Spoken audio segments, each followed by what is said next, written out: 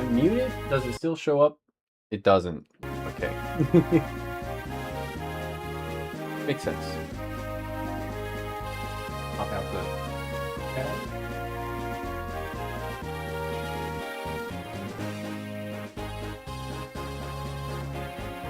Harry bot. Wow. Wow. Wow. Wow. Wow. Wow. Wow. Yeah. There's one more thing. Okay, I got a stream deck. Okay. Why isn't it why isn't it showing up? Huh? Huh?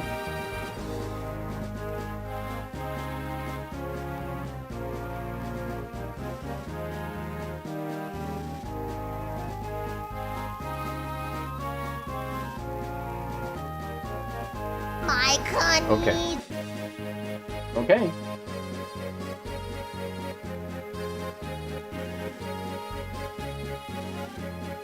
Honey is on the internet.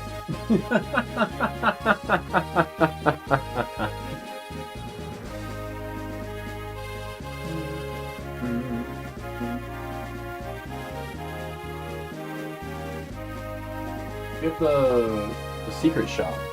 Right, and I had to take notes. So I took notes last time. The secret shop. I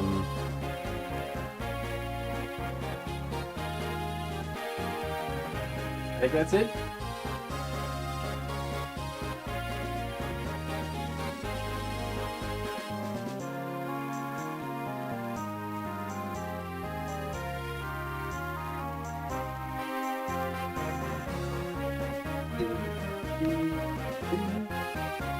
Finish my cough.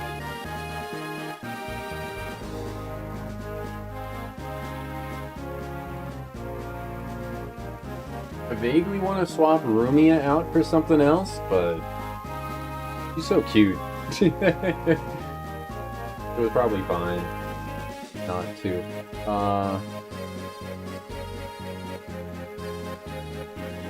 My streams announced in the Discord.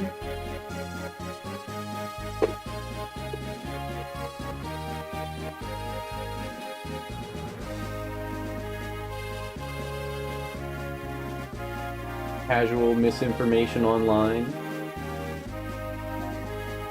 We do it.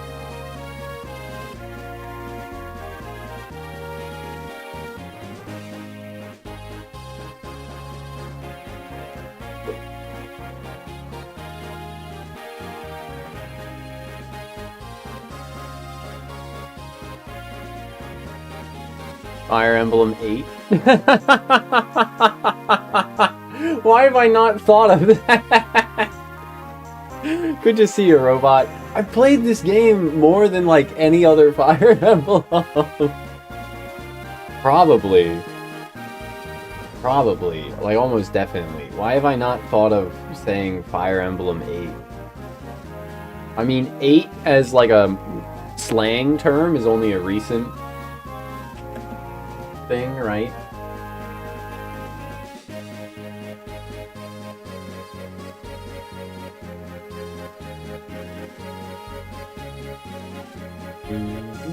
But still. Because 7, 8, 9. What am I up to? Other than stalling. I announced the stream in the Discord. We got the soundboard going. We got the multi-stream up. I think we're good to go. Queen of White Dunes. Why are they bringing race into this?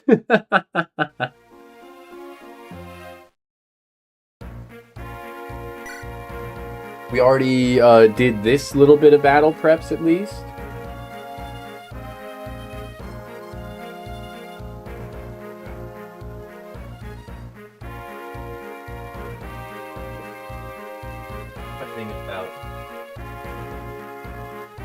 That's something I was going to talk about on stream. Something yesterday. Something, I don't know. Yeah. This is the chapter where... So I planned out... Also, howdy, Brogaro. Honey stream? I know. Shocking. So we will buy... one hero crest, and then I think we'll buy either one knight crest and an Elysian whip, or we'll buy 2 knights crests.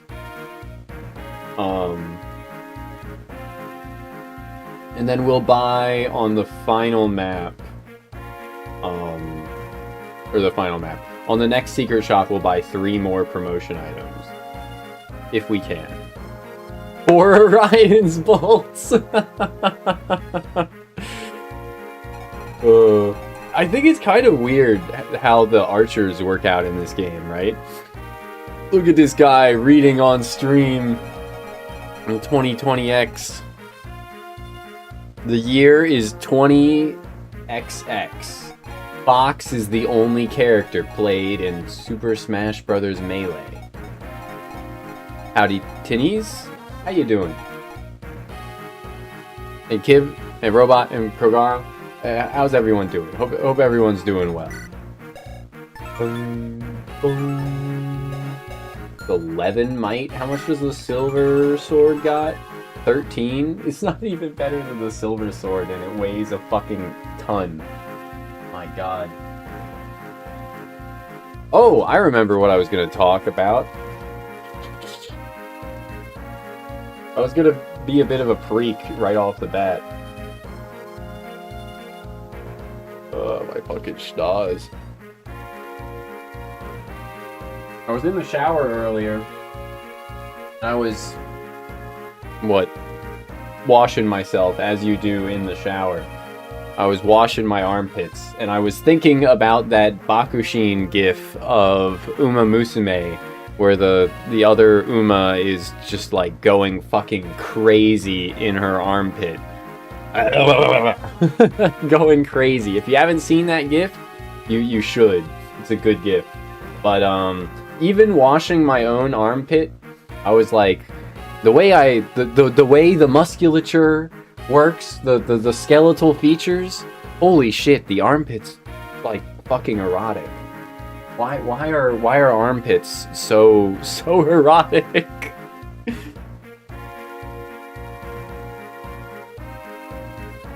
Yeah, so that's my random disparate thought that I wanted to share with the internet today.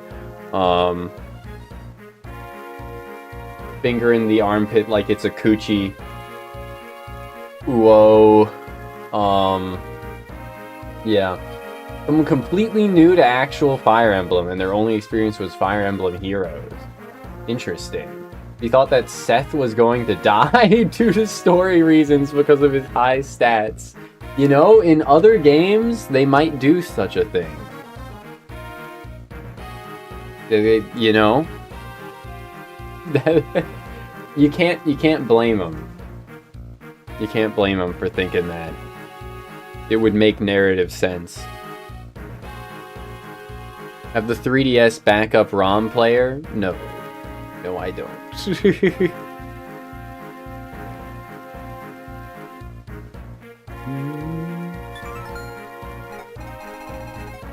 This run, Seth has been functionally dead. We haven't deployed him in like 12 chapters.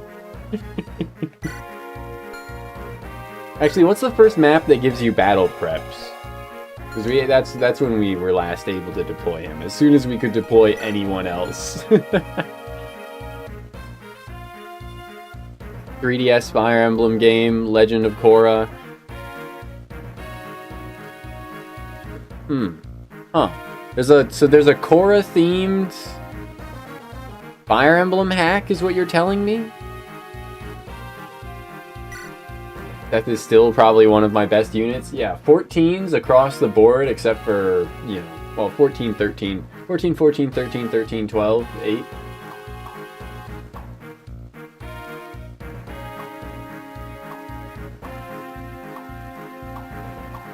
Compare him to Cormag, he still clears, though Cormag will get promo bonuses. Kana's basically equivalent. which is kind of crazy. Tana's really good. Official game that plays like FE, and it's on the 3DS. Huh. Okay, please forward this to me. Seth does clear Franz.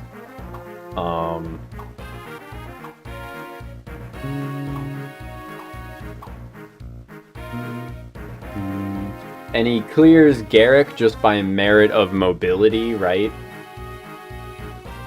Mobility and better weapon type coverage. Lance's is better than Axe's. Holy shit, Amelia. Yeah, that Tana got insanely lucky. Amelia's 20 luck is just fucking crazy to me. Like, what? What?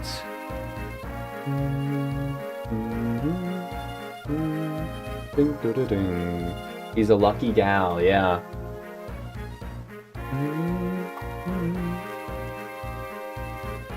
She is lucky that, you know, wasn't left enslaved to Geb.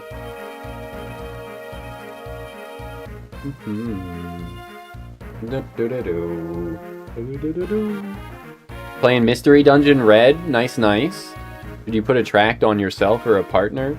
Probably the partner would be better. Why are you playing Red though? I say having done the same, but like, there's like no reason to play Red Mystery Dungeon over Blue. Like, Blue is just kind of objectively better.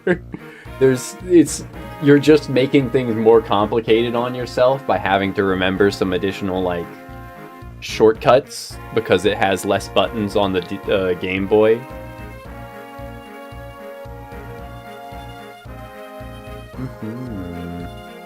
I think you can use Attract anytime, but the advantage of having it on a partner is you get more move slots. In the Mystery Dungeon games, you're going to be using all of your PP in, like, longer dungeon runs. So you want all of your moves to be attacking moves. And your partner doesn't really matter as much because your partner stands behind you. Like, you are the lead of the party, so your attacks, like, you will have more occasions to attack enemies than your partner will. Your partner having like 1 or 2 dead move slots doesn't really matter as much.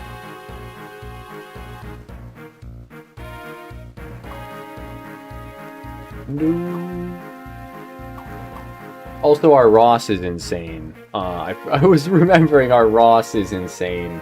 That's... what the fuck, man?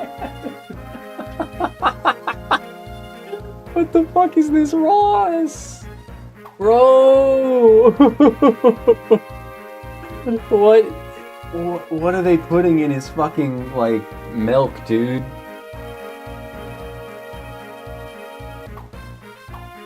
That's crazy.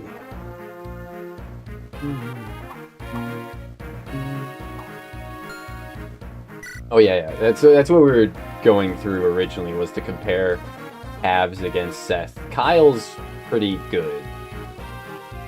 Kyle upon promotion will be as good, well, just better. I don't know if Paladins get a +2 speed bonus, but like, yeah, he's pretty good. +5 on res. Right, I should have remembered that, because we did just have him like solo mages on that port map as well. Some isekai protagonist reincarnated into your Ross. It's crazy. Clearly the spirit of Balls from Fire Emblem 6, the Armor Knight Balls, reincarnated into Ross. +8 on defense. The thing is, like, we've reset maps and gotten less lucky than we did on previous attempts. Because we had one attempt of that, one attempt of the last map where Ross got to 18 defense. And then we had to reset. +3 HP, +3 skill. That's absurd. That's crazy. It was a 1-minute review. Thank you, Ferrara.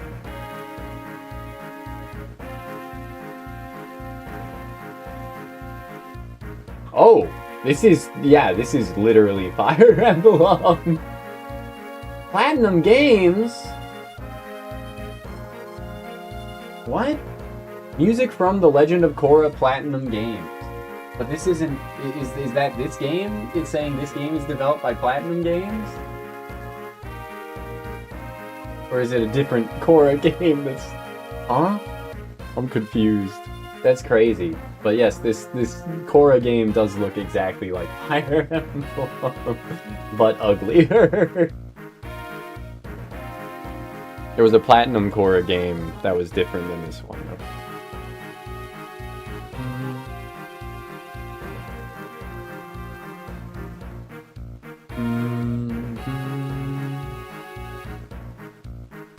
So he has -1 on attack. That is pretty funny, especially because his strength and defense are tied currently. Yeah. Garcia could never.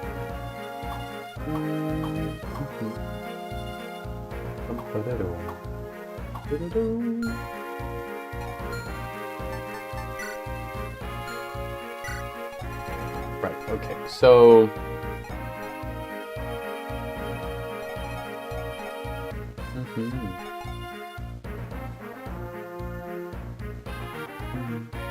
Clearly the B team made it, but still good. Okay.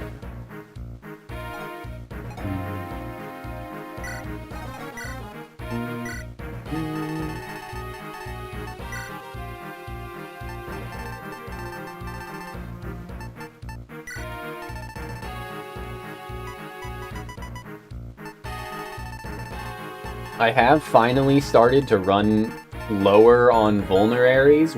I don't think we ever bought any, but we're starting to use up the absurd quantity that they gave us.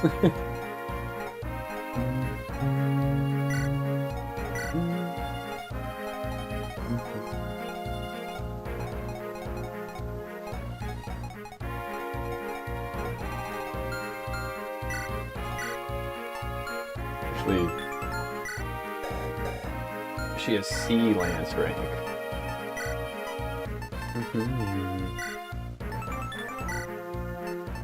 There is actually a good use case for her with the Slim Lance.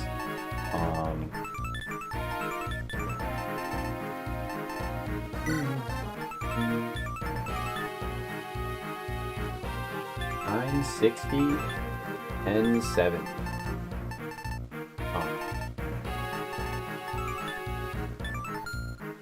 Actually, how much does the short spear weigh? 12? Okay.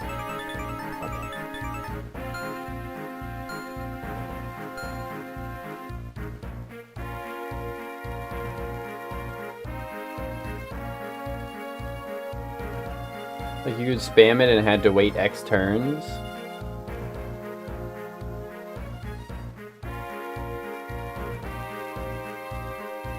Or couldn't spam it. Wait. For what are we talking about here? What was requiring the turn cooldown? Do you mean? Howdy poppers. FE8's going pretty well. The last map was pretty difficult to puzzle out with the units that we had on it, and the pressure of Pablo, but. Oh, vulneraries. The heals. Okay. Vulnerability was confusing me.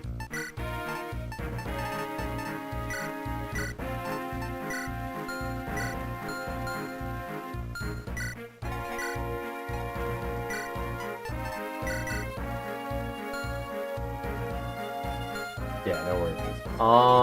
Yeah, I don't remember an FE game giving you a cooldown in between heals. But, to answer the question more specifically, Poppers, Erica is bad, but that's to be expected. And Tana is really good. And Ross is insanely lucky.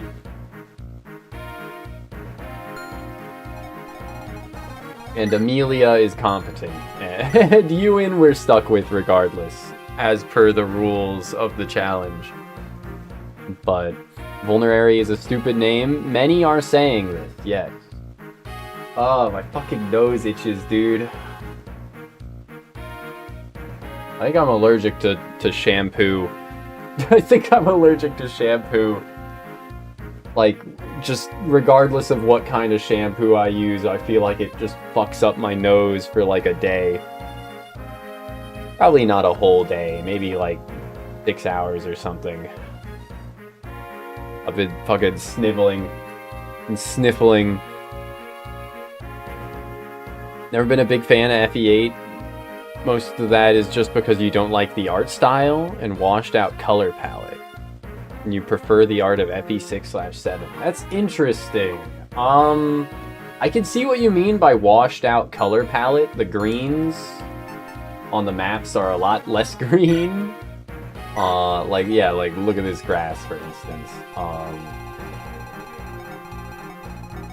But I generally think of it as, like, the exact same visually as FE6 and 7. But same thing happens to you, but with dish soap. It sucks, man. It sucks.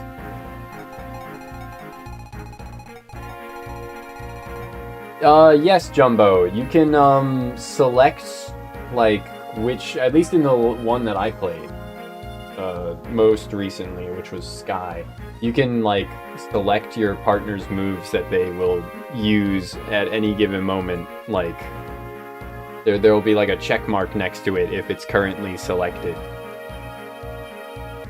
And you can deselect a move and then, like, only re-enable it when you get to a boss or something like that.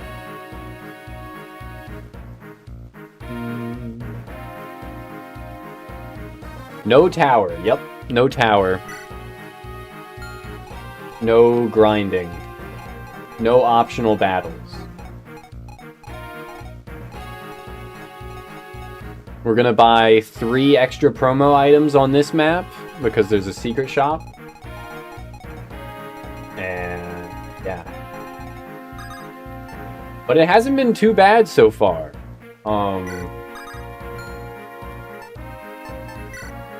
There were a couple maps where we didn't have good units available to us, but it hasn't been too bad so far.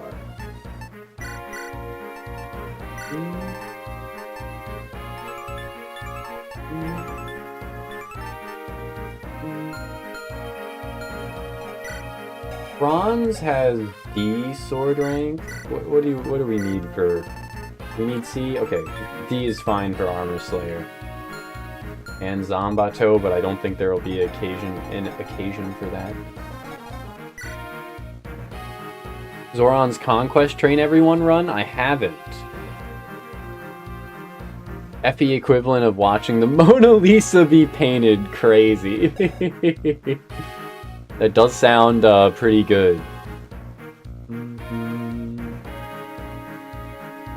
250 gigabyte multiplayer only games in terms of how the hell do they take 250 gigabytes? Games used to be optimized. Not anymore.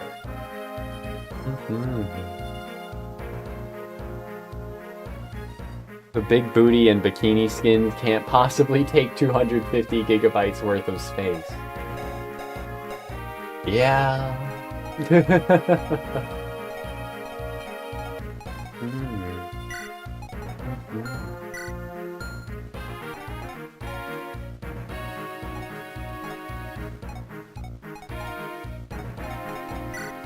Bronze is 12 strength. I think he's our strongest sword user that we have deployed. Yeah, so Bronze having the Armor Slayer does make sense. Okay, I think that's all I need to worry about item-wise. Let's have him hold an extra vulnerary just in case, but he probably won't need to use it.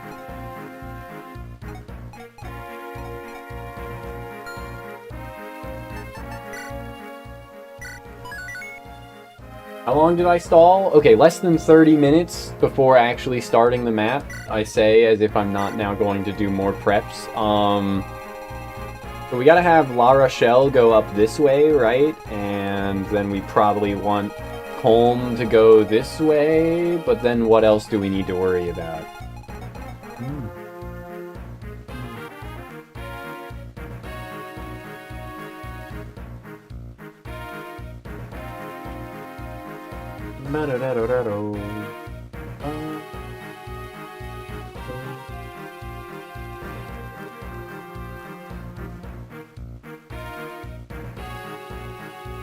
Let's see.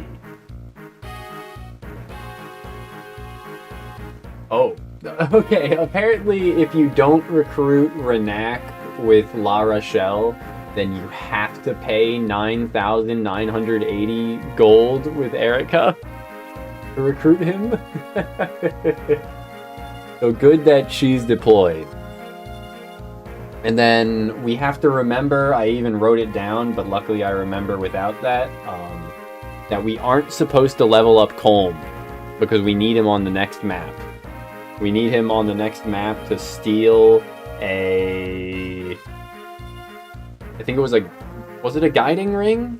We need him to steal some kind of promotion item on the next map.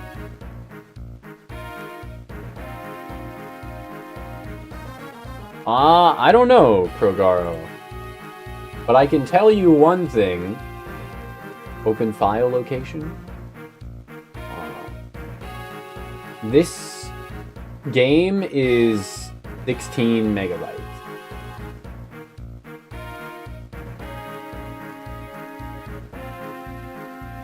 Properties? Yep. Apparently it's exactly 16 megabytes. I always get confused with, remember kids, don't fuck the horses. Incredible advice. I don't think we're the ones that need to hear it, but yeah, on the dot, it's crazy. I always get confused because it, like, if I hover over something, it'll tell me how many bytes it is or how many kilobytes it is, and I always think, you know, it's like 3 decimal places for kilobyte and then 3 more for megabyte, but it doesn't like perfectly route that way because this game is 16,777,216 bytes. But that apparently, that number of bytes exactly equals 16 megabytes, or at least rounds to 16.0 megabytes. Rounds down, which means that there's more bytes in a... There's more than just 1,000 bytes in a kilobyte, but I thought that was what the point was. I thought the point was that a kilobyte was 1,000 bytes, but I thought wrong? I don't know. I don't know how that works. Riddle me this, Batman. 1,024 bytes in a kilobyte. Why? Because binary. Okay, it's the power of 2 thing. Okay. Yes. Right. So La Rochelle there, and probably Franz, because Franz has good movement to back up, and there is an armor. There is going to be an armor knight right there. And then.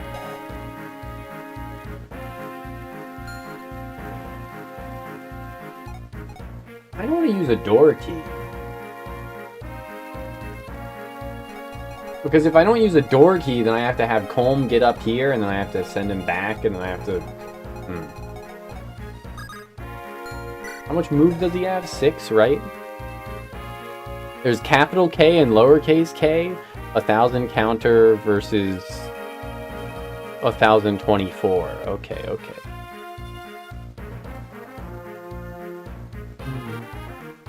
Being a bit jumbo. Give up after gigabytes and then just go by base 10 again?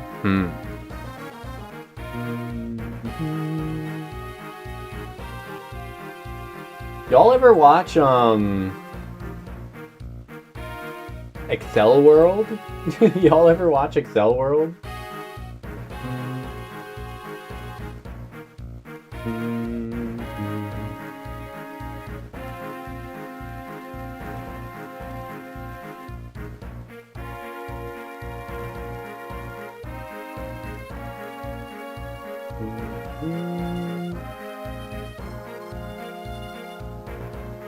Excel World is by the same author as Sword Art Online. It has a skeleton rider on, like, skeleton motorbike rider. Very obvious what that is calling to visually. Narrative, not narratively. What that's a reference to. But the dude, I will forever remember this random character that wasn't of terrible importance because he would shout, "Mega Lucky! Giga Lucky!" He just, you know, shout those off. I don't think he ever said Kilo Lucky, but he did say Giga Lucky, and I think he even said Terra Lucky.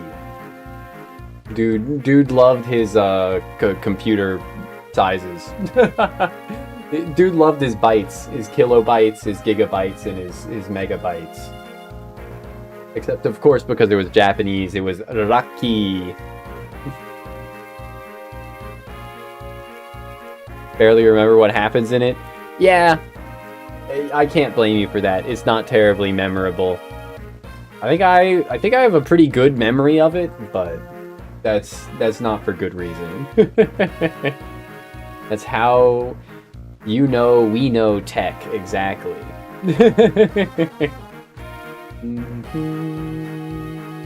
Every day I strive to learn new tech. But it's not like literal technology, it's technique. Every day I strive to learn new techniques to further my individual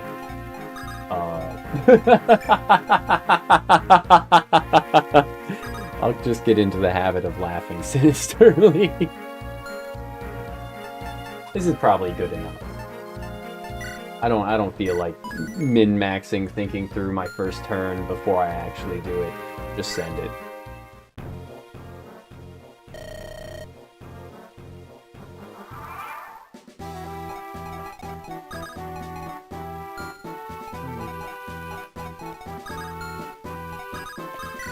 So you win? You win!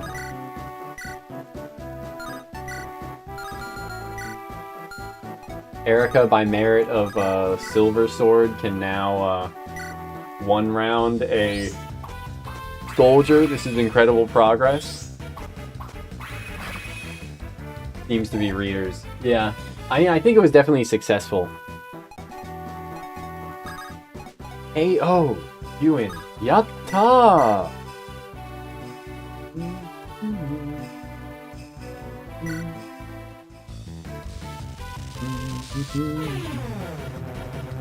But what, the main character was fat, and his avatar in the virtual world was a fat little piggy because he was fat.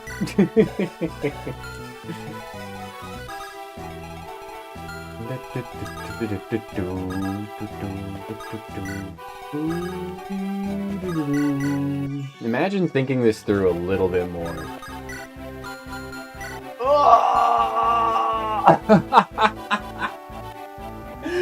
He doesn't have lockpicks.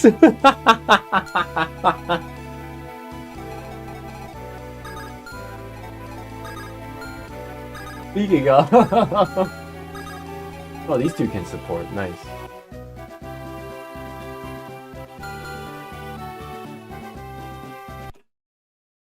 Good to see you, Agent.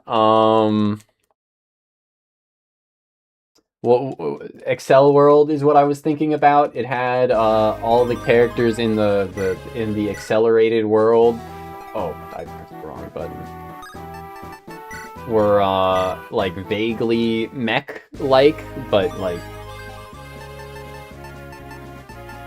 yeah. No. I have lockpicks. I just didn't put them in his inventory. Imagine not having 50 gold for Volk to open a chest. That would be embarrassing. There is a tsundere red-headed lolly in Excel World of note, and she has a cute mech avatar. Very important, lasting influence. I think all three of the potential like love interests of the main character in Excel World were flat-chested. I might be misremembering. Maybe one of them wasn't. Excel World. But the main one that you know is actually going to win because of the way the narrative treats her. Flat as a board. Hell yeah. Chest keys can be bought, but door keys can't. Instead, we can buy unlock staves. That is rather odd. Huh. Oh. I only have 7 lockpicks. That's not great. Maybe I didn't steal lockpicks from a thief in Chapter 8. Maybe I screwed that up. Not the end of the world, because we'll get Renak here, right? You don't need lockpicks to steal, right? You only need them to pick locks. FE Shadows Uni? Let me look this up. Oh! Uni is a Manakete and retainer of the Divine Dragon Naga. Nice. Cute. Can I get a full body image of her, or is there not one? Okay, there is. It just doesn't show up on the wiki.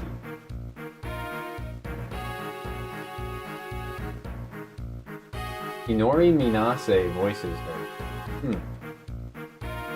New Disciple and Book 2, Chapters 11 and 12 added. Fire Emblem Shadow.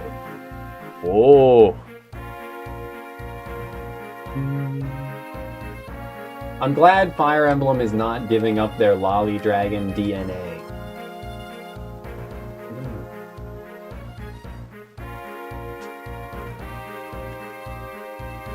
When do you get Shine Greymon?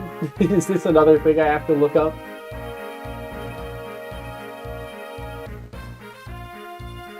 Shine Greymon.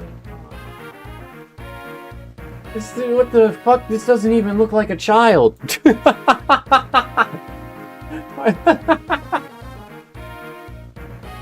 are you telling me to look this up? Huh?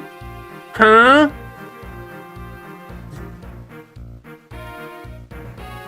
Is Coochie Dulce, Slime? Is Coochie really doing it for me, Slime? Huh?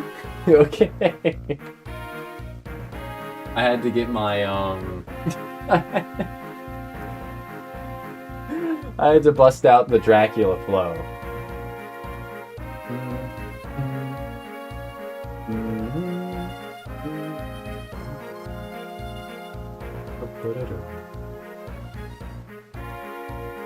The day Lolly Dragon cease to be is the day I leave this world. Same. True and real. If they won't give me one, then I'll just have to make one myself. I can't force the sinister laugh. In time. But I would have laughed sinisterly there. Trust.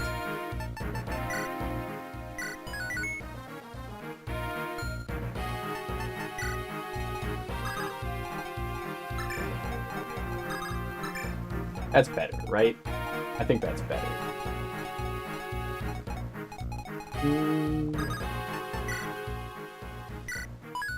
Okay, you have AI now. AI slop will not do it. Just make your own original Lolly Dragon FE. Do not steal. Yes, yes.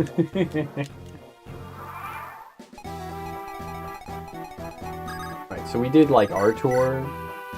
Oh, this dude rolled less res this time. So Artur is, you know, far closer to killing him, but we still give this kill to Ewan. I stay Ewan. I stay Ewan. I stay Ewan. I stay. It's not good. What was I thinking about? Cunny. Okay, yeah, FE Shadows is forgiven for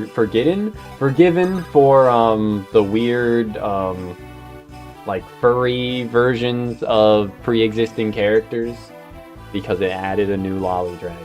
So it's off the hook in my book.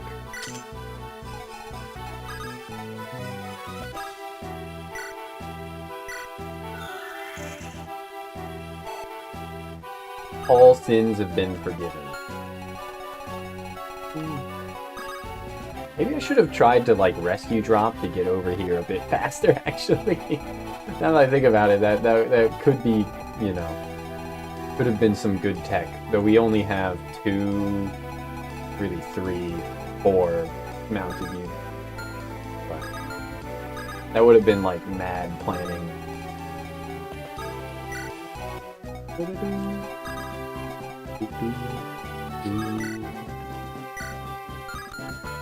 He is really good. So, defense of 11, an attack of 16 and 14.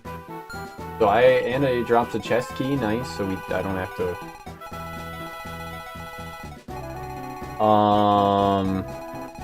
Okay. Yeah. Let's trade the heavy spear onto her, I guess.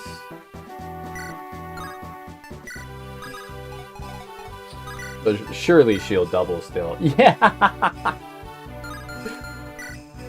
And she one-shots. So speed of 18, con of 5. She gets weighed down by... she gets weighed down by 9 to a speed of 9. Which would have her doubled, but we can then just trade with her.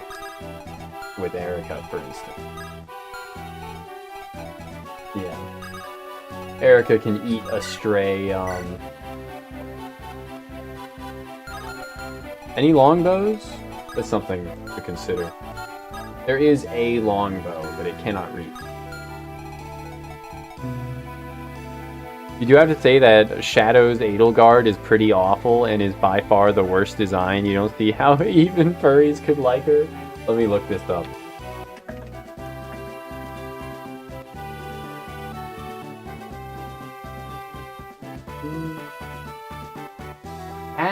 Chill out. Yeah, that's really bad. That's really bad. What? What were they thinking? They just like gave her a beak? And chicken legs. And like she mostly looks the same outside of fucking up her face. Cat, please.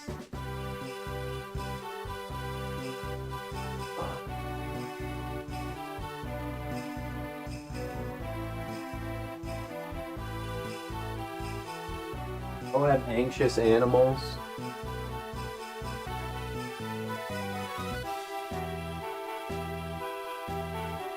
My cat is a very anxious animal.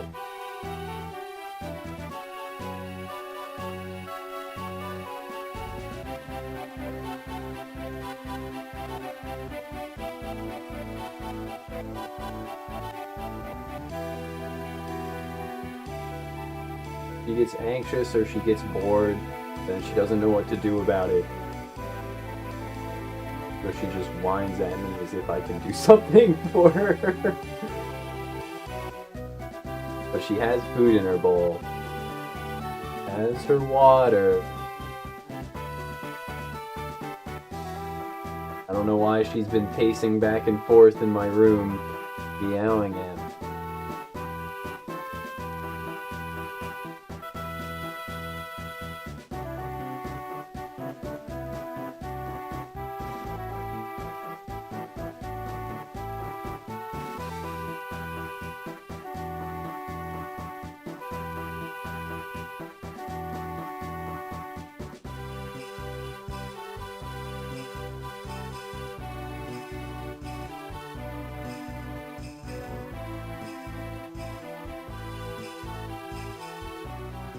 So is there still a, like, active player base for the Fire Emblem Shadows? I kind of thought it was just gonna, like, die off very quickly. But if they're, you know, still pushing out updates, then that implies that it's doing alright. Cat, please.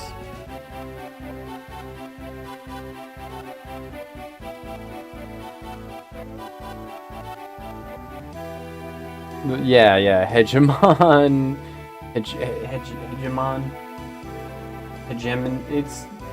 I know how to say hegemony, but does that mean it's hegemon? Hegemon doesn't sound right. But yeah, Hegemon Edelgard was not attractive. That's for sure. You know, it probably wasn't meant to be, but but yeah. Generative AI anime stuff, some guy was asking why are they replacing animators rather than solving the problems, i.e. paying it better. The solution is replacing animators. Ah, yes, of course.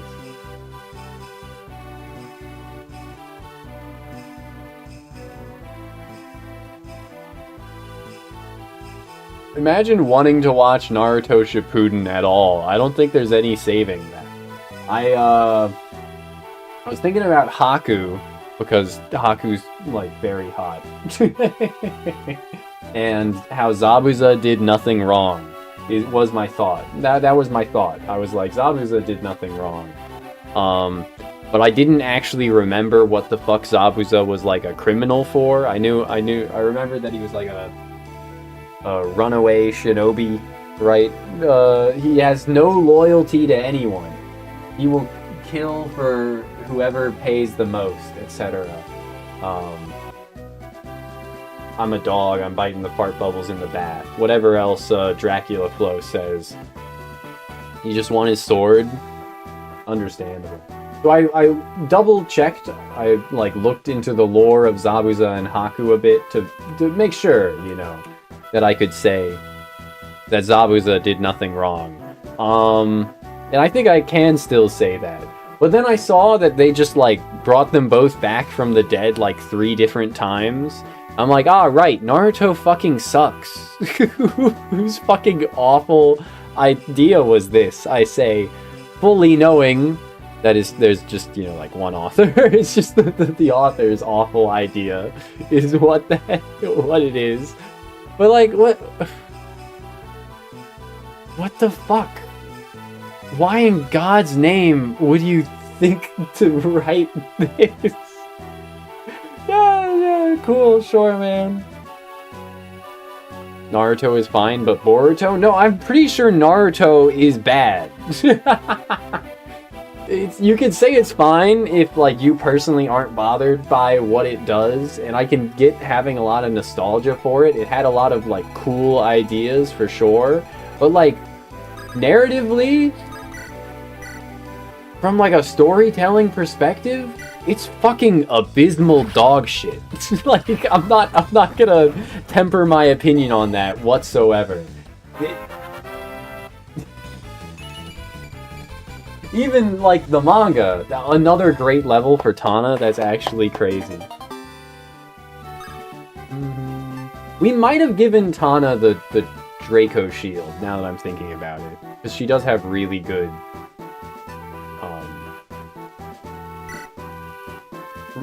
oh, fuck.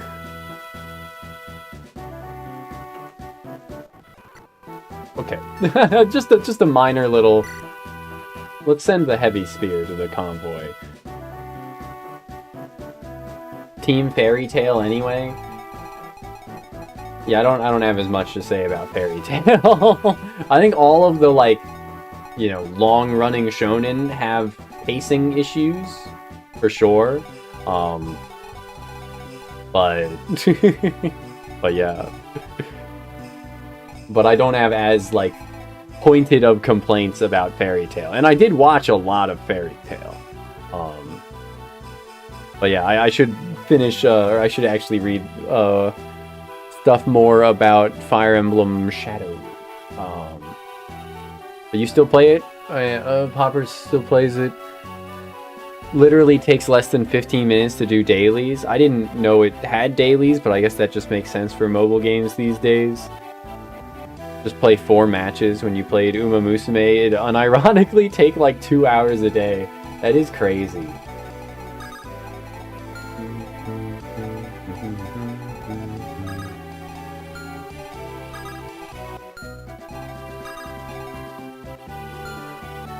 Do I need to...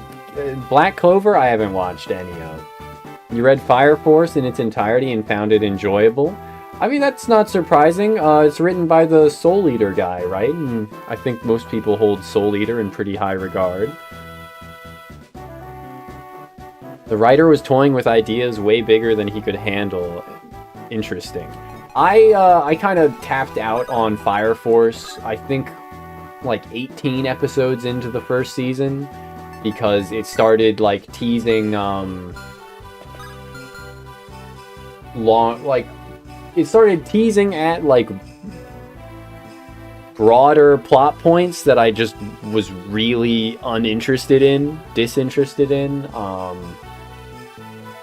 because they were just, like, very generic. They, like, of course this is the direction the story's going to go. Like, stereotypical. It was so obvious of, like, plot points that I just, like, it actively just made me think, yeah, I don't know if I care anymore.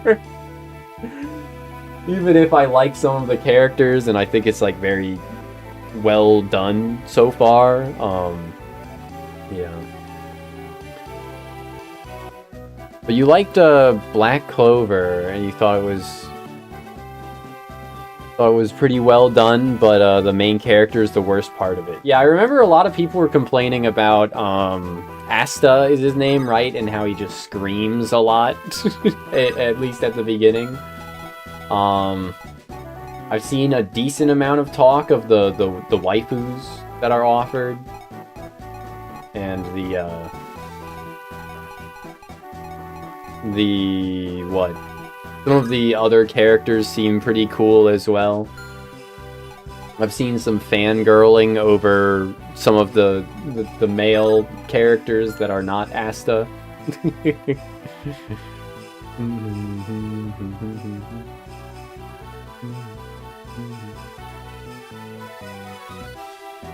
Imagine if the Fire Nation had plasma swords.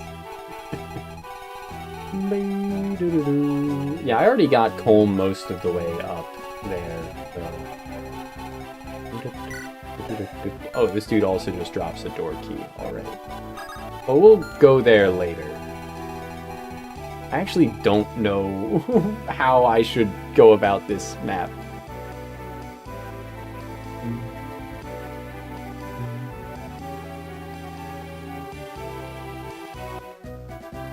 The very basic concept of the main character having rocket feet doing, like, breakdancing Muay Thai inherently makes the fights look good. I can agree to that, yeah. Luffy yells a lot and is stupid. Let's do that, but more. And that's the main character of Black Clover. Crazy stuff.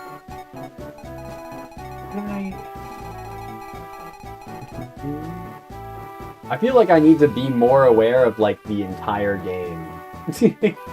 Right now. I'm like, okay, before I use any door keys, I should look at every remaining chapter to see if I need any door keys in the future. Yes. Yes, I will need door keys. I will need... Maybe need is a strong word. But I will want door keys on Chapter 16, probably.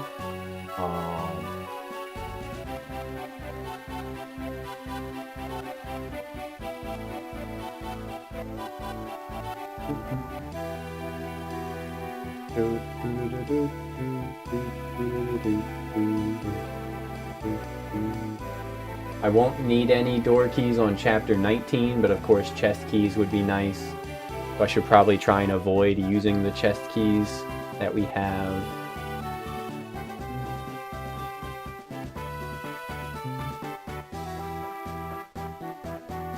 And the final chapter does have 2 locked doors with 2 chests. It also drops door key. So yeah, I should avoid using door keys if I can. Just to be safe. What else was I thinking of? Information-wise. Wanted to see what was in here. One armor knight and a bunch of mages. That's probably gonna be we just send Tana down there afterwards. Okay, we're getting that down. It's not even his yelling that doesn't really matter to you, but he's just uninteresting as a protagonist. So you preferred any time spent on the side path. Yeah, that does seem like a bad spot to be in. I guess it's not too unusual for like shonen stuff or even like video games. They oftentimes have very bland main characters.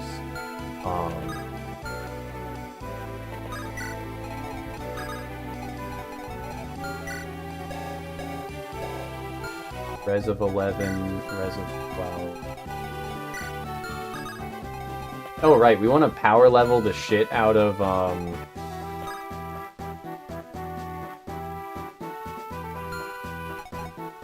Molder so that we don't have to deploy him again. For sure, let's do this.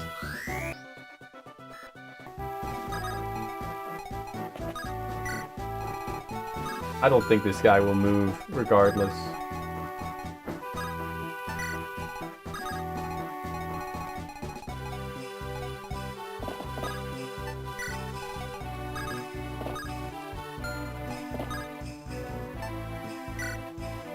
Wait, that's enough of me stalling, right?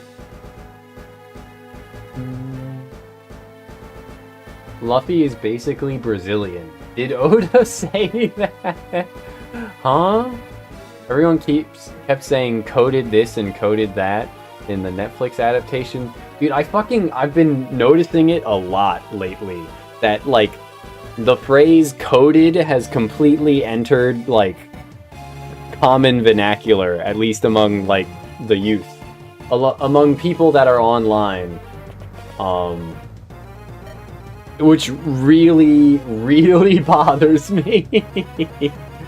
Like, it mostly bothers me when people say shit about a character being, like, child-coded for obvious reasons. How everyone is pilled. Okay, but that's not being said sincerely. That's not being said sincerely. We don't need to talk about characters being coded X, especially when they can just literally be X. That's like one major complaint in general. But that's a different matter than like saying some other shit. Skinny, but he's bara-coded. What are you saying?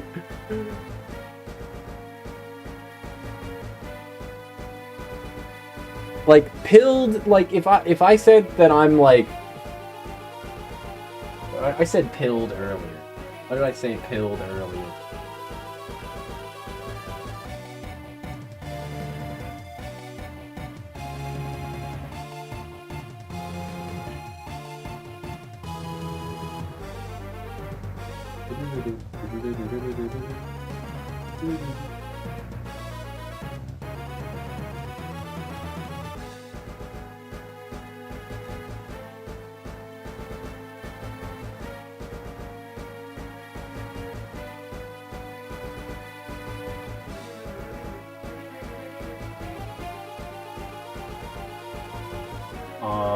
I don't know where I said pilled. Or why I said pilled earlier. It's gone. It's gone. Howdy, duck. I'm goose-coated. Black-coated is pretty awful. Yeah, that's the one that I think most people are, like, made aware of the term through. Like, I think there is a good scholarly basis for like gay coding, for talking about characters being gay coded, especially historically, there's a good, like, scholarly basis, which is where I will draw the line, is if, like, you know, if there is a collective of highly educated people that all look at a phenomenon and can agree that there's something to that, then sure. But if you're going to start talking about fucking green aliens or Shadow the Hedgehog being black-coded, I think you're just gonna start saying, like, racist shit. You're just going to be arguing, like, that stereotypes are true, essentially, and that we should stereotype more. I definitely don't like that one. And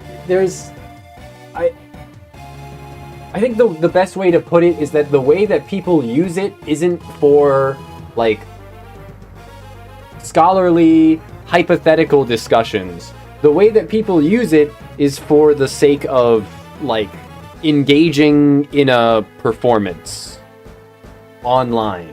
They talk about a character being X-coded to signal to others that they, you know, have certain beliefs. Rather than, like, to actually comment on something through the narrative, or to talk about how a fictional story is playing into a broader, like, overarching pattern about how X thing is treated by society. Instead of that, we're using, like, it's never people saying that a character is black-coded. Maybe never is the wrong word, but Piccolo is, like, one of the most noteworthy examples, I think, of people talking about a character being black-coded.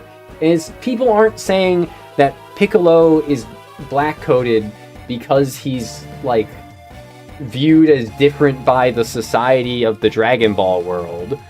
No, they say that he's black-coded because of vibes. They aren't using, like, the treatment of the character within the work to comment on, like, society, our own society, or even how the work of Dragon Ball's universe reflects something real from our society. Knuckles the Echidna is also black-coded, apparently.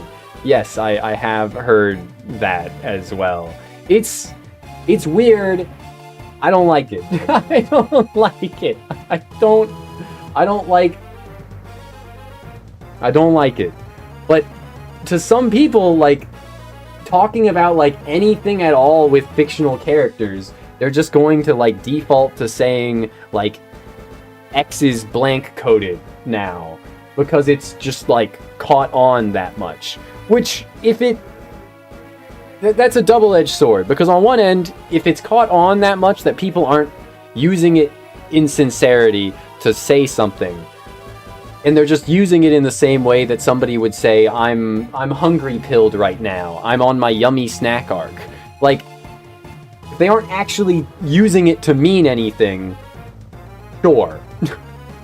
But if someone says, like, Shadow the Hedgehog is Keanu coded, that means nothing, essentially. That means they're using coded as a word for vibes. Sure. If you're using coded as a synonym for vibes, that's fine. I'm not really one to language police, usually. But it did mean something, and people do still use it to actually mean something. I'm getting bent out of shape. That's fine. Fine. We've appropriated your language. Yeah.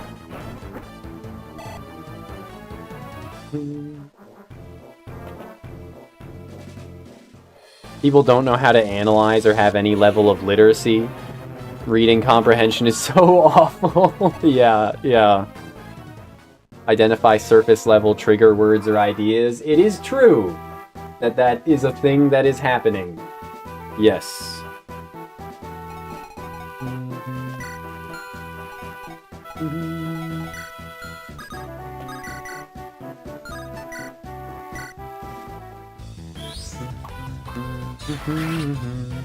Raging harder than the old man who should be raging. It's because I'm exposed to more of it than you. Being old shields you from the way that young people talk online because you just aren't like you aren't exposed to as much of it. You aren't seeing people in your own age bracket say some of the stupidest things imaginable. I think the thing that really got me like thinking about this recently was I was watching fucking Northern Lion, who's 36, 37 years old, and he said like something was with psychic damage. He said somebody looked Republican coded. I'm fucking gonna lose my fucking mind, dude. I'm gonna fucking lose my goddamn mind. I'm gonna go insane. I'm gonna be entered into the fucking psych ward. He was playing a fucking guessing game. Senator Dole, like Wordle, Senatordle, where it asked him to guess whether a picture of a senator was Republican or Democrat, and he kept fucking saying that the pictures looked Republican coded or the pictures looked Democrat coded. I'm gonna fucking blow my brains out in Minecraft. I had to remember to put something there to make it obvious that I'm not actually gonna do that, because Twitch is a bit trigger happy. Get it? Trigger happy with that sort of thing sometimes. It's fucking absurd. Why has coding entered the fucking public vernacular to this extent? It's actually absurd. Cue that picture of the stick figure fucking putting the shotgun in his mouth. That's how it makes me feel, because what the fuck are we doing? What the fuck are we doing here? Why can't you just say that he looks like a Republican? Why do you need to say coded? Why do you need to say coded? What are we fucking talking about? Like, there is...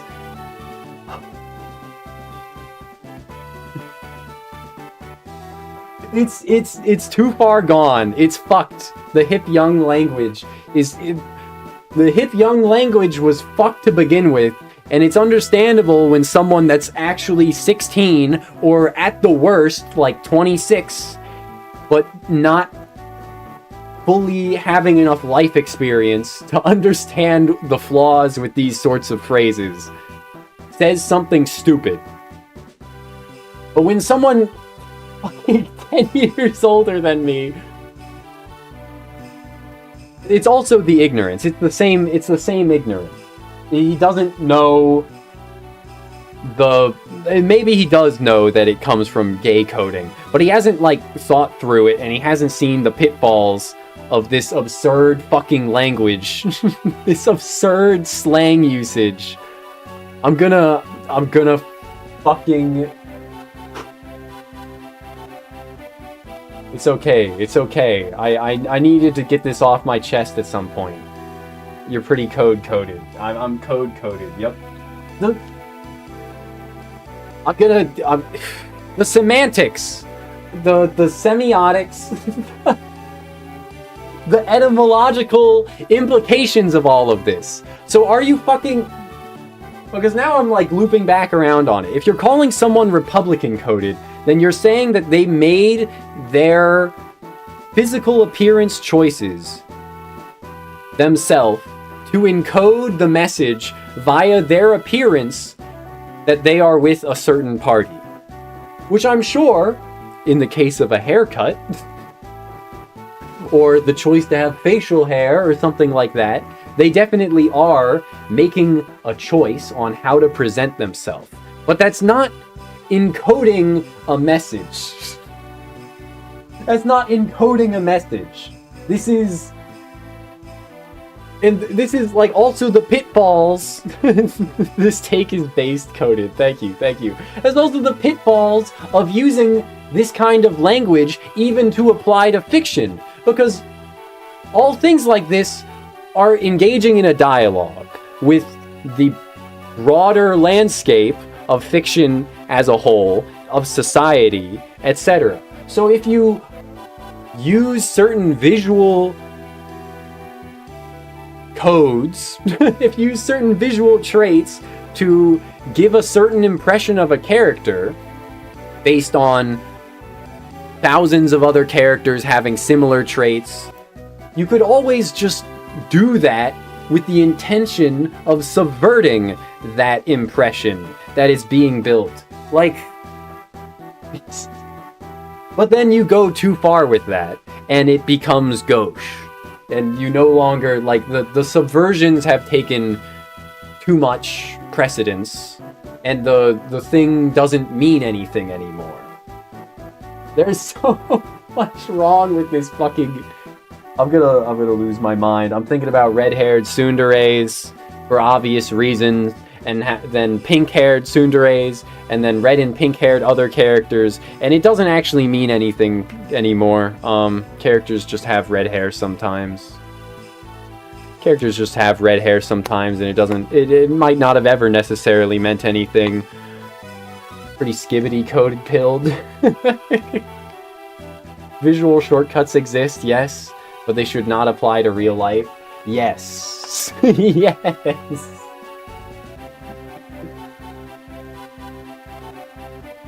Tsundere coded. Yup.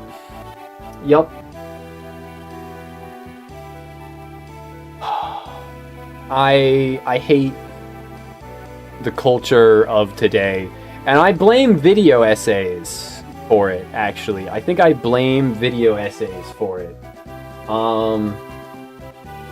The internet has cultured a type of, like, informational hunger within the youth that they're desperate to sate. So they go out of their way to find patterns, which is fine. That's a thing that the human brain does. But they go out of their way to find patterns and integrate with patterns. I'm just spiraling out. This no longer has much of any connection to anything. Yeah, screw you, Lindsay Ellis. I don't know what video essays she's written, though, Morganite. But good to see you, Morganite. Hope you're doing well. I think, but yes, ultimately, what I'm saying is that too many people spend too much time thinking about things that don't matter, and they aren't educated enough to draw actually decent conclusions from any of the patterns that they're analyzing. They just notice pattern and parrot, you know, something that some other 14-year-old said online about the pattern.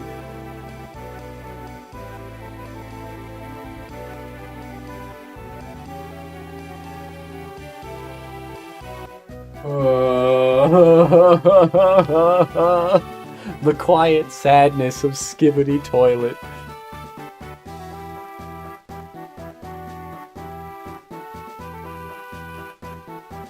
Deep breaths. Deep breaths. Anyway, the worst of it all is child coded. I'm gonna fucking... If I see one more person talking about an anime character being child coded,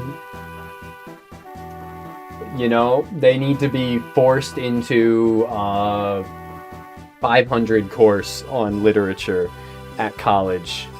They need to be forced to take every 500 course. No, that's not even good enough, because college isn't about educating people anymore. It's about proving a degree of competency at taking orders and completing mundane tasks to prove yourself as eligible for the workforce as a mindless drone. quote-unquote black-pilled. And every time I think of something that could, that should result in someone becoming more educated, I remember explicit examples of people, completing the benchmarks of an education while still not integrating at all into the the proper mindset that should have been endeared on them via learning. Don't get your takes from...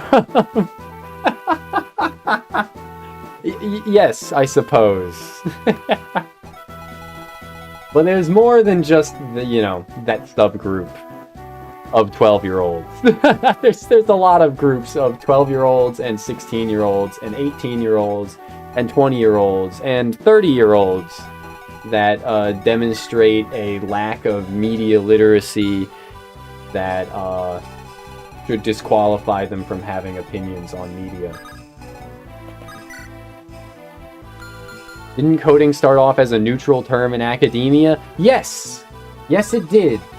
The majority of my crash out today has been over the fact that... Also, Luke does not have enough fire tomes, huh? Has been over the fact that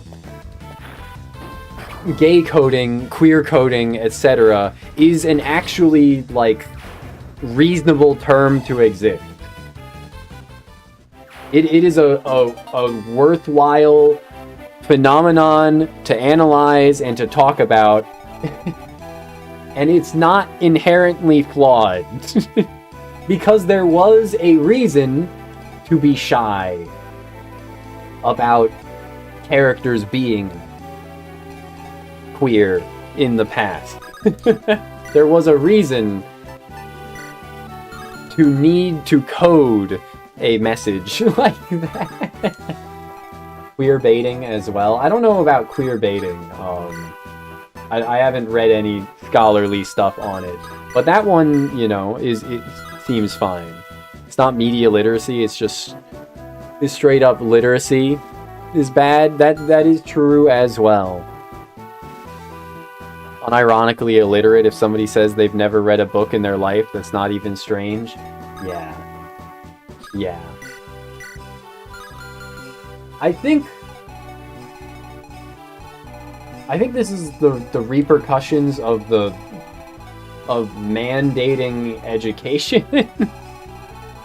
I think more people should just that are just not cut out for education, and they shouldn't be forced into it. Because if they are forced into it, they're going to take shortcuts, and they're not going to actually get what they should be getting out of it. They're going to draw the wrong conclusions from things. You don't actually need to be smart to go up and graduate from college. Yes. You definitely do not need to be smart. Right, we should be trying to feed Ewan kills. We can do 5 damage. How much damage can he do here? 11. Hana's the only character that can, set up for it.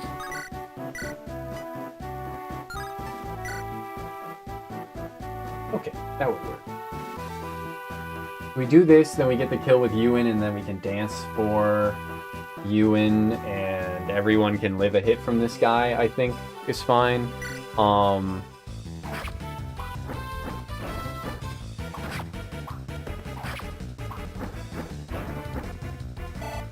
You do enjoy the honey streams where I explain things? I appreciate that. I try to actually know what I'm talking about. Come on, Ewan.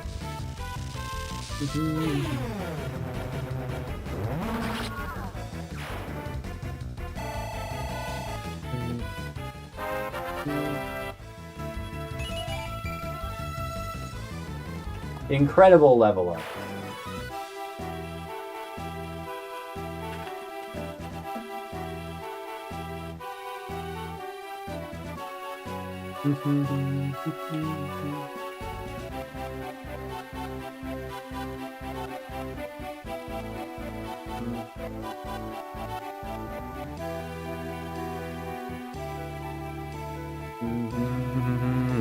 Howdy, Vince. Do you have a take to share on coding, on queer baiting, gay baiting?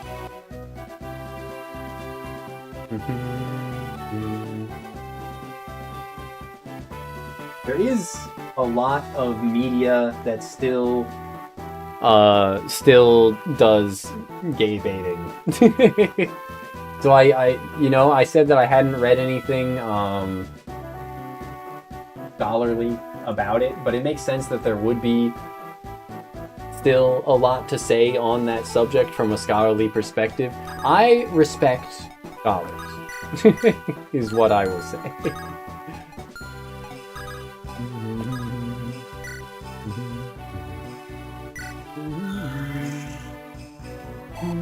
And I like reading the perspectives of people that actually, have put due diligence into thinking about topics. You did win $1,000? That's fucking cool, man. What do you win $1,000 from? You blame education, not the individual? Yes, I think that's probably the better way to look at things, but it will spark controversy. Alright then. Cat, tiny terrorist, I've seen you. You haven't eaten yet. Hey, why are you squeaking? Food. You know I'm gonna pick you up and put you next to your food bowl, so why don't you just on your own? Don't whine at me. But next to eat it. Super Bowl. I don't think anyone's gonna judge you too harshly for doing a little bit of sports gambling. Surely people aren't holding that against individuals and are holding it against the institutions. Congrats though, man. You didn't bet on the game itself. Okay.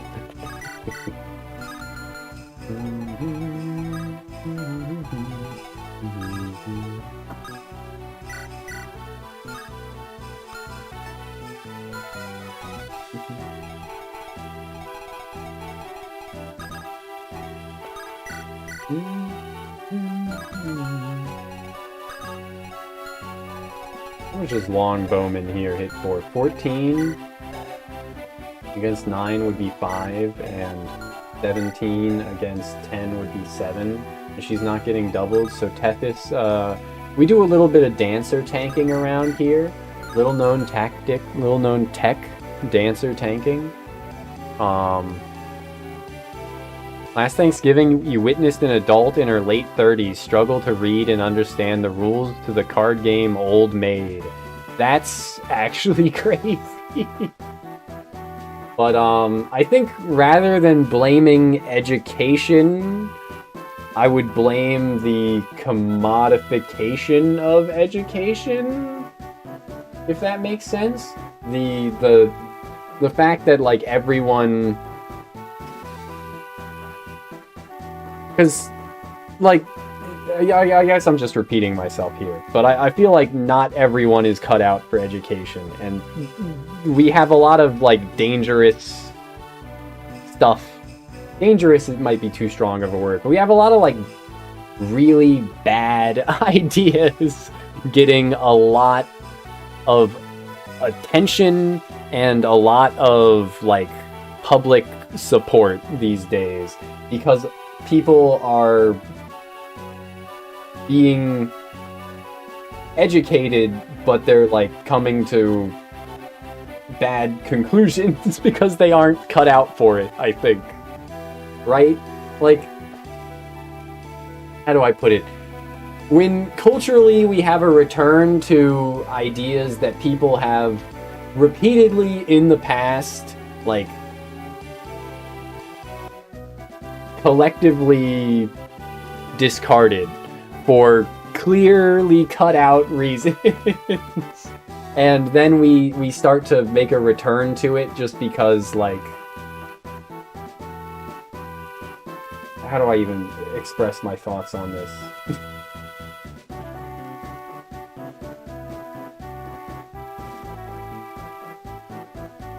somebody uses a blatant propaganda technique to make a like dumb justification that people should be able to see through, a emotional appeal or some kind of other clearly flawed reasoning to justify something that collectively we as a people, at least American society, has frowned upon for years and years, and now we're like, oh, maybe that wasn't such a maybe it wasn't a good idea to get rid of segregation. This guy makes a compelling argument for it.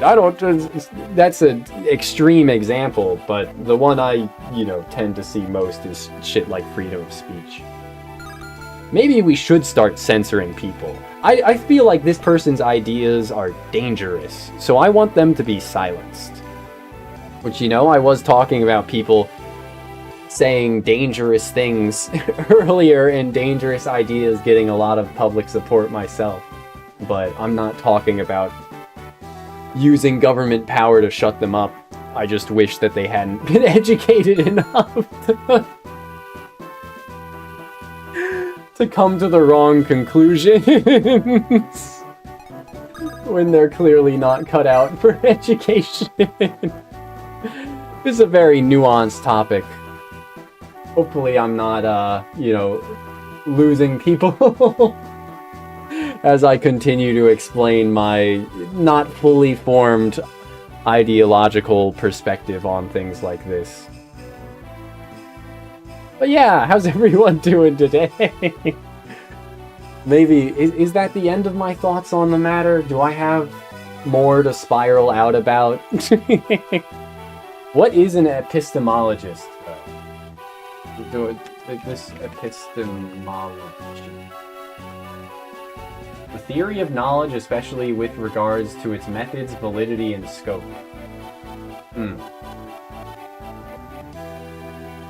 We need to stop the Kamalists.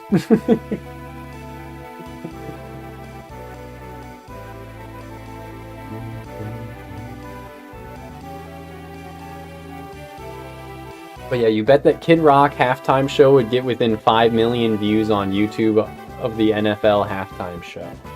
And he got with it 2 million. Okay.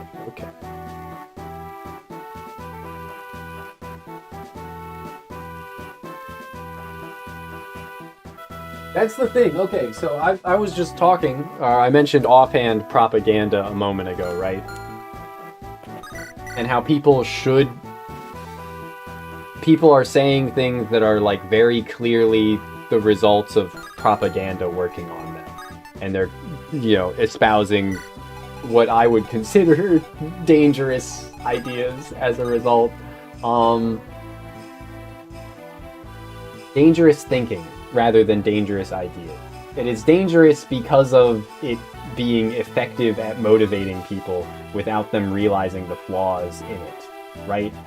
To make that clear, I'm not saying that I'm not advocating for censorship when I say dangerous idea. I'm saying yes. Good, yes. I've seen so many people use the duck test lately. If it looks like a duck, if it quacks like a duck, then it's probably a duck. This is fundamentally flawed. This is terrible argumentation. This is refusing to engage in nuance and espousing your personal observations as the definite truth. That much should be clear to literally anyone. If someone's going out of their way to say this, why have they not, and they think that this is sound reasoning, why have they never thought to themselves or had someone else say to them, what if it's a robot duck and thus not a duck? What if it's a spy drone disguised as a duck? What if it's a blue-footed titty or booby? That's the name of the bird. What if it's a blue-footed booby in the water and you can't see its feet, and you, who is not a bird specialist, you are not a bird watcher, you don't know what looks like a duck and what looks like some other type of bird.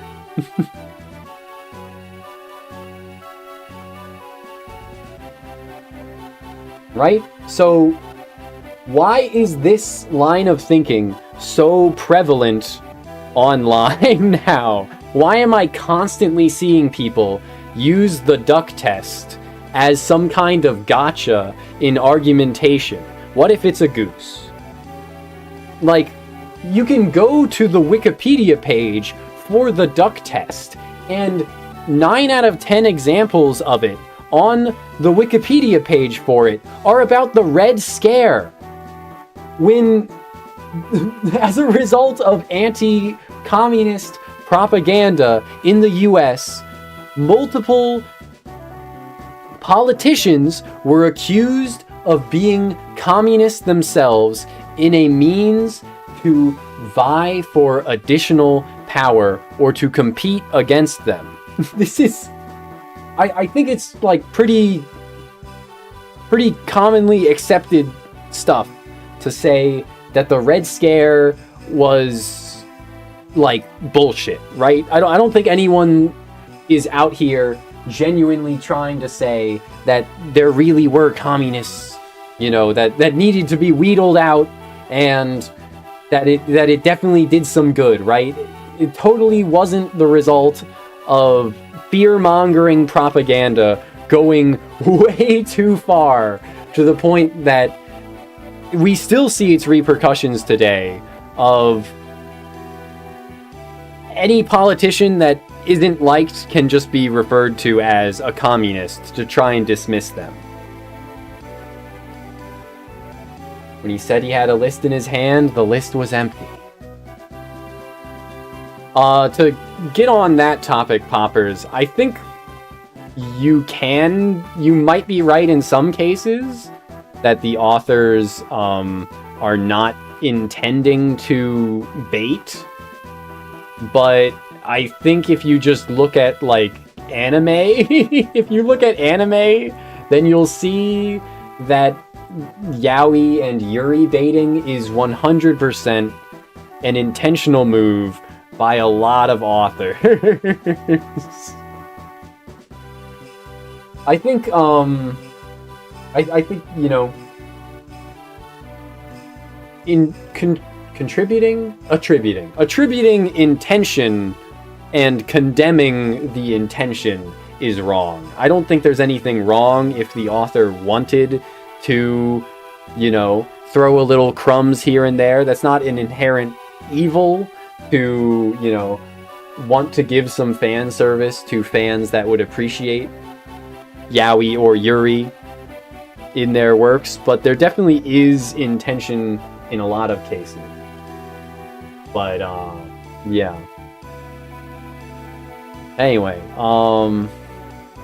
people want to feel right. That is true.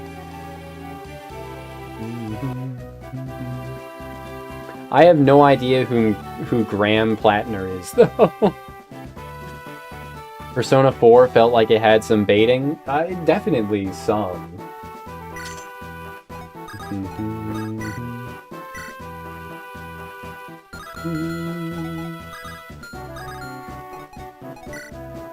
Oh, I could get the heavy sphere out of the convoy since I sent it back. And give it to Cormag. And then... yeah. And then we send Franz in with a sword in front of him. Okay, let's do that. Do these guys have hand axes? Sword Reaver. Oh. That's still fine. Res of 2. And Res of 2! Incredible stuff here. Let's barrier up one of our guys. And trade the barrier onto La Rochelle.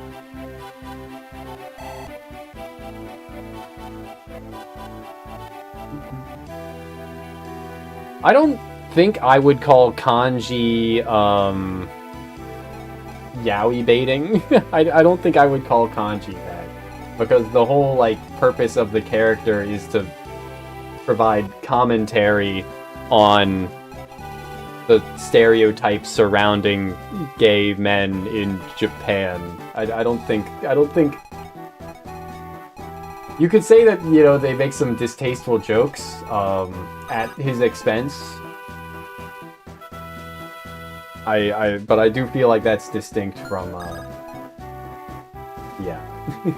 Yeah.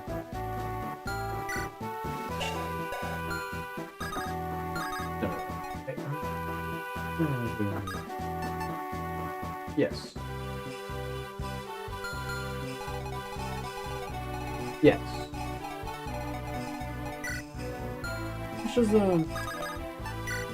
I'm trying to do a lot on this turn, by the way.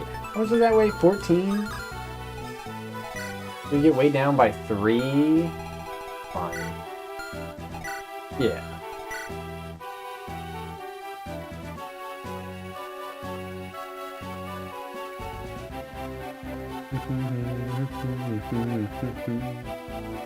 I think that's the wrong conclusion to come to about kanji. I don't think, like... I think the message that the story wanted to have with kanji wasn't that, it's just about, you know, his interests. It's more that it doesn't matter whether he is or isn't gay, and he's just himself first and foremost, rather than having to fit into the boxes that were made for him by society. Because they definitely keep it ambiguous intentionally. They don't go out of their way to be like, no, Kanji's not gay. They go out of their way to have him still, like, blush at other men. But it's just, like... But the conclusion is that he doesn't have to force himself into the boxes that others want to force him into. Right? I feel like calling Kanji gay reinforces the stereotypes that are being called out in the commentary of his character. Yes and no. I think there's a lot of nuance for Kanji.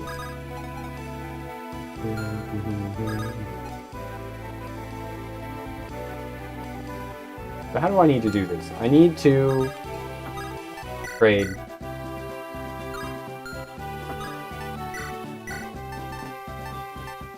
the barrier.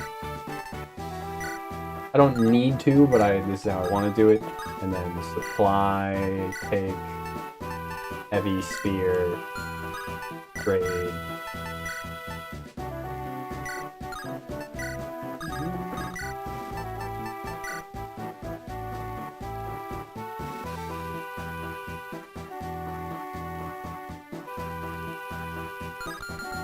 But first,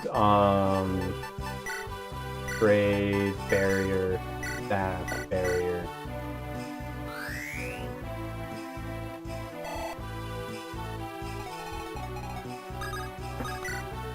And then, yeah.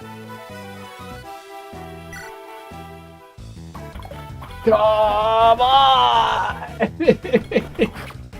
All my meticulous planning, and for what? For what, I ask you? Okay.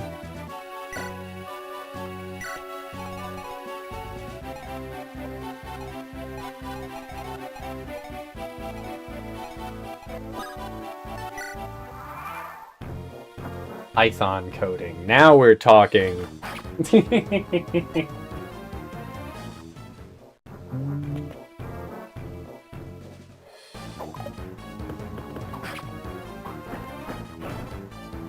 Who the fuck is Kitagawa, Vince? Yeah, he's just coded. He's just coded that way.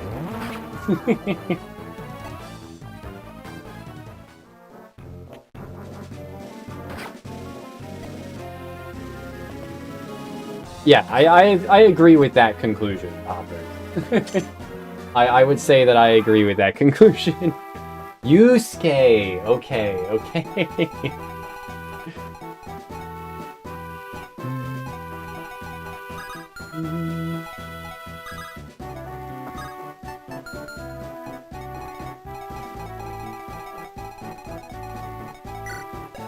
There's our stealable hero crest.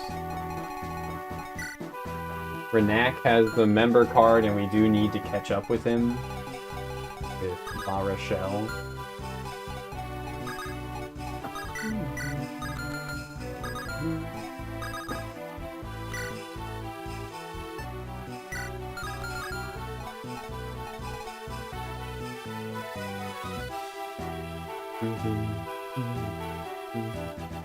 Yeah, I would say the Naoto trans stuff is a lot more egregious than or objectionable than the kanji gay one.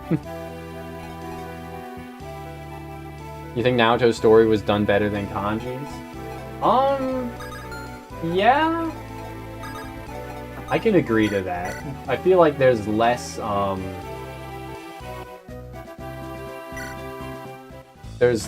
like what? Mixed messaging. I feel like with Naoto's, it doesn't like shoot itself in the foot as much by returning to it later to play for a joke, essentially. I don't think Yusuke was gay, though. In Persona 5, I would probably say Yusuke, if anything, seems to be, like, just completely disinterested in sex. I don't know if I would say that he has any interest in... Maybe not any interest in sex, but he doesn't seem to have any interest in romance, at the very least. Bro does not seem to care at all.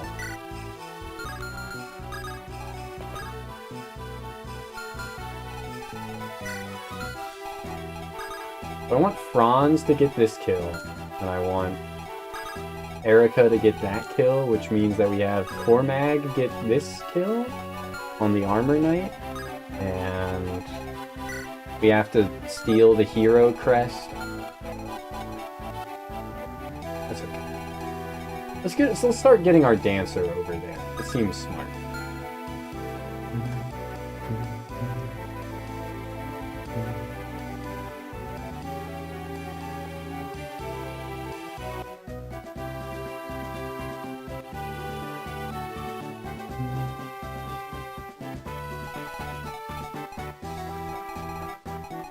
I don't know, I feel like there's been a paradigm shift in how media covers queer identity over the past 2 decades now, since we're in 2026.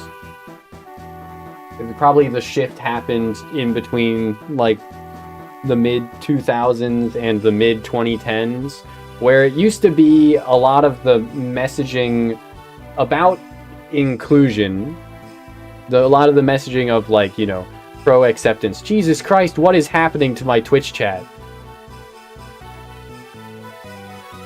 Huh? Different, like, panels of it started flickering at different speeds in, like, giant squares.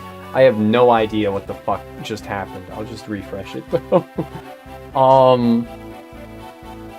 But yeah, I feel like a lot of the messaging of, like, was more in the lines of, like, pro-tolerance, I guess.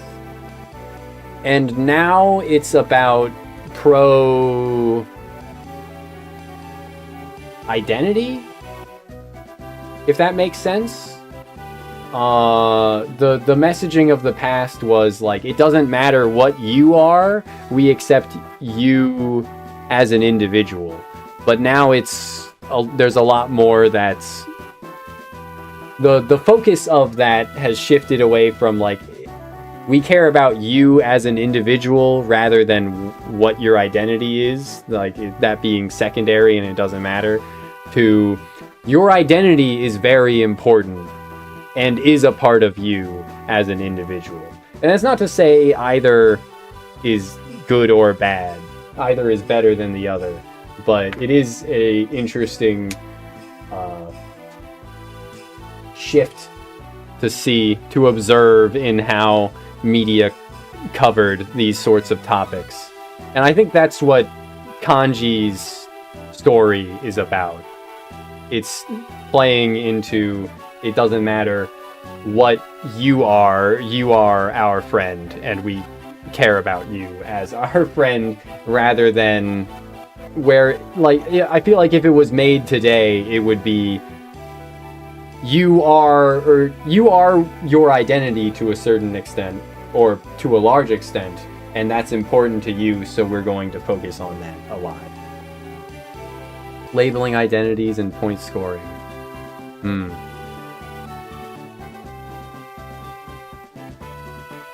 I think I would agree from a cynical perspective of that's why the shift has happened, Poppers, of, you know, they're people are trying to hit certain, like, quotas, trying to make sure that there are, you know, XYZ characters in given stories.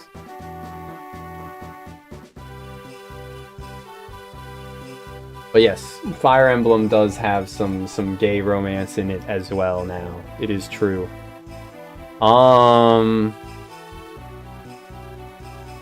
I think there were some S supports, some gay romance in Fate, though, Vince. I don't think Three Houses was the first to do it. It was just very limited in Fates.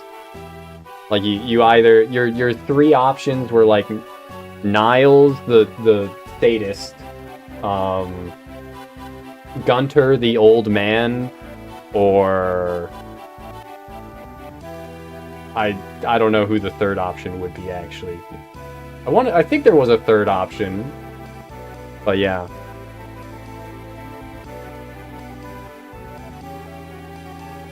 Are we... should I just, like, bring out should I bring out Mike Honey's greatest hits?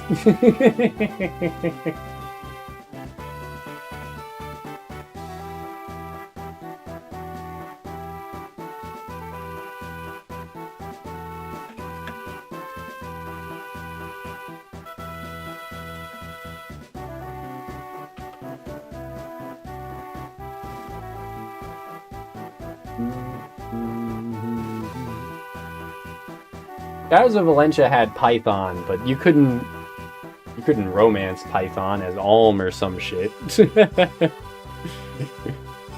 Python, no, Python's not. Python was the, wow, this is really terrible. You're thinking of the other archer.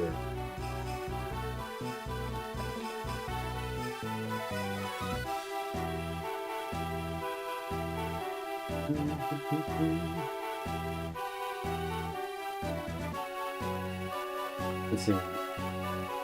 Leon is the gay guy in Echoes. Yeah, Purple Archer.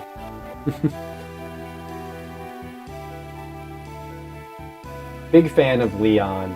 I love when Fire Emblem has a character in one game and then the next game they just create that character again, but different. Maybe not always the next game, but it happens a lot. Good night, Krogar. Thanks for being here. I'll catch you next time. Cheeky. They do it with Cheeky.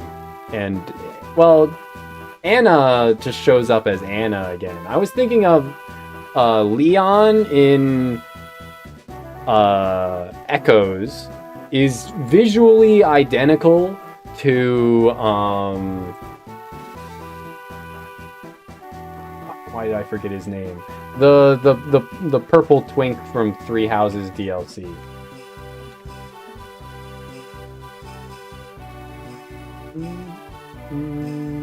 Not Lauren, the other one. The other one. Yuri. That's him. Yuri. Yeah. I guess maybe... Does he look closer to Lorenz or Yuri? I remember when I saw Yuri, I was like, oh, this is just this is just Leon again. They were like, yep, purple-haired gay twink in Fire Emblem. Let's do that again. And then they made Yuri.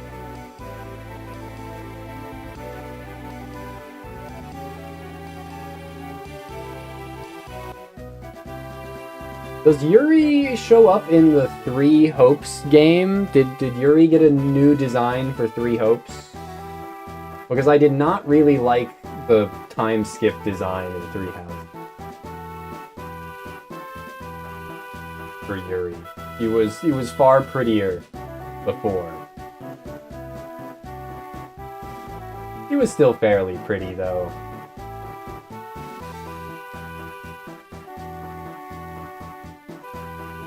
Oh, it looks basically identical. No major change whatsoever. I found it. Japanese Kaiza was in love with Ranulf, and two in Fates, Niles and Rajat. Okay, nice. Also Leon in love with Valbar. Yeah, yeah.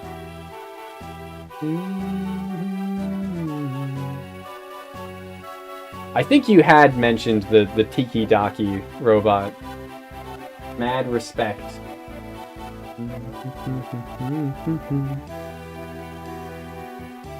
I do have a Megumin Daki, but I don't, like, hug it.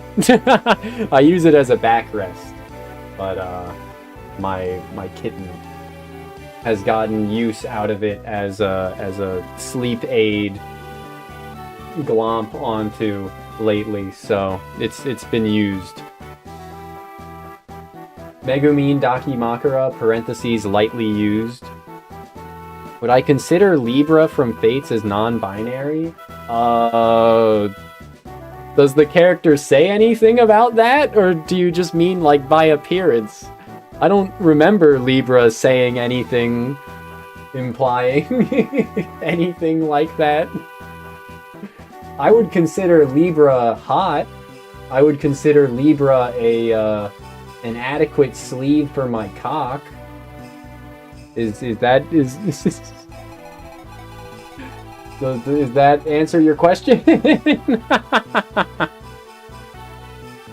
You hate FE localization? Fates Leo and Echo's Leon have their names opposite in Japanese? Yeah. Didn't the Fates localization just, like, particularly bad? Because they changed Arthur in Fates, his name was like Harold or something. It was already an English name, but they changed it to Arthur for no reason at all when there was already an older Fire Emblem character named Arthur. And a Fire Emblem character named Artur. Why did they do this?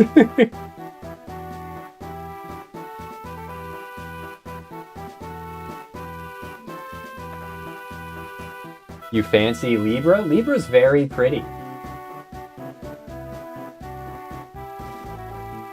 Libra Fire Emblem. Yeah, Libra's very pretty.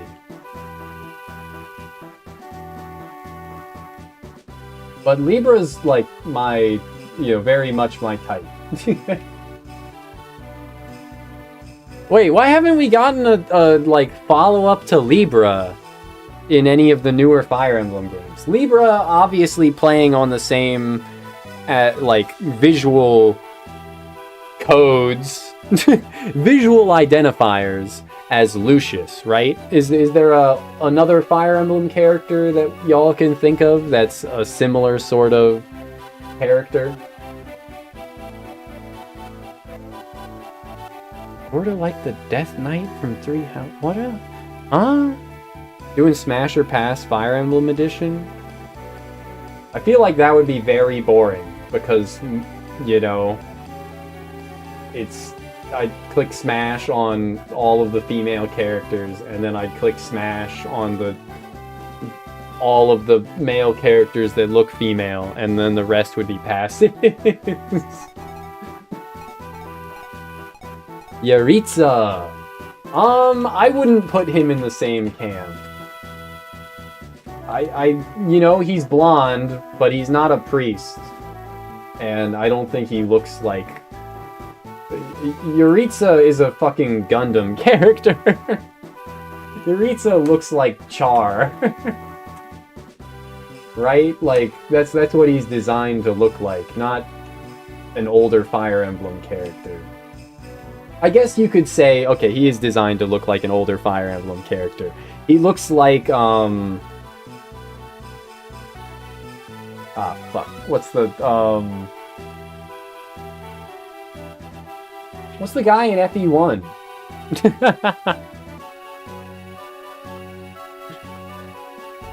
FE1, 3, and he shows up in 2 where as well, but he shows up in 2 under a different name. The Macedonian Knight. He's Macedonian, right?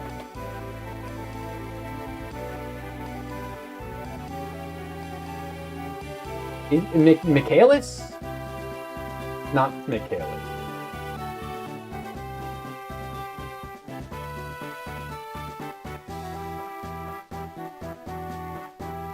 And he had the Camus! Right, Camus.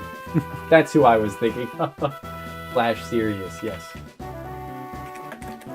Who everyone still says Camus. Pretty much everyone says Camus. Yeah, Yuritsa's meant to look like Camus. Camus. Sirius Zeke.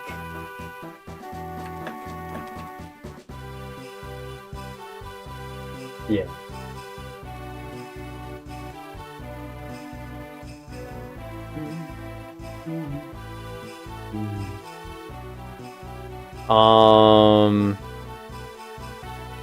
The Rosado stuff is funny.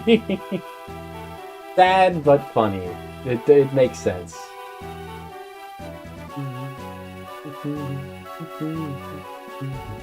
What's sad about it is that Rosado falls into a similar camp with Kanji, where like it's kind of about that stuff like isn't important to the character, but people's like, and it tells a interesting narrative on that. I think it has an interesting thing to say on that front, right? But please don't crit. 9 times 2 would be 18, and then 5 would be the kill? Okay.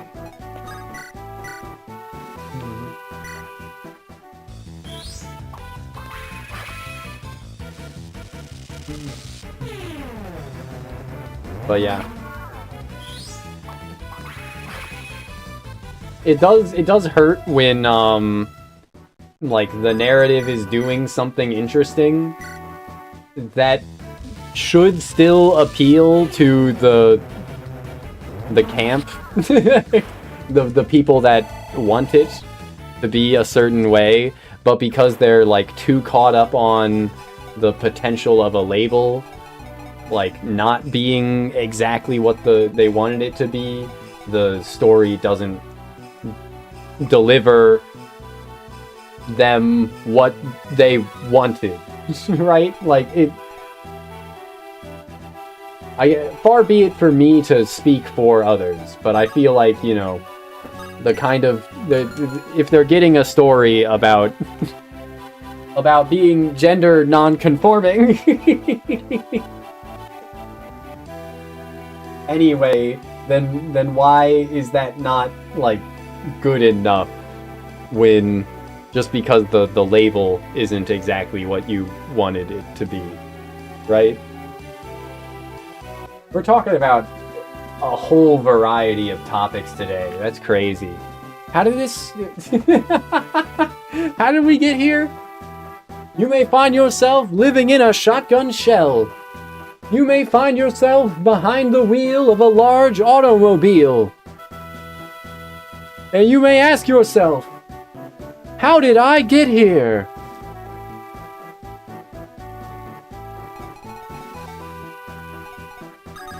Anyway, I like Rosado aesthetically, but I would like another character that looks like Lucius or looks like Libra. You're sure the new FE will have its fair share also, since it's based on Rome? I thought the Greeks were the gay one. I thought the ancient Greeks were the gay ones. Looks back around to wanting to force GNC people to conform to a gender, just the opposite one. Yeah. I mean, you see this all the time of stuff looping back around to being the... just as, you know, oppressive. Just as, right?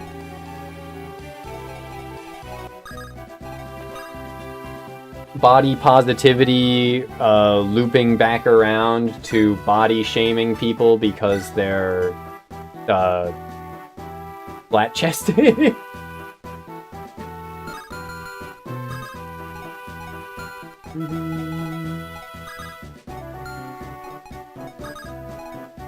How did I plan this out? I think I was gonna use bronze.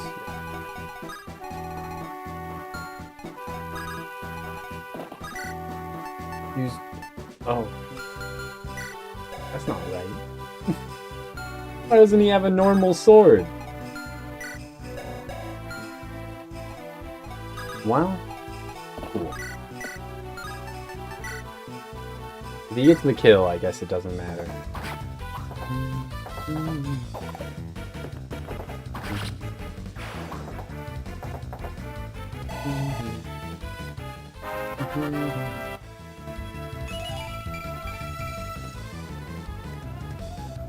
Well, it's a level. You got defense and HP, which is kind of good enough, right?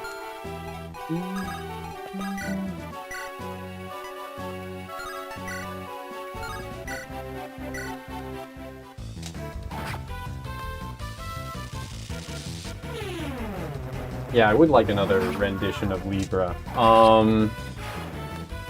Let's pull up, like, Fire Emblem character. We did have that, all Fire Emblem characters that we were thinking about doing a Smasher pass on. Didn't we already, like, start that and then it was just kind of boring, so I stopped? I want to say we started that on another stream, and then it was, yeah, just kind of boring, so we stopped.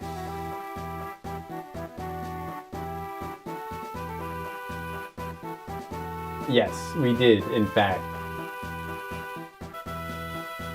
Okay. I'll scroll through this, because it has all characters on it, and then I'll point out ones that I want a return to the visual archetype of. Libra / Lucius, definitely. We did get a Sue, like a nomad, sort of lady, right? Top 10 most smashable characters in FE. There's too many characters, bro. That's too many variables. Hope Fortune's Weave has good gameplay. Gonna be really disappointed if we get Three Houses 2.0. Yeah, same. I really hope that it's not Three Houses 2.0. I'm fine with some returning mechanics, but I really... I do not want it to... like, I want it to at least have the weapon triangle. Right? Like, I think we're probably past the point of knowing that it's not going to have the break mechanic like Engage had, right? I feel like if that was in it, then we would have, like, seen something about it, right? No monastery and I will be happy. That too. That too.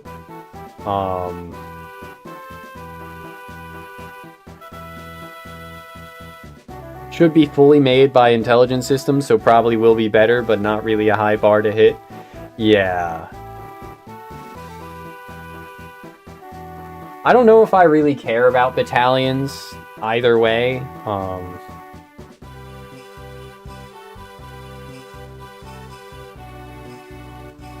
Compare Awakening and Fates. Yeah, Fates' mechanics are definitely far better than...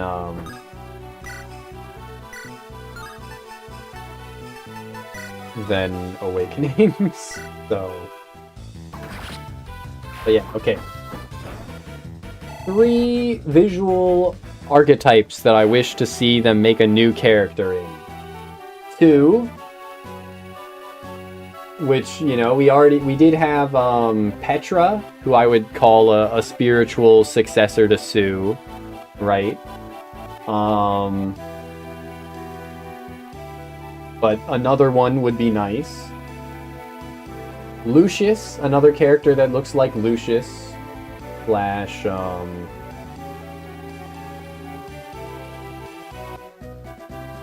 Libra, yeah.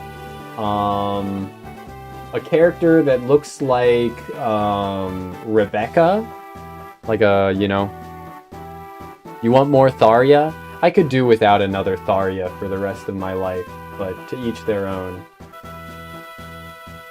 I like, you know, the bandana. I like Rebecca. Another character that looks like Faye.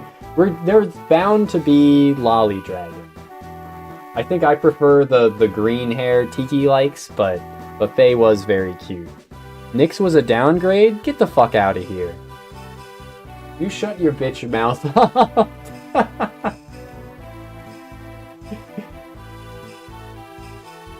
Fucking hell. Ban? Yeah, don't shit talk Nyx, bro.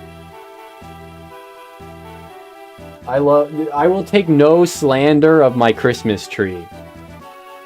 I will hang ornaments on her hair. And I will rest my head on her flat chest. Would I bang Henry? I don't think so. Henry Fire Emblem.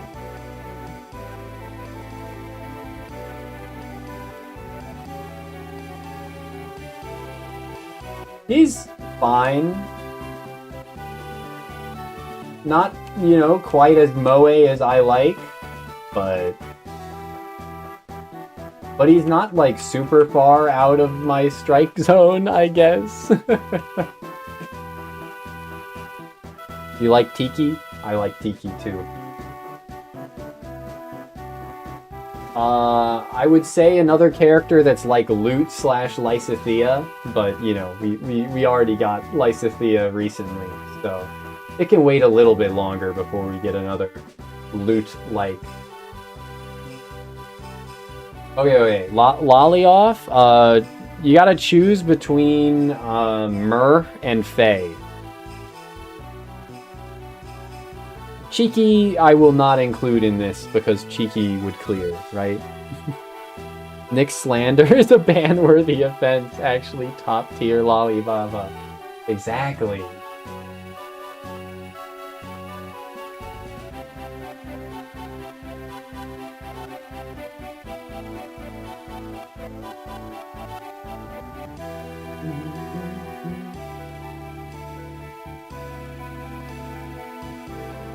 Another Sorin would be cool. No Sothis. Sothis isn't in that discussion. Sothis looks like Cheeky, so I'm not gonna put Sothis in. I chose those two because they both have a different color hair than Tiki. Like, yeah. Want more toddler-sized FE lollies? There should be more of that, yeah. You'd pick Faye?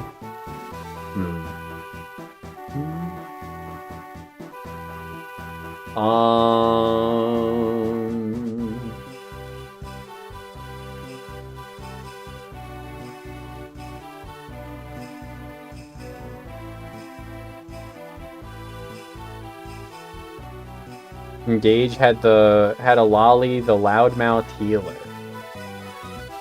Loudmouth healer. Huh? Are we talking about the Christmas Cav?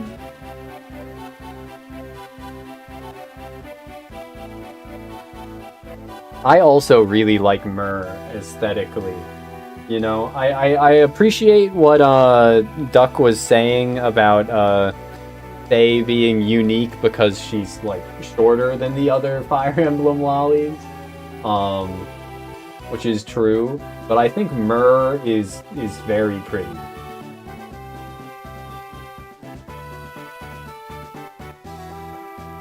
But we need another like Asbel. That's what we need.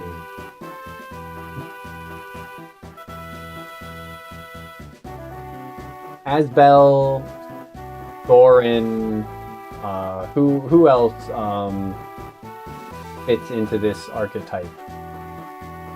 Rai and Lu.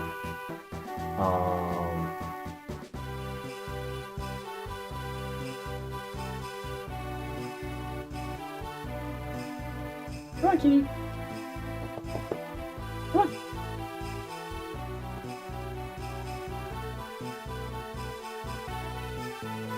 Merrick. There you go, Merrick. Yeah. You could say, Clan, was that his name? Clan and Fram? Clan and Fram? The would-be Christmas calves of, Engage. But they weren't calves. Clan fits into that, archetype. Yeah. Hortensia. I do like Hortensia.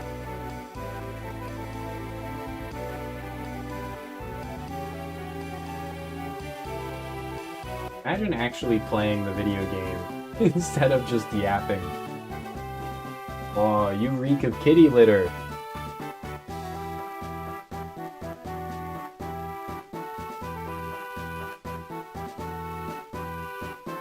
Okay, Azel. Azel's hair color is not green, but... And he doesn't wear green either, but he is, you know, similar sort of niche.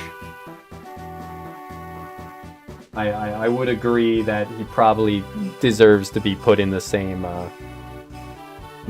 like, trope. Early game mage boy. Yeah.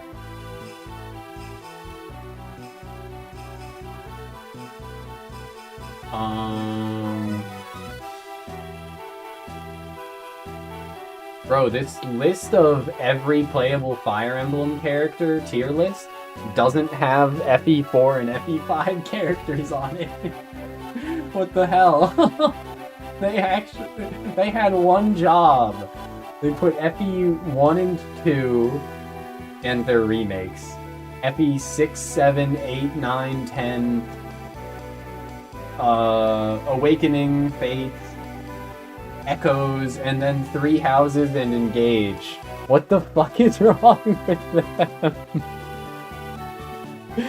But they had one job, and they missed 2 entire games. That's crazy. It's not even like just because they're Japanese only, because they have Fire Emblem 6 listed. Like, come on.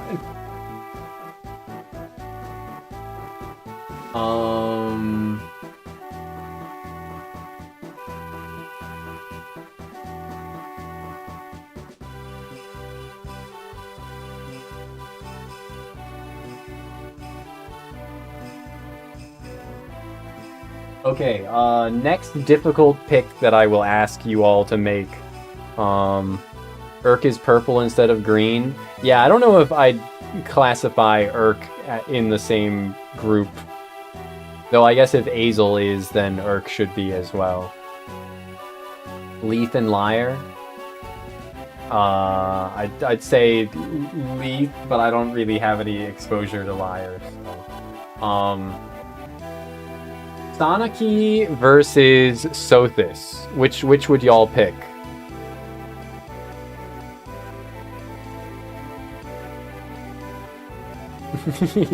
You go for Azel X Tiltu every FE4 run. Nice. You ain't fucking with magic swords. You ain't going for Azel and Ira. Sothis, Sanaki, forehead. See, this is the discourse that I was seeking to cause. This is what I was hoping for. Fight. Sothis is green and is a dragon. She's also like wearing some kinky bondage ropes.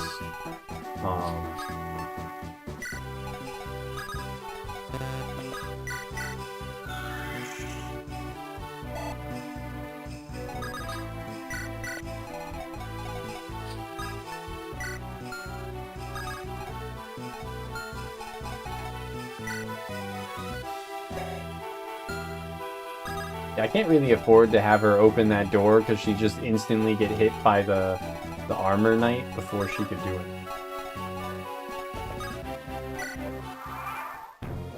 And she could probably tank the mages.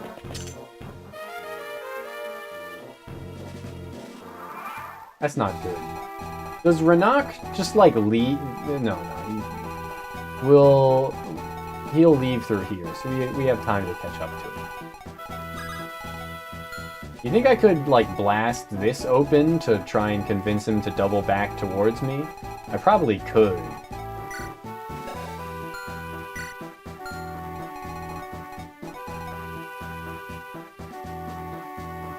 If Vale counts as a dragon, so does Sothis? Yeah! Do I have a sleep staff? No. No, I do not.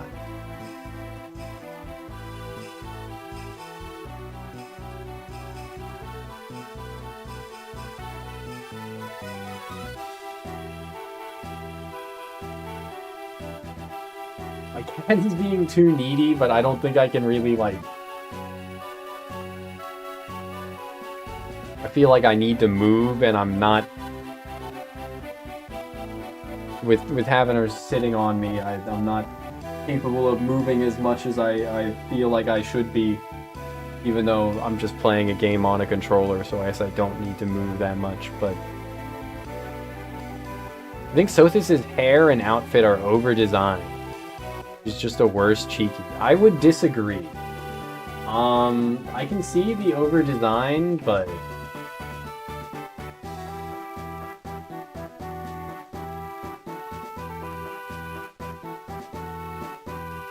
I even agree with the hair part of it.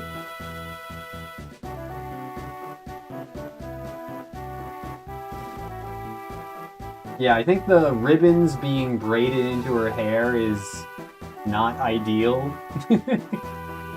But, outfit-wise, I think it's fine. You know, she is a goddess, after all, so her outfit being very, you know...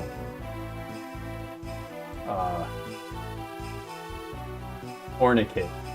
Is that the word? Or ornament?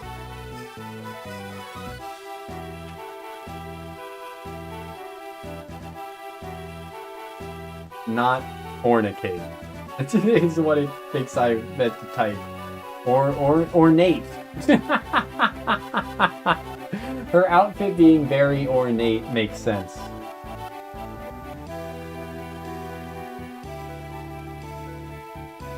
There you go.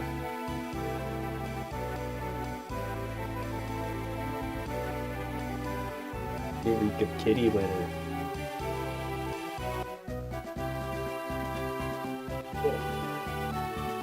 She would take my seat, but the reason she wants to sit in my seat... she wants to sit in my lap, not just sit in my seat. That's the thing.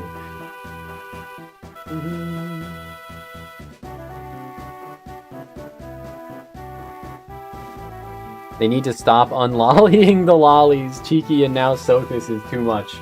Please, please don't let the Sothis look-alike in Fortune's Weave actually be Sothis. Please! It's gonna be Sothis. But they do need to stop. It'll be okay if so long as yeah, it's Byleth, trust. It's probably not. Looking at the green hair. So long as there's another like Manakete unit that's cute and funny, I'm okay with what they've done to Sothis. Maybe okay is too strong of a word, I'll tolerate it.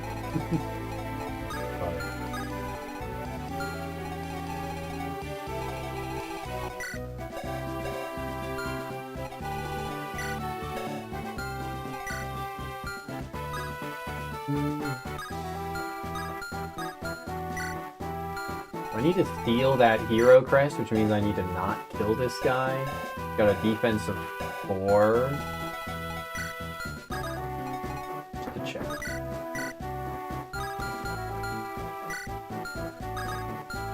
He's got a killing edge and an attack of 18. So that would be like 12 damage at most. Yeah, that's fine.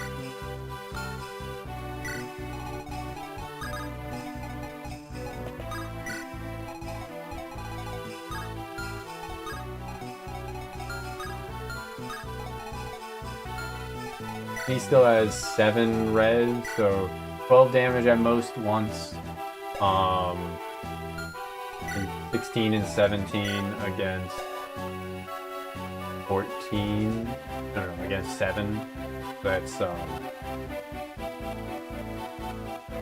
9 and 10 damage once each is fine.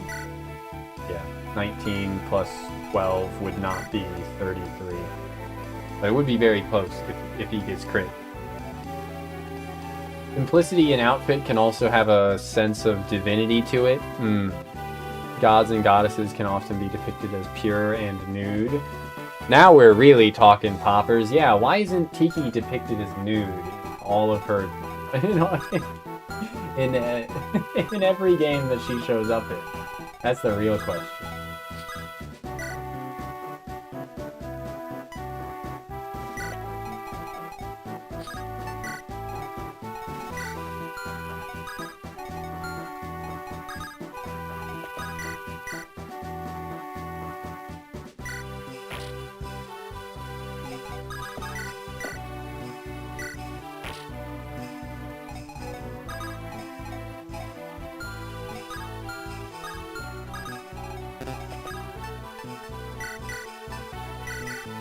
I wish I had more uses of the barriers.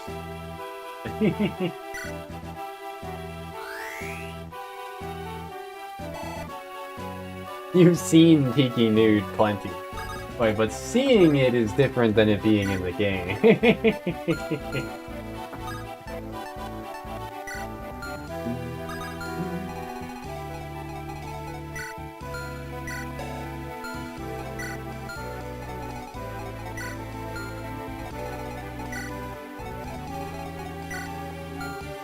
Right, Tana did get a chest.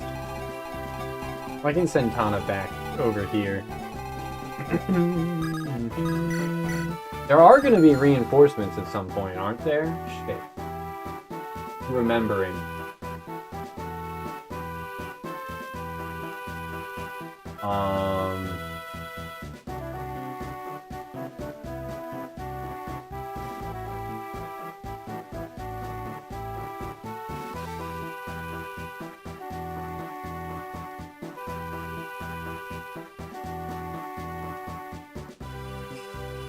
Free Cavaliers every turn in the below right part of the map.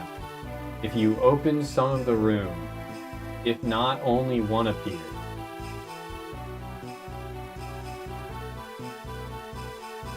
When you enter the rooms with chest 1 and 2, 3 knights from the left. When you enter the red zone, 2 shamans for 2 turns. Oh. Okay, so when you start going for the secret shop, that triggers some shaman reinforcements. Interesting. He just drops it? Bruh. He does just drop it. You're right, he does just drop it. Why did I bring Colm over here? Why the fuck did I bring Colm over here? But yeah, calves from the starting area.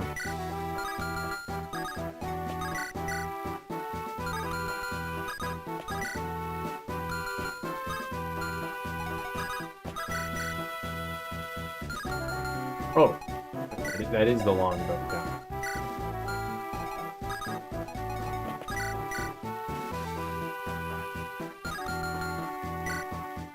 I don't have shit I can do with these guys, actually. I wish I could undo my previous turn now and get Colm back over here and go over here. I fucked this.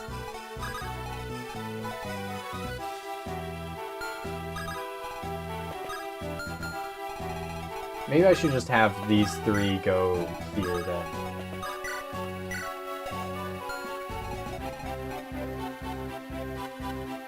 "12 res is probably gonna be enough against dudes with like 16 and 17 attack. 4 damage once from each of them.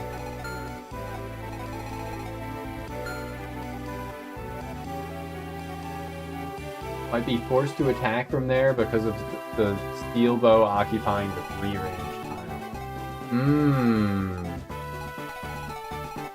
Yeah, but the thing is, Artor would kill on retaliation.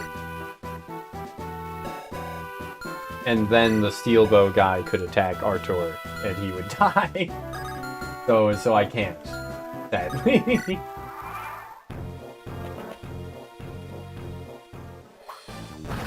He did crit! Oh, right, weapon triangle, so it was only for 9 damage. Oh, he doubles Cormac. Okay, well it became... Oh, I see. I didn't check that guy's inventory, huh?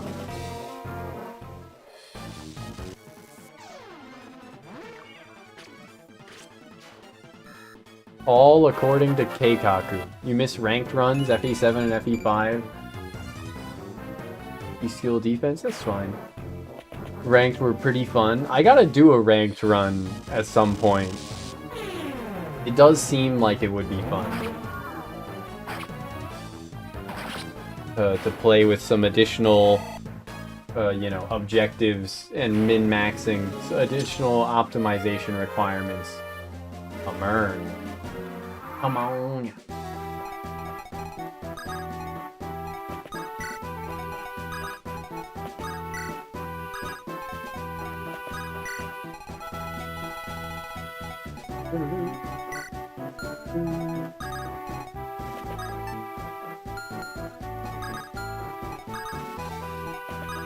What did it say for reinforcements? Turn 6 to 8, 3 cab. We're on like turn 5. Oh. Well, that's okay. We can leave Erica to deal with the calves as well, potentially. Or have Erica try and deal with them as well.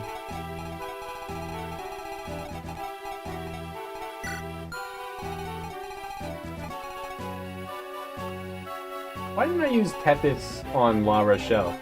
I feel really dumb repeatedly here. But that's okay. We got time. I'm not too worried about it. About Renak, like, outrunning us, because I think he'll double back our way if we just break this wall. And don't obstruct it, of course.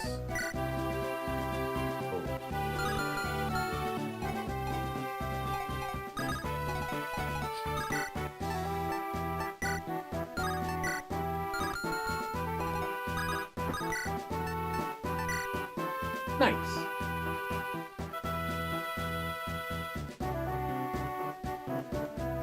FE4 ranked is the only one that sounds fun to you. FE4 ranked wants you to like full restart the maps though, right? If you lose a unit, then it like remembers that even if you load your save from the start of a turn, and you have to restart.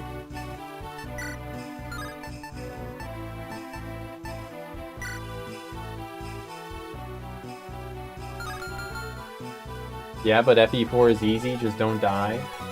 You know, at certain times it might be easy. Overall, maybe. But there is a lot of, like, bullshit. Like, with skills especially.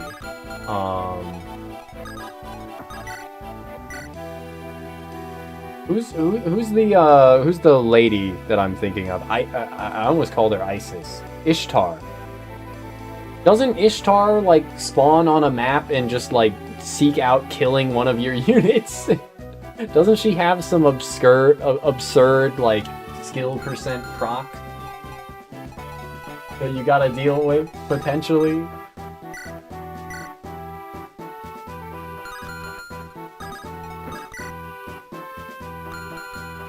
Right, I was thinking Cormag, Heavy Spear. Cormag has a con of 11. Okay, La Rochelle can lift him up then. And Kanto out of the way, and we can give this kill to Liam.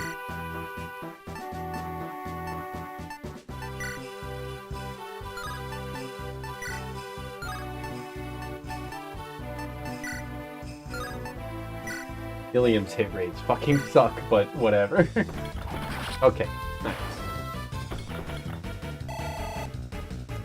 I think you're allowed to use a couple units, lose a couple units in FE4 and still get max rank. So long as you have the Valkyrie, or okay, so long as you Valkyrie staff.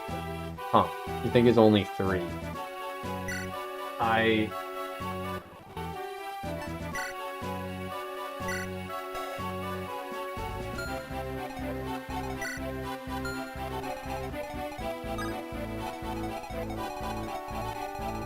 I guess the question is, will he just go out of his way to unlock a door because he can, or will he double back, like I think he might, if we don't obstruct?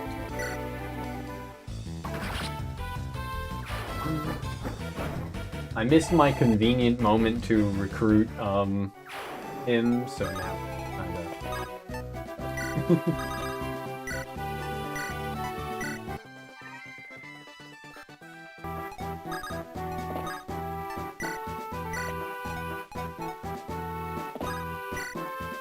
hopefully he'll double back my way and make recruiting him easy, but...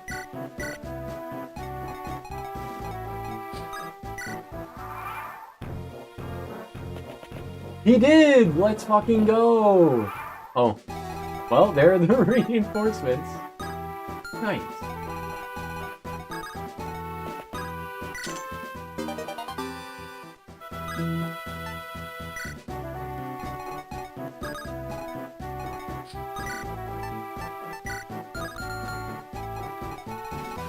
Let's see, Javelin, Iron Lance, Iron. And it's 16, 17, and 18. I do not think I can really get away with having Erica kill them. Like I was hoping I could. That's fine, she goes.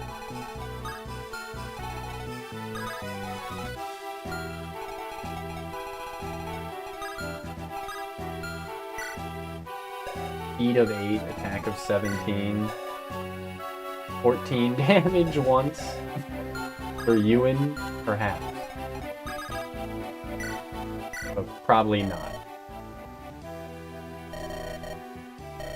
You're right, I am tired. How could you tell, Lute?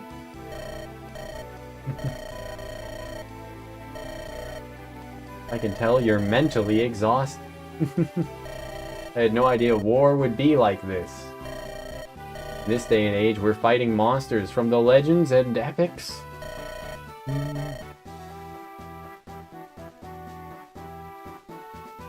But yeah, we you know, keeping La Rochelle low level so that we didn't have to worry about deploying her here was good. And we gotta keep speaking of, we have to keep what's it?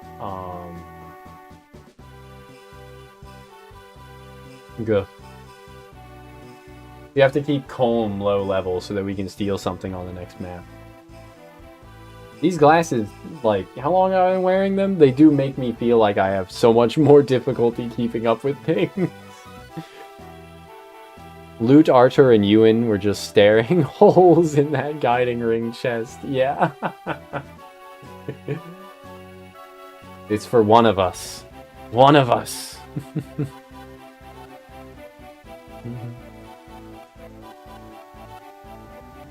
Her and Julius in chapter 10 for Ishtar and Julius.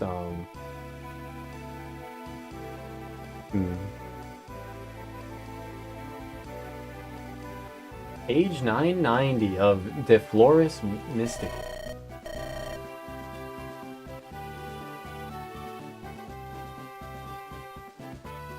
Ooh. Ooh, Snooey. Okay, I think we'll get to raid Snooey. Apparently it's already been an hour. I gotta actually clear this chapter. Snooey is live. Snooey! Where's my Snooey? I want my Snooey.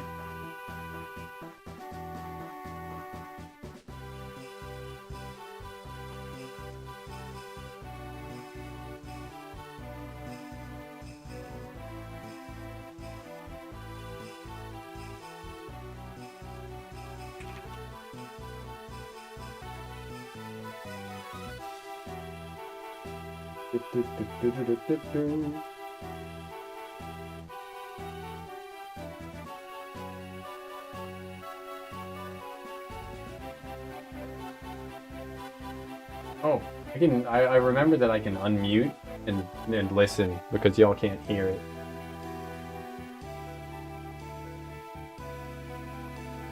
The power of having audio mixing set up properly.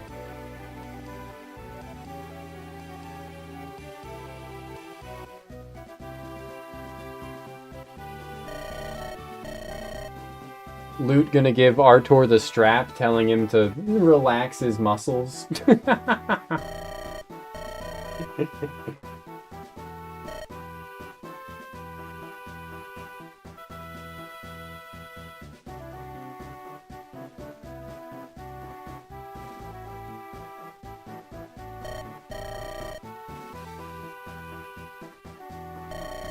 Okay. Okay. Okay. Okay, okay, okay.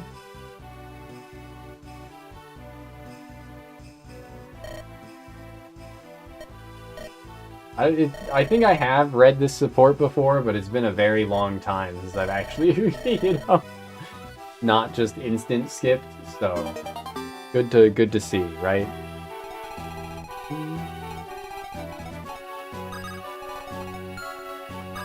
Let's see, how does Connor do 1 rounds? He's a javelin guy. Pretty good, though we don't necessarily want her to be over leveled. We can get Renak now, which is also good. Oh.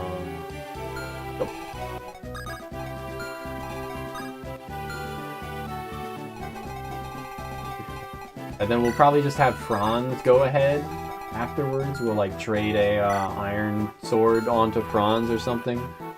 At the point where you feel like marking down anything involving the guy bitching about what pre-ren? What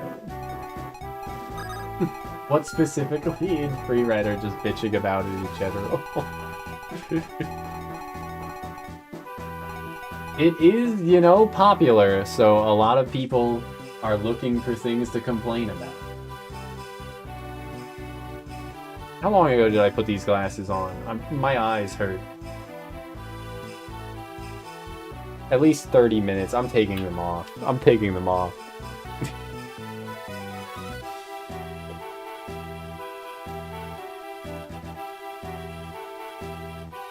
Criteria Cold. I don't think I've seen this guy.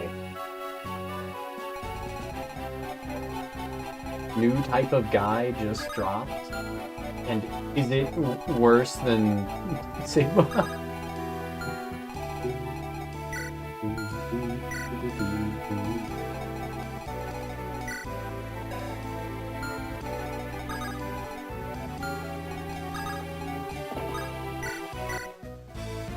Let's just get this done. Aha! So this is where you wandered off to, Renak? Oh, come with me. Wait, hold on now. Go with you where? I've been hired by the Great O Empire, and I'm talking to you! Renak, whatever is the matter, I promise to listen to your story later, but now we must be going. I'm no servant like that Ook Dazla. Too many cooks, too many cooks. Too many cooks, too many cooks. I escorted you to Renai like I was hired to, didn't I? You have no right to drag me across creation without any pay whatsoever. This about wages? I believe you've received ample compensation. You're the Princess of Rouston. I thought working for you would pay well. Yet your purse strings are knotted tight, and I've almost been killed so many.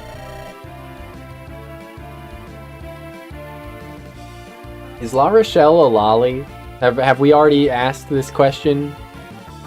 The joy that comes from doing good is not something that can be purchased.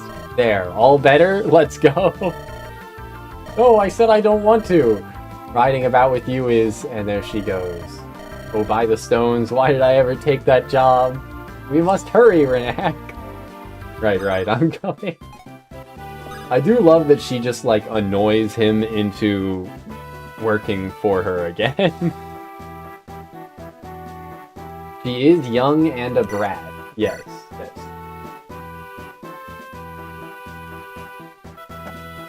Let me... Oh, she only has 6 moves. I would have thought she had 7.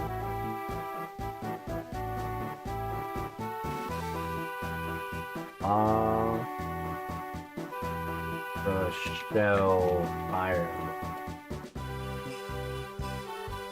I would say her official art from FE8 doesn't not look lolly, right? Her official art in Heroes is definitely not. Apparently there is a alt for her in Heroes that is, like, explicitly younger. Special hero, seeker of justice. I don't know how. What's the deal with this? Is it just like a resplendent, like a new alternate skin for a pre-existing unit that you pay for or something?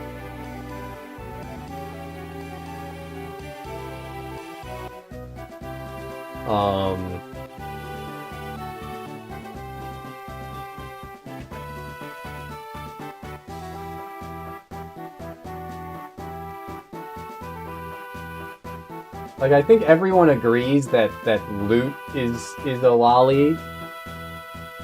FE Heroes just does lolly alts, and it's pretty good. Yeah. Yeah. I think everyone agrees that Loot is a lolly, pretty much. But her official art for FE8 doesn't look terribly lolly either. So I feel like if we're calling Loot a lolly, then by the same merit, you could say that La Rochelle is.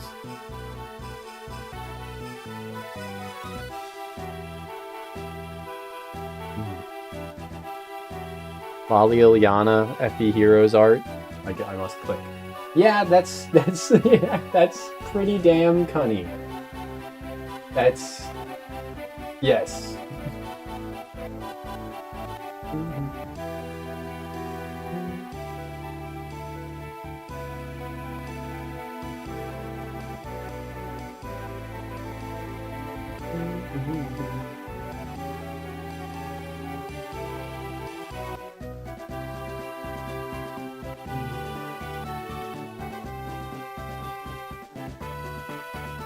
I should stop getting distracted. But cunny. But yeah, I missed it for a bit, Poppers, but yes. The rule is force deployed for whoever is the lowest level and lowest experience. Which is why Ewan and Amelia and Ross before them, but no longer Ross, were force deployed for many chapters.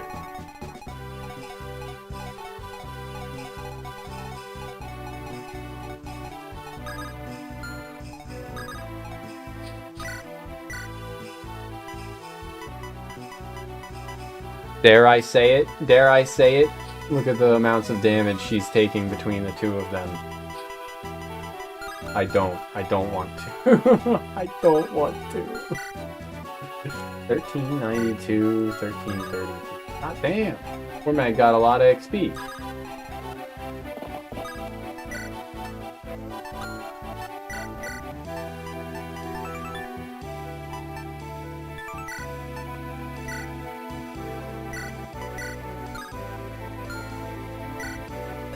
He's weighed down by 1.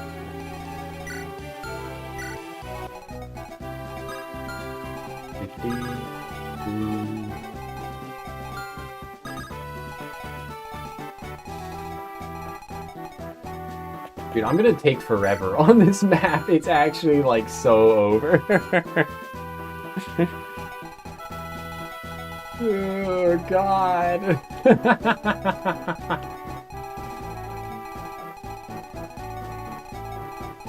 I don't even see a way to, like, speed it up.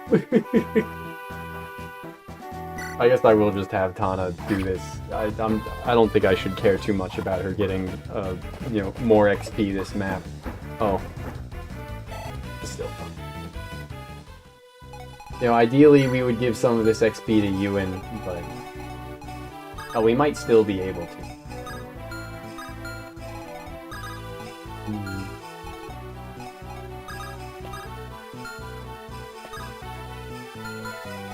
How far is this guy's range? 1, 2, 3, 4, 5, 6, 7.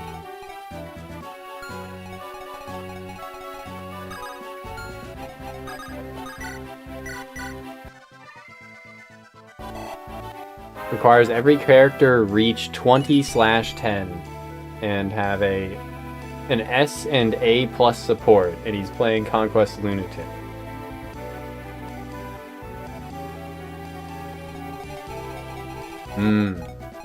Yeah, interesting. I'll try my best to do some supports, but, yeah.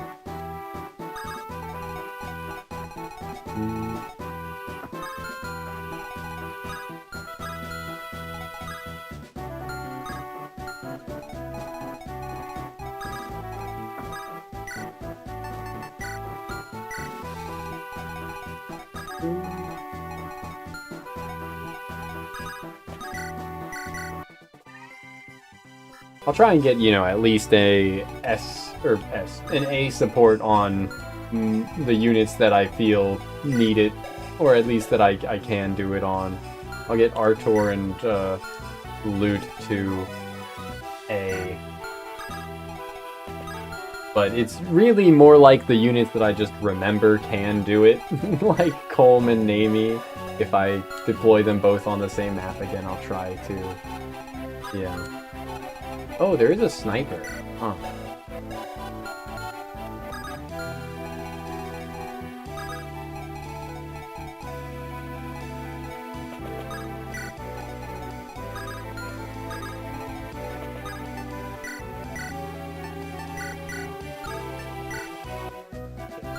I should have gotten the sword out first.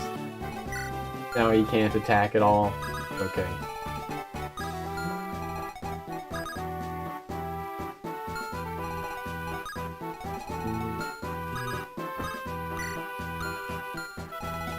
I can probably just have him, like, go all the way in, right? I don't think they'll be attacking him regardless because he has good defense. I'll leave Ewan where he's at currently. At least chapter 10 of his run, if nothing else. Yeah, chapter 10 is, you know, one of the high points of Conquest, so...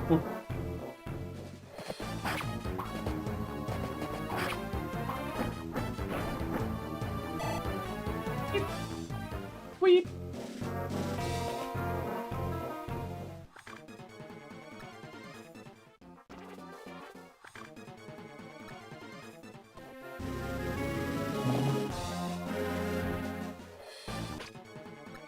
Well, she did eat all of those hits, but she's tanking it just fine. Ah, fuck. Right. 3 every turn. Funny how that works. Nah, it's all cool.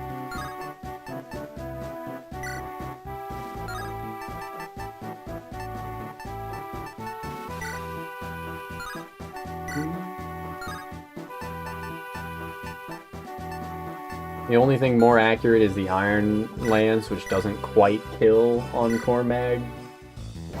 Okay, good. If that had missed, we would have actually, like, been in danger. We would have had to do something. HP, strength, luck. I am more than fine with that. Now we can get Tana back to safety. I think I really gotta get Ewan out of there after all.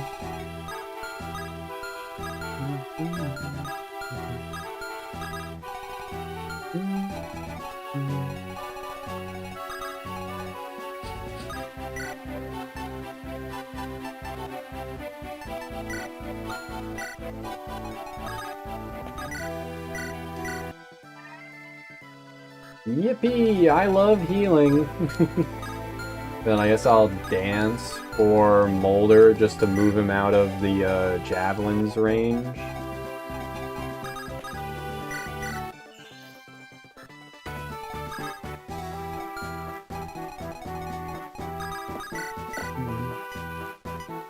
Franz actually putting in some work as well, getting kills on his own, hell yeah.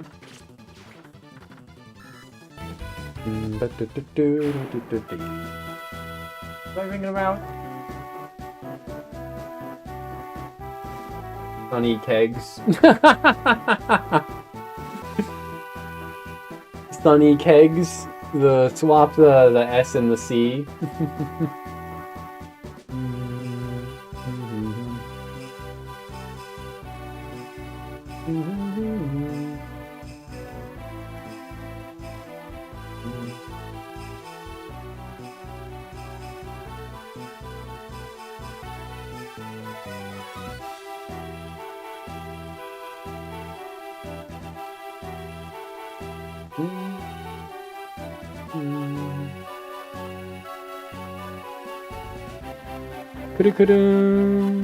Didn't deploy any healers because he didn't deploy Felicia, and Elise was reclassed into a Wyvern Knight.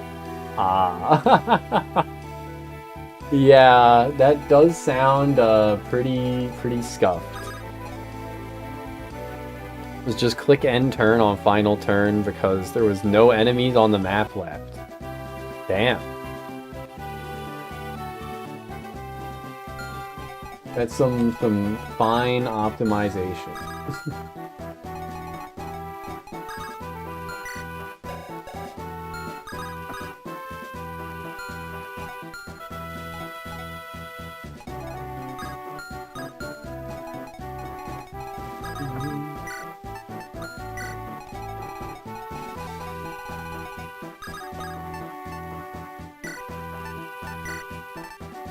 Give up Vulnerary and take Iron Sword and trade Iron Sword and take these two.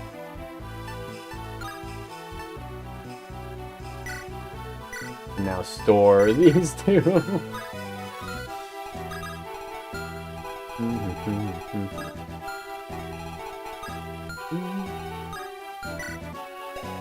Dude does have a silver bow.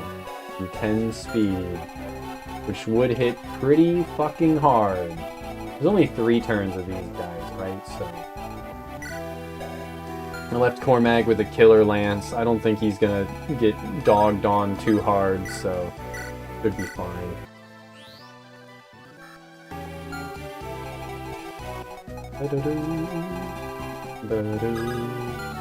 And I can't do anything with Colm for a bit.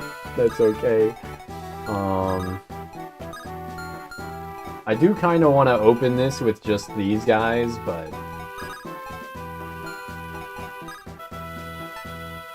I'll maybe have Ewan do it. I don't know. Res of 8, speed of 8, but really 7 because he's weighed down by 1. That way I'd have Yeah, but surely Artor and/or Loot is enough to kill the one armor dude. I don't know if he has a javelin or not.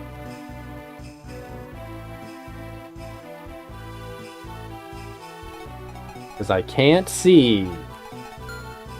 So maybe I should just wait longer. Just keep stalling. Your Rance journey's going well. Nice, nice.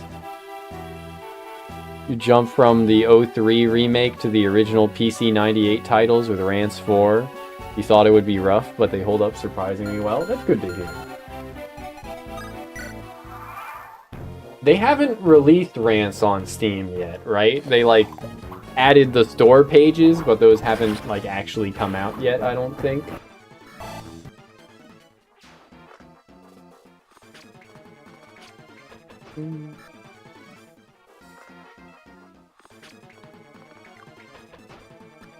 No crits? No crits for Cormag? No crits for Cormag? Come on, Gilliam.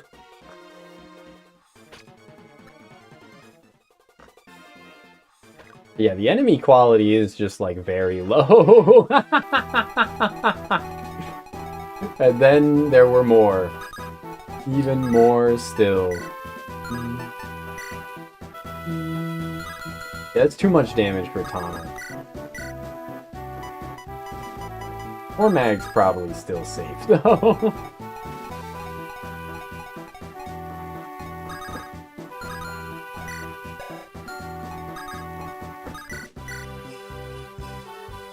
I feel like Cormag could get this kill, and then there'd be 4, 5, 6 of them.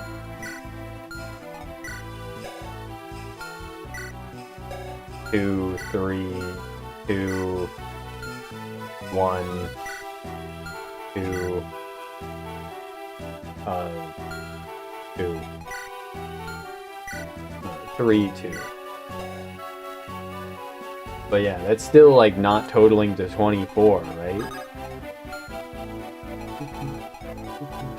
I could also like fly him up, heal him, dance for him.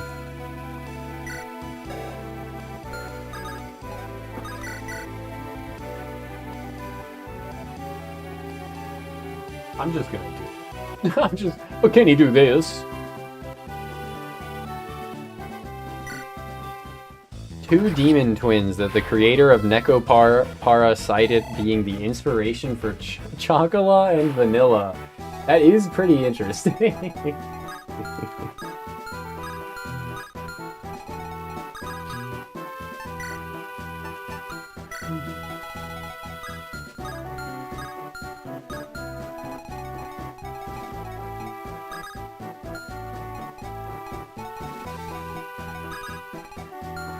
How far was this guy's reach? Too far for me to want to deal with?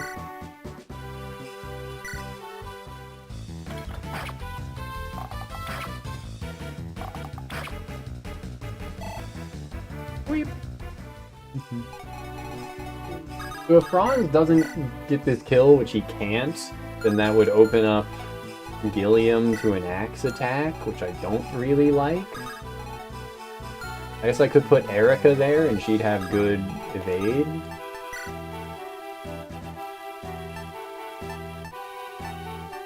And she wouldn't die to a single attack anyway, so sure.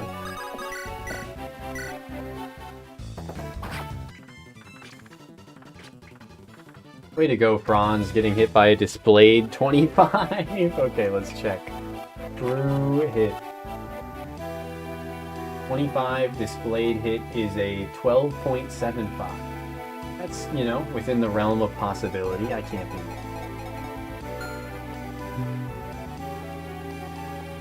Fuamoko and former manga gamer employees that worked on the Nekopara localization are inspired by that game, but dogs instead of cats. True, true.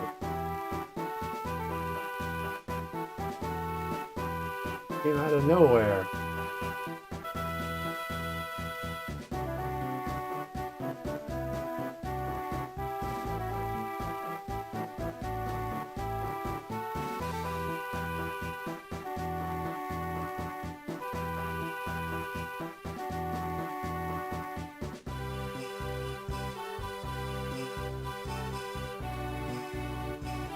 If I asked you to choose between Buwawa and Mokoko before Poppers. Ugh.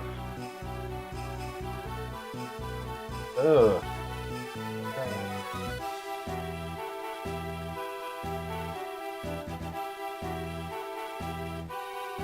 Indirectly inspired by Rand's character. Follow the trail to back to Evangelion and every Kudere being inspired by Rei Ayanami or something.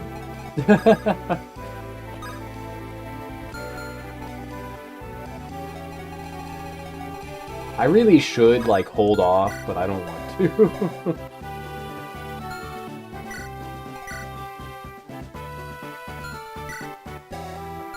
Vulnerary. They got plenty of heals between themselves, right?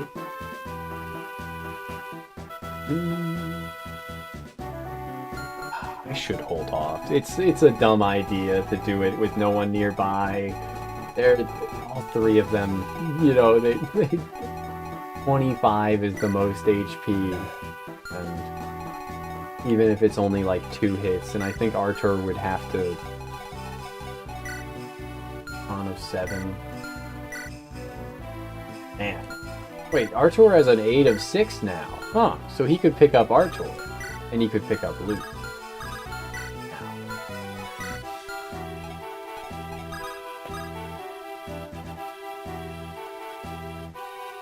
I've already spent so long on this chapter that I don't want to restart. Ayayaya! Nami. Yo. It doesn't count as cheating if your other Oshi is her twin sister. That also applies to sex and marriage. Yes, of course.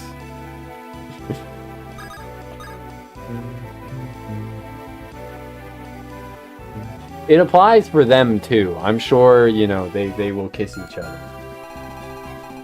And it will not count as cheating.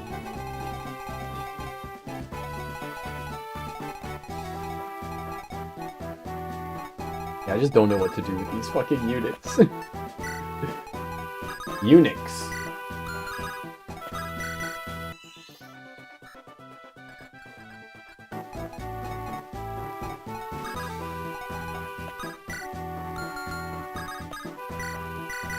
I should save like 2 to 3 barriers, I think, for emergencies, but for now it's fine. I'm just gonna...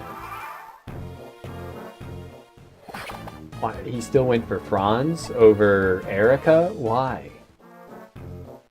Why didn't he throw the hand axe at Erica?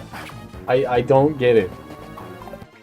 Oh wait, I think he also could have thrown it at Gilliam because I didn't, like, think through my actions quite well enough. Let's go, Cormag. Ho, ho, ho, ho, ho. Good level. HP strength. Did it say some skill and defense?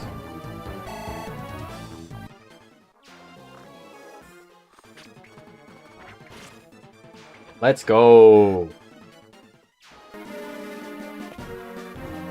Yeah, he could have thrown a hand axe at Gillian, but he didn't.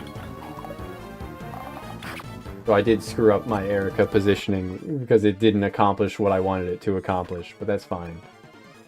You deal 0 damage to Cormag now.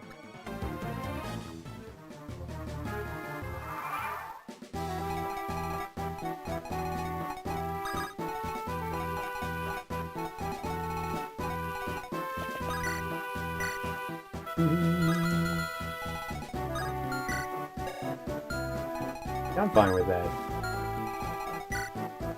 Attack of 21. She would not die and she would not get doubled, so... Maybe I should have given that kill to Franz after all, because he is a lower level. But he's also a better unit, so he'll have an easier time getting other XP.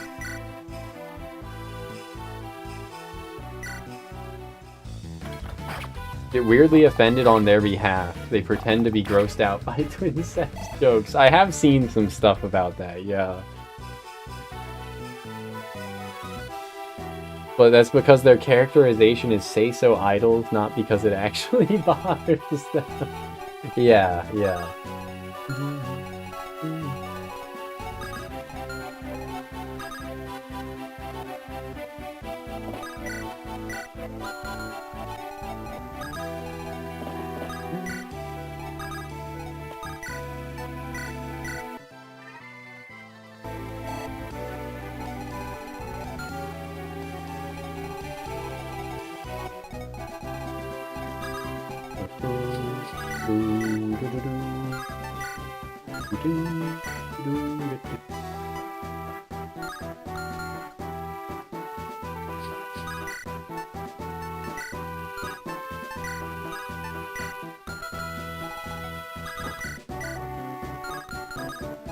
Let's see, how's Cormag faring? Pretty damn well. Cormag did kind of just solo all of these guys. He's level 15 now. We could probably just have Tana take over then.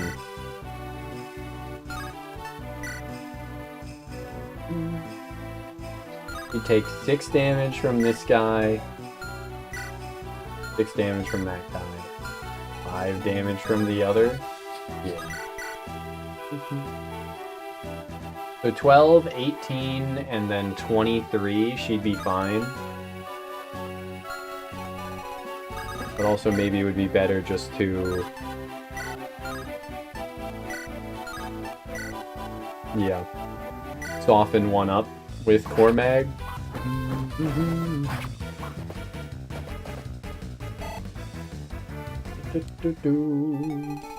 And surely they'll prioritize attacking her.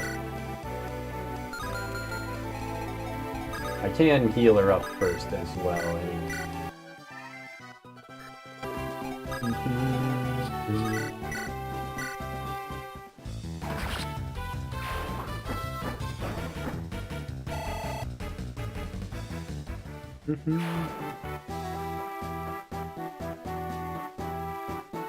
Yeah, yeah.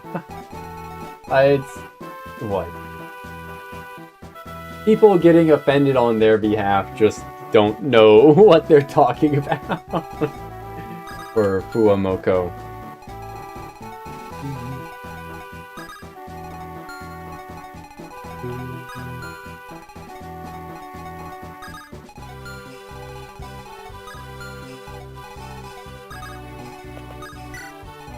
You'll never get this. You'll never get this.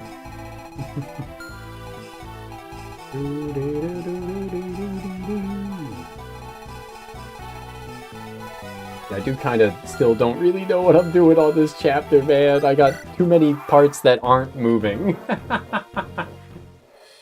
Rather than too many moving parts, I have too many parts that just aren't doing anything because I didn't plan well enough, I guess. But hey, Gilliam is getting levels. He's gained 2 additional defense, so he's doing his job.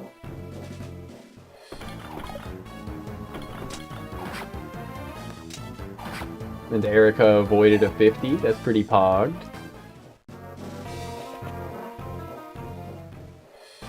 0 damage. Nice. But they still went for it.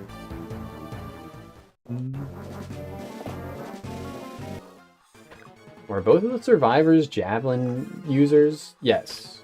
I guess they're prioritizing Cormag because he's at a lower percentage of health, even though they don't deal damage to him. Oh.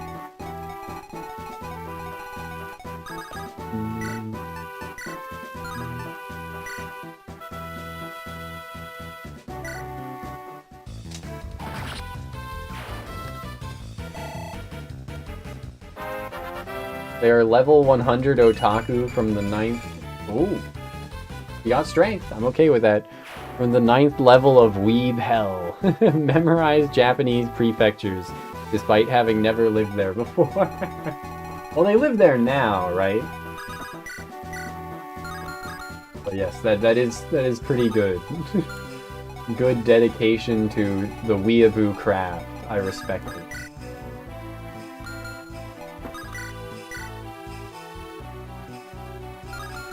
+18. Oh! Tana just 1 rounds. Both of them. Because they both have javelins. Of course, of course.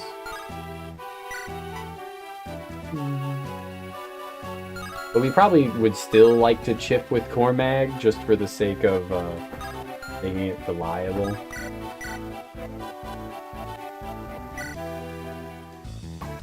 Okay, then he failed. Yeah, cool.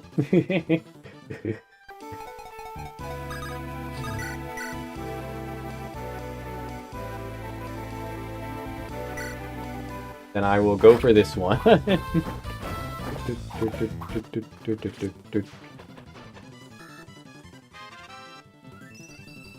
Strength, speed, and luck.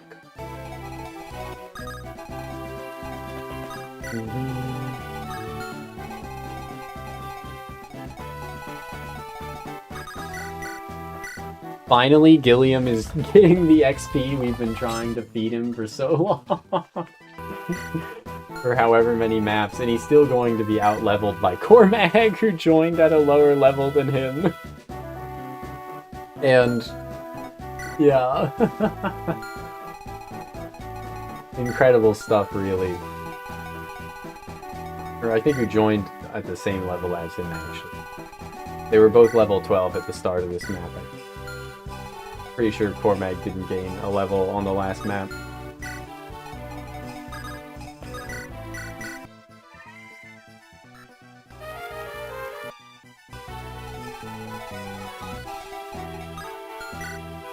Oh, Luna. So that's actually just no risk at all. I just have Erica take 9 damage against that. Sure. This guy's got the Zerk. The Zerking staff. Straight up Zerking it. Also kind of a non-issue.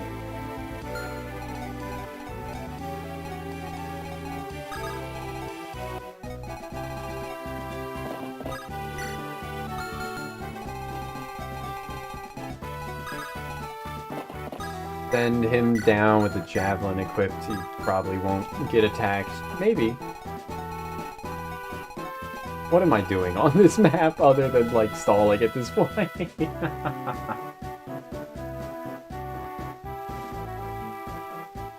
Kitty. Tiny little terrorist of mine.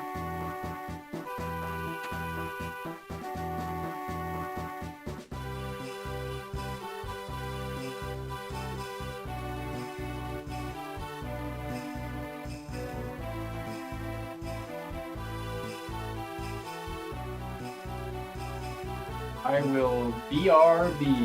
I have to return some videotape.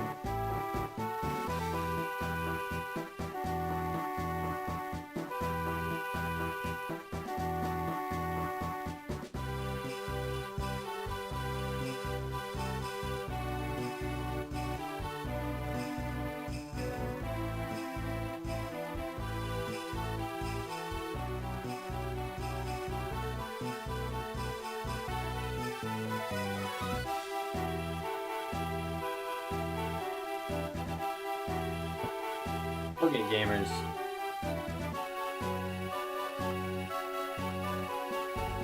How do we get started talking about coding earlier?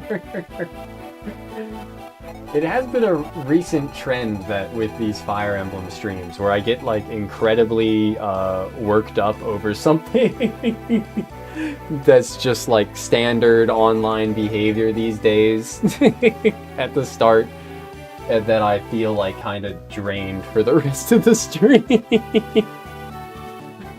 I feel like I'm low energy afterwards for the rest of it because I got fucking heated about something that kind of doesn't matter, but also, you know, shouldn't be happening. But yeah, looking forward to getting into later Rance games. Nice. I definitely I gotta as well. I gotta get into Rance. I gotta play Sengoku Rance.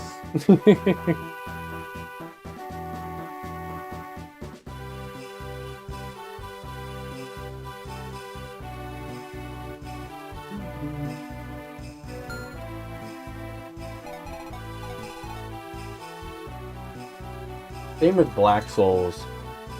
We're getting old. It's true. It is true.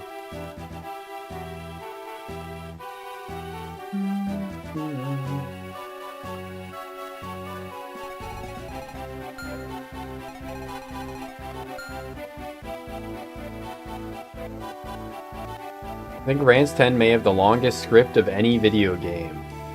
Debate between whether or not Last Defense Academy was longer. That is kind of funny.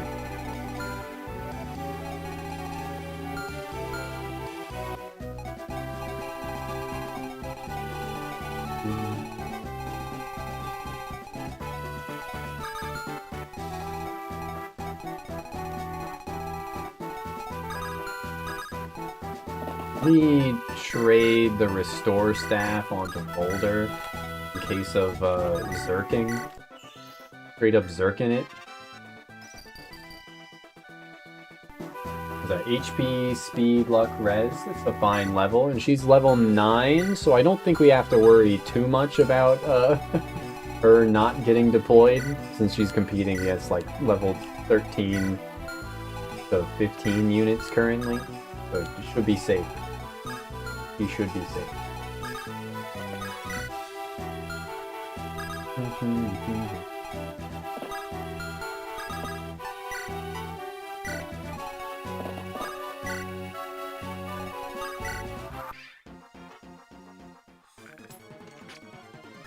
Yeah, my turn count for this map is gonna be awful.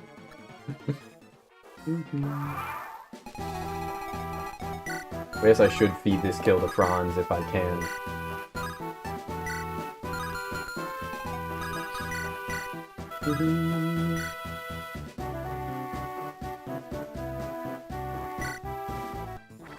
Oh, never mind. Hana wanted that 2% crit. Cool.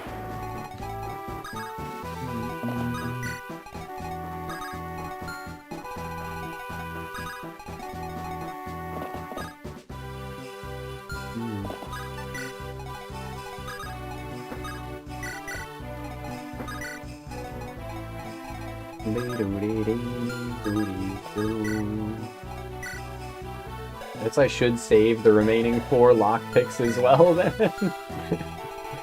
And just have Renak do this.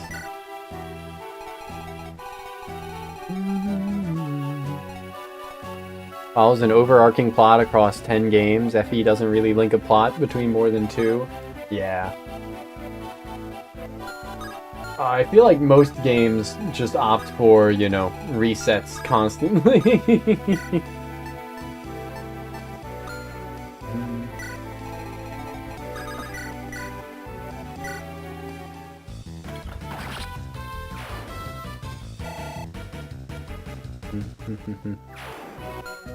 I had no idea Rance actually, like, what, had an overarching plot.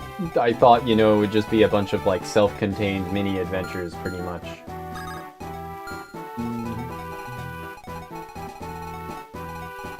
I need more Javi. I guess I could get from...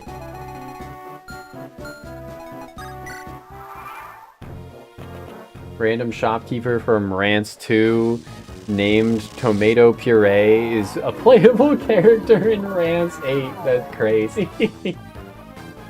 Also, 8 hit rate on Luna. They fucking murdered this tome. Not just killed, but murdered it.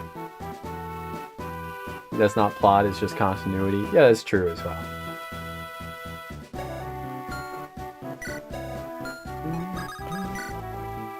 Who's the blonde lolly that I've seen from Rance?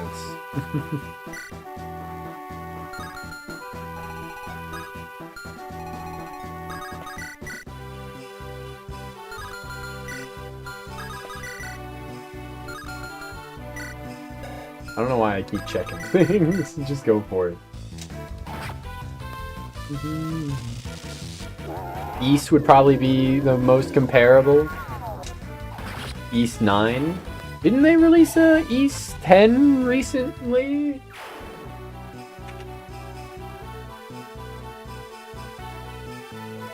East. Yeah, East 10 Proud Nordics is a 2023 action role-playing game developed by Nihon Falcon.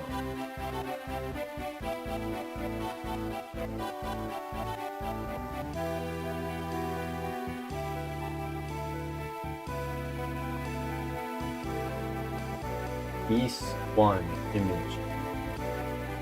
East does look very interesting despite it's not turn-based, right? It still looks intriguing to me. I guess I just like that kind of aesthetic for it. Usually, you know, if a game's not turn-based, I don't have much, if any, of an interest in it.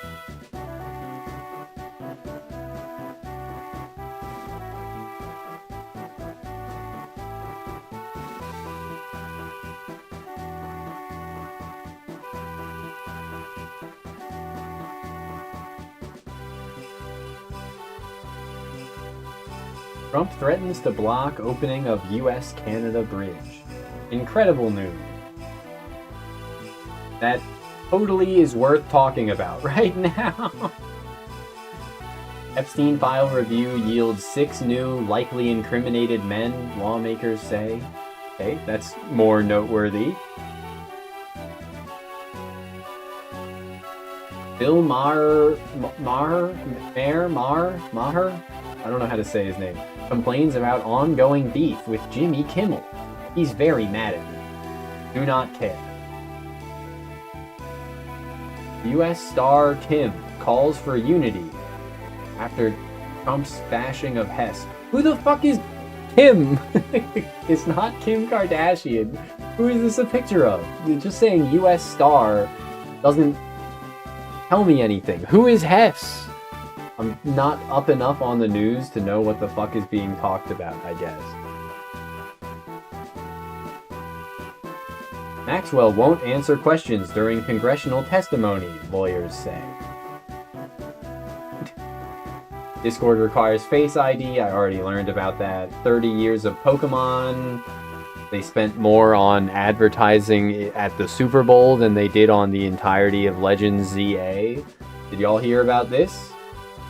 Ben Affleck spoofs Good Will Hunting with Jennifer Aniston, a more 90s TV icon. Okay. Well, that was my news. That was the news that I got notifications about.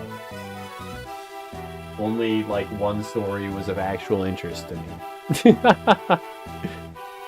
12 games because it takes place in the same universe as Little Princess and Little Vampire. And the protagonists of those games are major story characters in later Rance games. Okay, cool.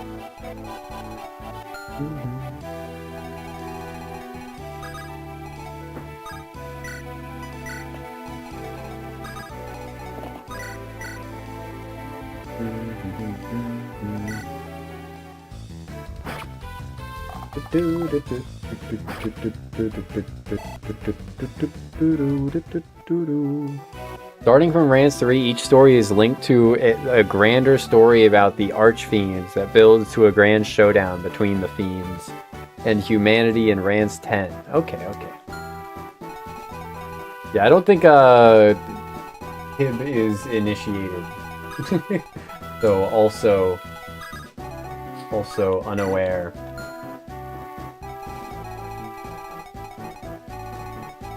And thus asking for clarification.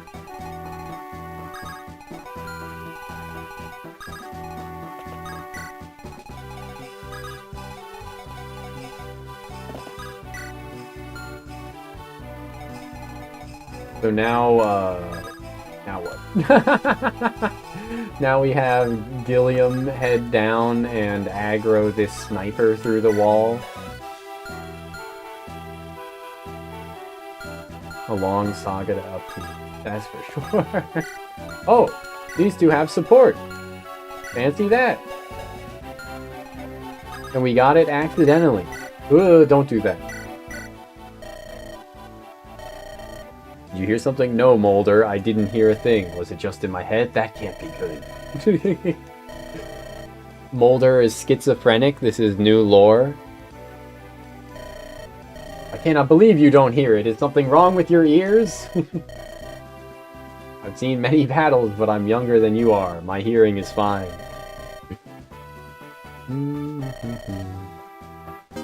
That was it? That was their whole C support? That's crazy. Wow.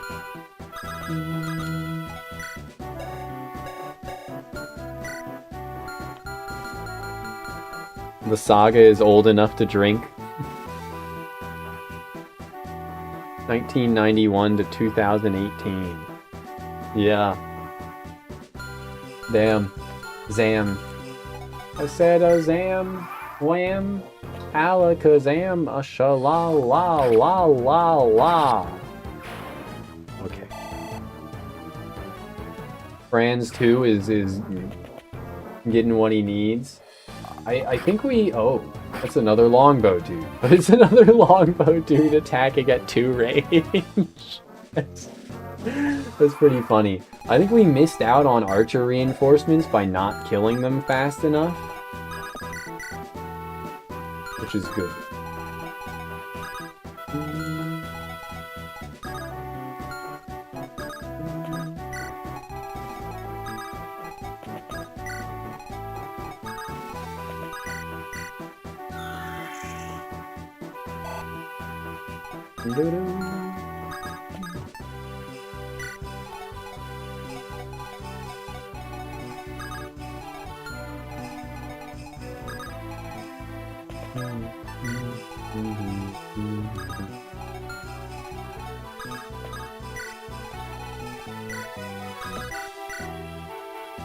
Friends will be fine.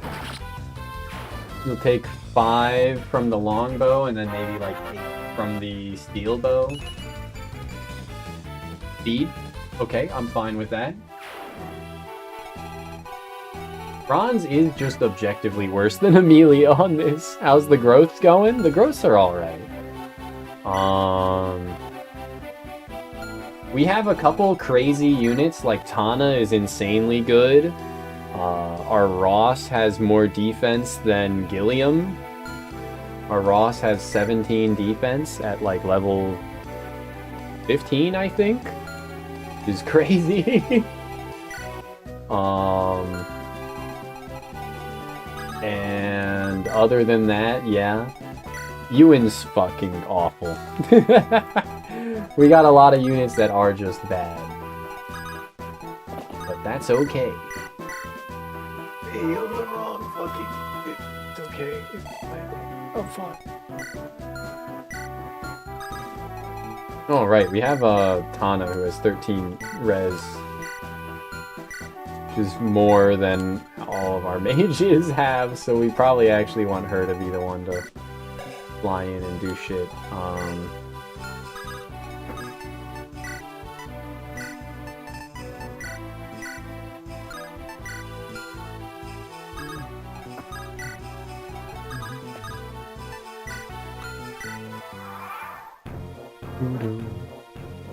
But 1 and 2, Rants 1 and 2 have no connecting plot, just continuity of characters that only exist as parody spoofs of RPG tropes.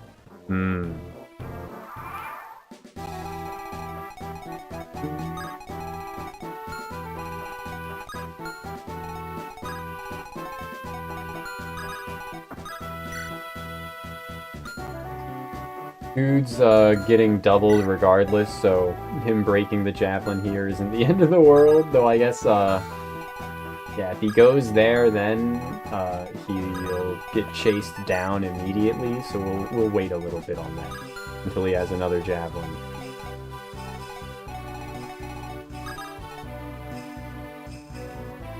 To retaliate the turn after.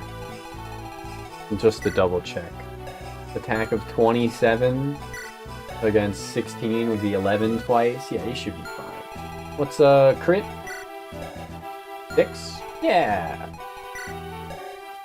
He's facing a 2 crit rate actually, so not great. Maybe their support gives him a little bit of crit avoid. I don't know. I don't know what Lightning Affinity or Anima Affinity does. I think Anima Affinity is mostly attack value.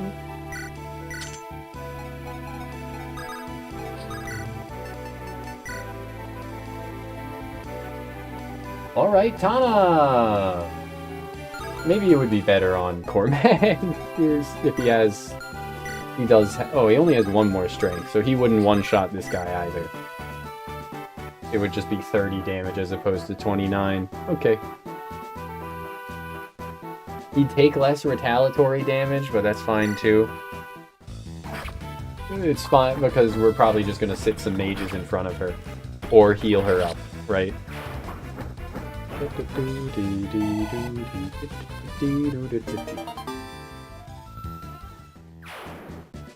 But yeah, being forced to use the lowest level units is the rules of the challenge, so we're just stuck with a lot of pretty bad units like Colm and Ewan. It's not that bad, this map. This map, our options weren't that bad. Franz is pretty subpar, I think, but...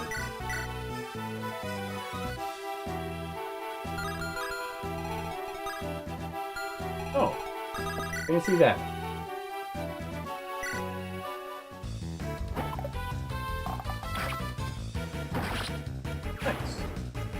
If he missed both 68s, he would have lived with 1 HP anyway.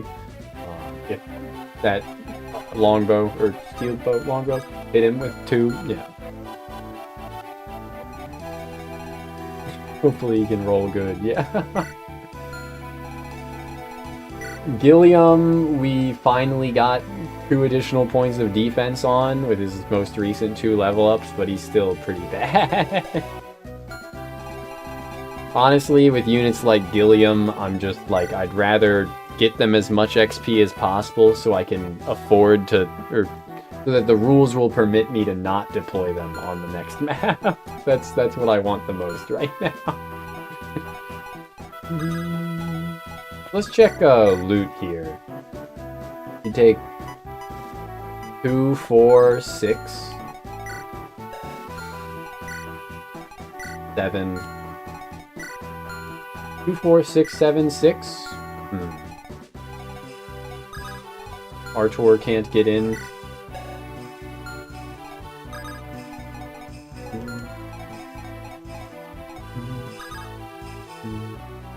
I think we just want to like dance for Renak and then move him out of there, and then trade a javelin onto Tana, and he's probably just gonna destroy them all though.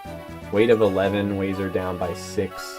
Yeah, she'd do too much damage. So she is just gonna destroy them all. With some useless FE characters. Yeah! I mean, both Amelia and Ewan are pretty god-awful.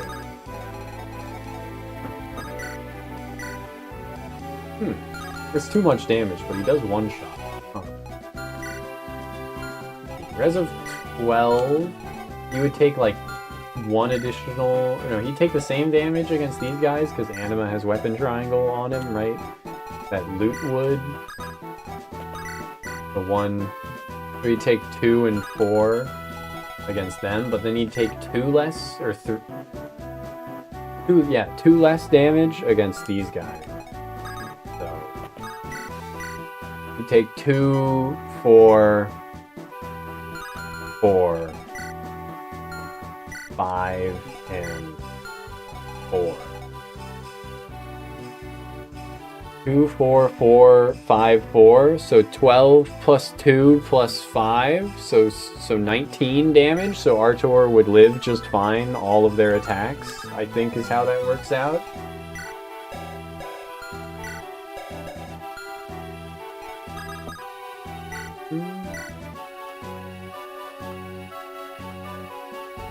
Pretty sure.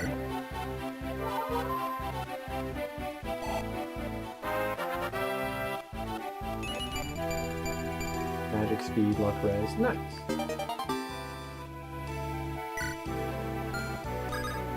Yeah, I think I'm gonna just dance for Artor and place him there, and they'll all attack into Artor rather than Tana, which is better. Because Tana is, like, has enough XP as is. Artor might also not quite kill, which would then give us an opportunity to get a kill with Ewan here.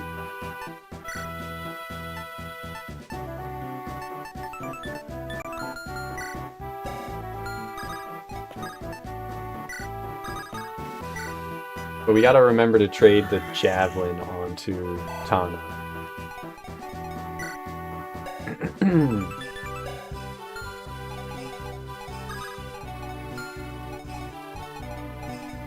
This is fucking funny as hell. She took an attack, and she still has more HP than Artor, and since she also has more res and more speed, he's, you know, safer than he is in theory.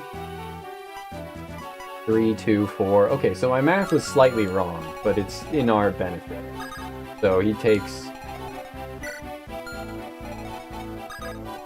My math was right against, like, these two, that it would be 2 and 4. But against this guy, it's 1 less damage.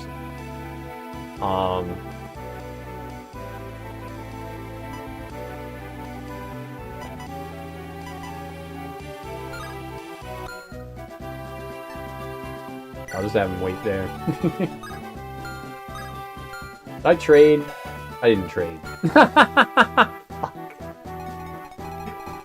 God damn it. I could rewind. I won't at this point. It's fine. What's his... On of 7? No one has an 8 of 7 other than...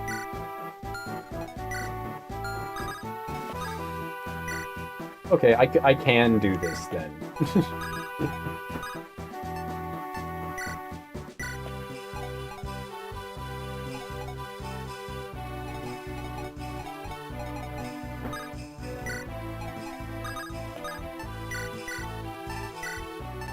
Because otherwise they'll just attack Tana and she won't retaliate, and like they'll clog up those 3 tiles around Dude Man as a result, right? What is the worst Fire Emblem unit of all time, do y'all think? Amelia is like so fucking abysmally bad, but they do give you an opportunity to like train her a little bit against some archers, but even then she's still so bad at start. Lunatic Reverse Bantu. That's probably fair.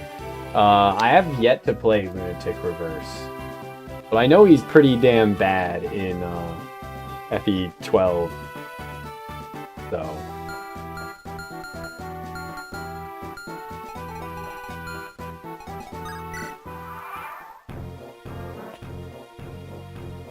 There we go. Wasn't he? Oh, Luke is now in his range, which is giving him free res, I guess? I was like, wasn't he taking 2 damage earlier? Yeah, I guess his loot support kicked in, so he's now taking 2 less damage.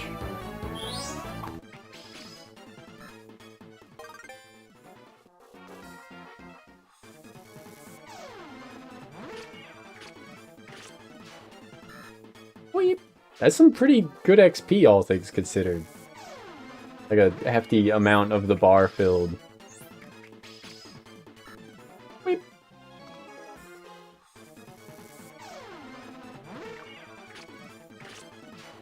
Yep, so there's Tana to level 15. HP, skill, luck, that's fine.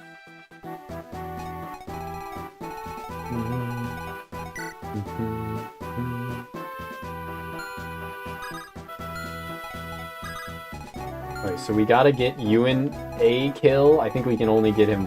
Well, no, we can get him 2 kills for sure. Because he won't get killed by these guys. He's got a res of 8. None of them are doubling him. So... let's just get like 1 kill with loot, I guess.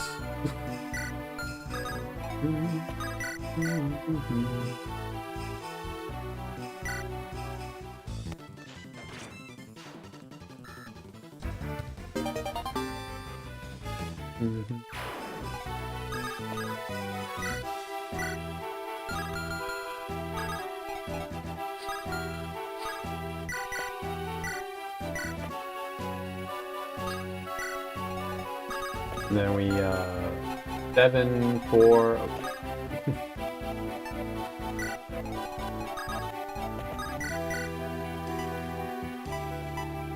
Nice. Yeah, we probably could have actually left that 3rd guy alive for Ewan, huh? But that's okay. Magic and luck, incredible.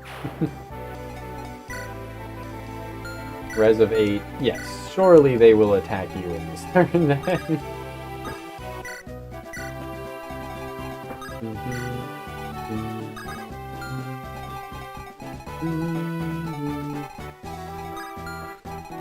Let's move Bronze down to get met halfway.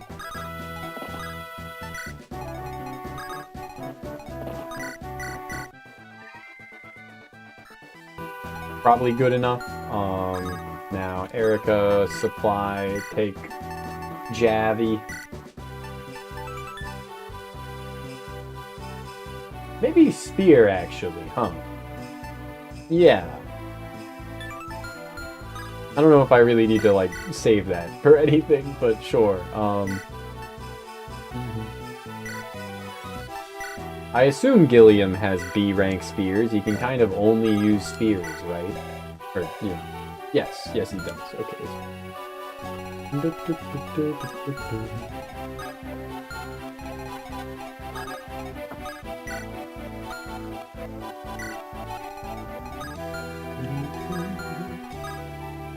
Perfect.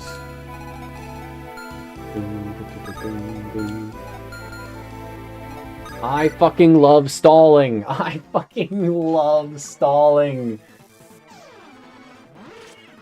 Damn. Dark magic animations sure are slow. That wasn't a crit, that was just the normal animation. At double speed, HP and skill. I hate Ewan.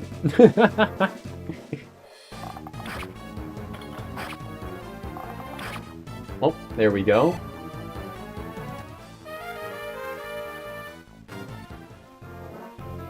We'll heal him up and trade him that javelin.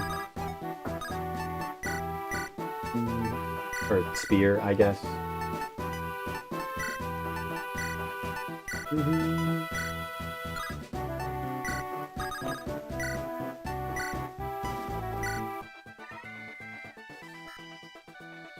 We might have to make him run, since he is taking like 22 damage a turn. I can't heal 22 damage a turn, but what, we healed 18 damage?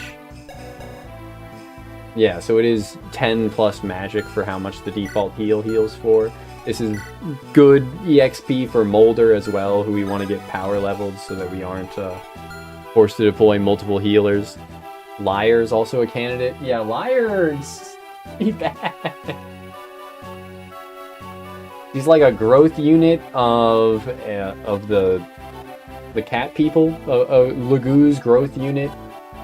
But like the whole point of the Lagoo's is what, that they're like pre-promote adjacent utility, right?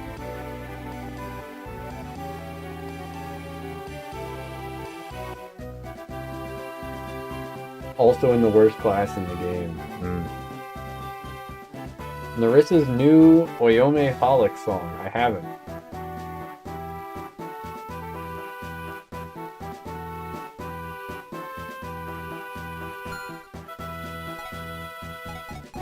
I'll keep my eyes peeled for it.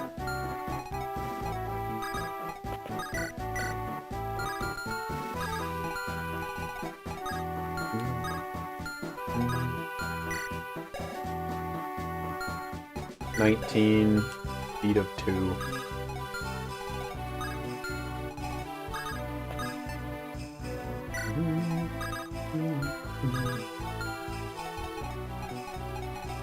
Oh, right. My healer's over here.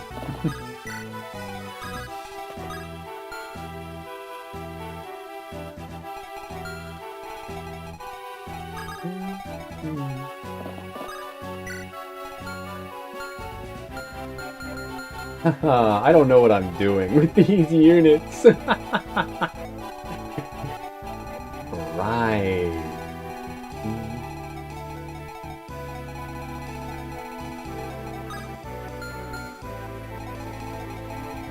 But Erica can just get a door key out.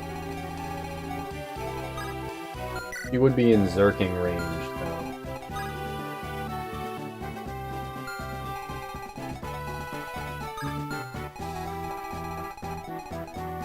So I'll need to send Molder with her when it's time to do that.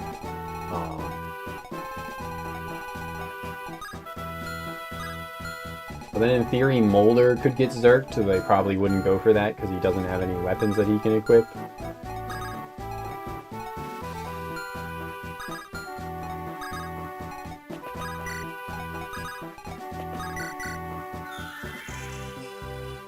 Alright. Vika at least flies for the couple of chapters you get to use her.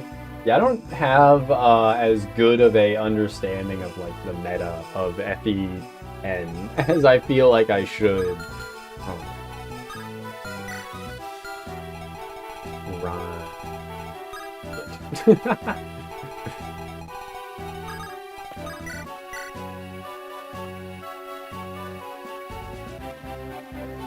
I could just get that kill with Artor. I guess I will just get that kill with Artor. Just guaranteed.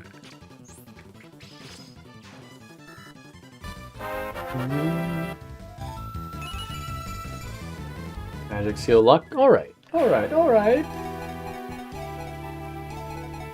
Honestly, I'm just gonna rescue drop her in. I was thinking about dancing for her.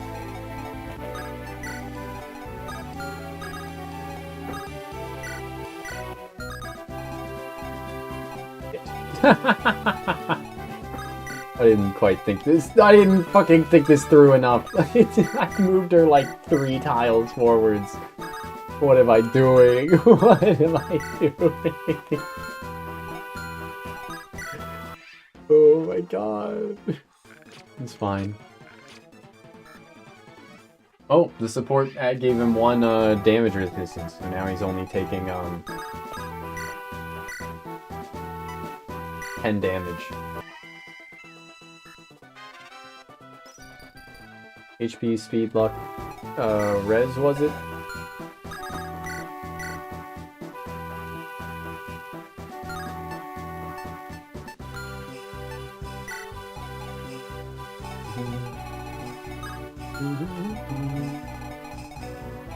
This guy didn't move, huh? Alright then.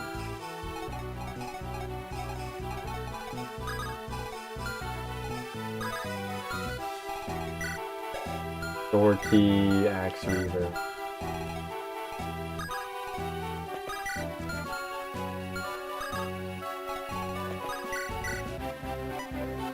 Dude does 24 damage, which is just not quite enough.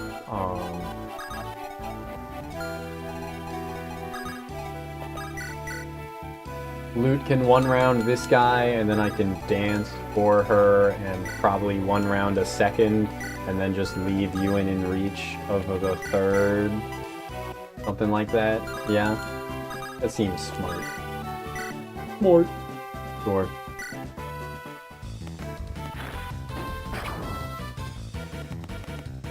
Like Swordmaster, but bad. Yeah, Swordmaster is pretty frequently not great on it as is, due to being sword locked, one range locked anyway, so... That's, you know, an impressive feat, right?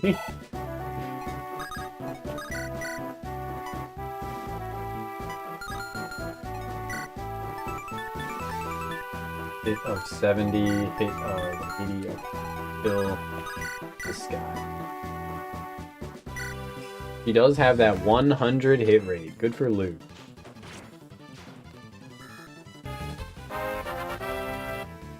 For a moment I was thinking like, at the start of the map, I was like, oh no, her fire tome is so low of uses. And I don't think I bought another fire tome, but then I remembered that Ewan had to give up his fire tome to switch to Flux because of the path we took for him. Maybe I should have gone for Ewan Mage Knight, honestly.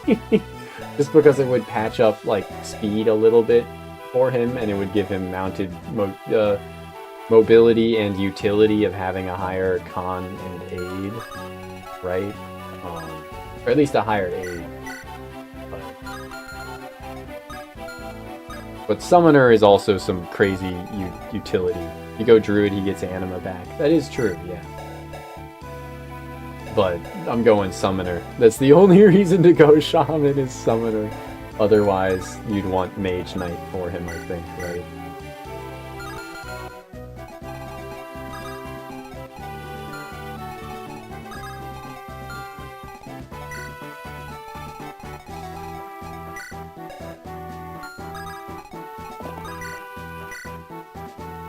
Yeah, it's...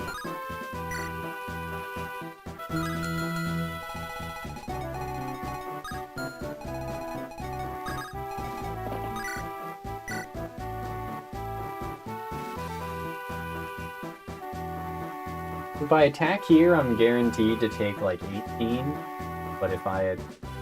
Well, 8 times 3 is 24, so I'm guaranteed to take 18 regardless. Well, not guaranteed to, but that's the... yeah. There's no, like, dilemma, since I have to hit him 4 times, of whether I should let him hit me an extra time or not.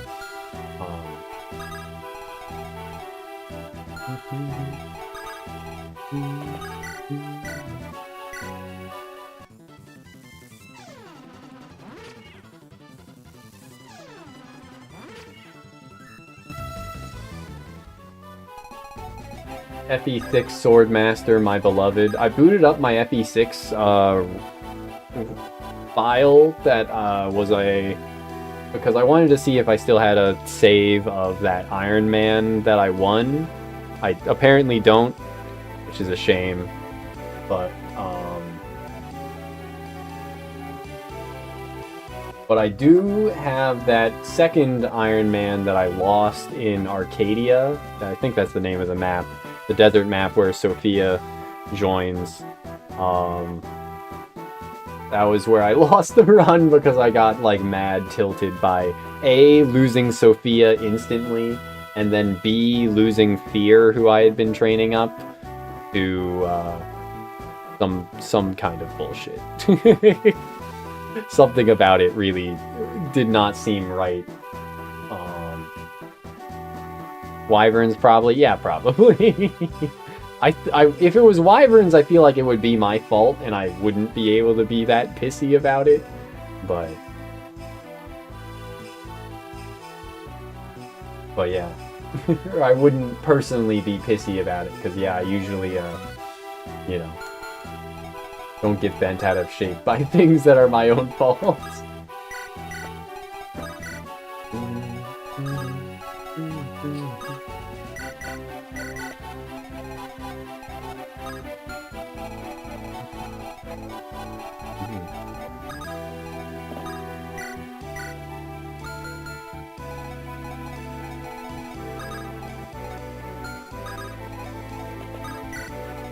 What was I thinking about? Oh yeah, Fear. But when I booted up that save file, I was shocked to see like how good Fear was. Despite being the worst Swordmaster, and like FE6 Swordmasters, there's fucking nothing quite like it. They're just so good. They're just so good.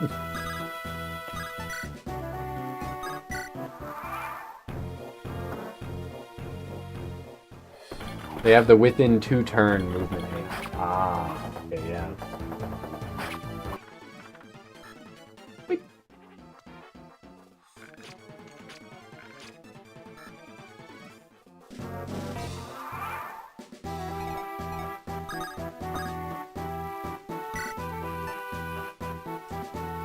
Dude, my fucking A button is jacked up.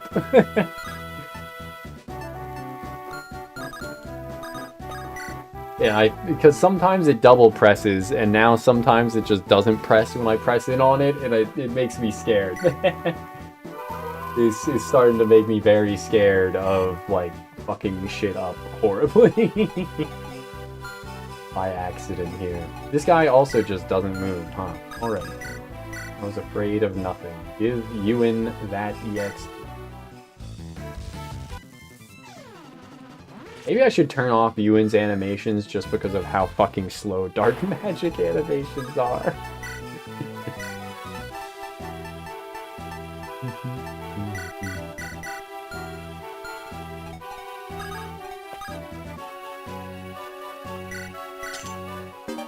Energy ring, nice.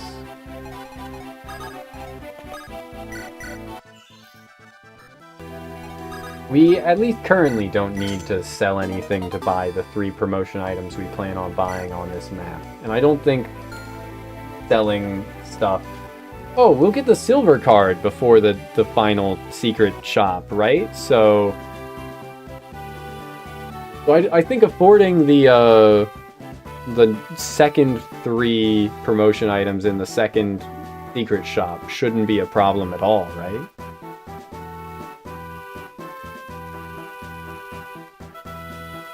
I was gonna say in response to VTuber music that Poppers brought up, but I spent a long-ass amount of time trying to find a specific song that I remembered Ina singing the other day, and I went through a bunch of, like, all of her concerts and multiple of her karaoke streams before I eventually found it. It was, fuck, what was it? It was Eimer, but what song by Eimer?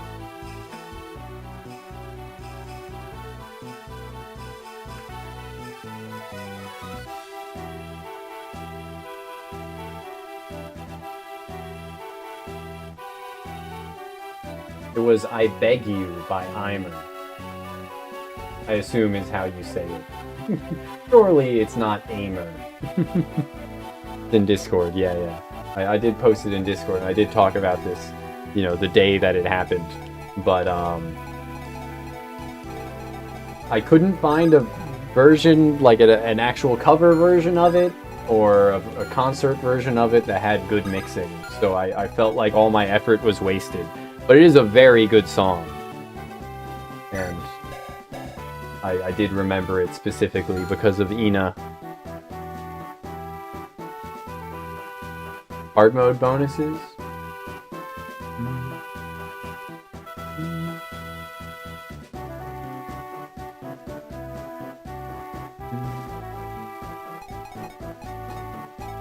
We do love hard mode bonuses. I know Rutger's cracked because of hard mode bonuses, but I think him being so good is like the class's strength. The class is 30% crit, and the fact that, what even is it? Is it just how many, like, axe units there are? I feel... Is it how many... Is it how the evade formula works? Because... Or is it the, like, utility of Wyvern Slayers and other things like that? No, that's... Okay, I remember. The reason why Sword Masters are so good in FE6 isn't just, like, hard mode bonuses on... I assume Fear also gets some, right? But she's still kind of meh stat-wise. The reason Sword Masters are so good is because they have an insane hit rate. Like, they have an accurate weapon type, and they have very high skill, and there's a bunch of bosses in FE6 that just stand on thrones and are absurdly hard to hit, and you actually need a unit like Rutger, to be able to hit it at all, and then also ideally crit to save yourself some effort. It does have that. It does have that bonus crit rate to make it that much easier. Isn't there like 2 or 3 bosses in the Sakai route if you take that, which you probably should never do because of how terrible it is, that are just like near impossible to hit at all? They have like absurd evade. I know one's a sword master as well. Sword master boss with near capped stats. Yeah. And I want to say that that tent map also just fucking sucks.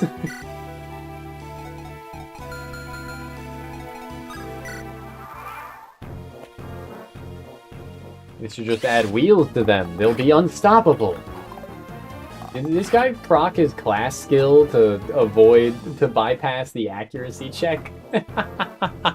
I think the sniper procced the, like, Hawkeye, Eagle Eye skill there, which is fucking funny. That exists in this game. It's funny that they implemented it. Yeah, there's a lot of things that make FE6 Swordmasters so good. The, like, danger of Manakeets as well definitely contributes to it. And the worm, there only being a worm slayer sword. I don't think there's like a worm axe. I don't think there's Oh, he does have 20 HP. I could have just left him there instead of being like, I need to heal him again. He's not quite that deep. But alright, I still moved him already, and we'll just commit to that, because it's not like my pace is good on this map anyway.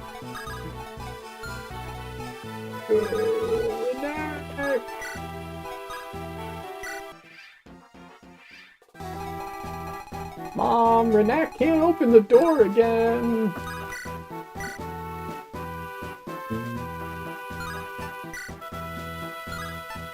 How much? It's a 5 additional hit rate? I don't feel like wasting. I don't feel like wasting a spear on 5 additional hit rate for the final hit here. We'll just tank it.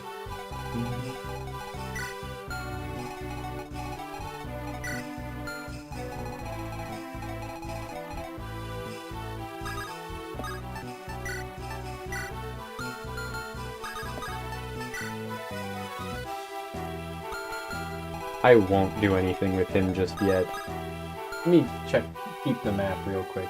I'm playing way too slowly on this map. Wait, there's only 3 enemies.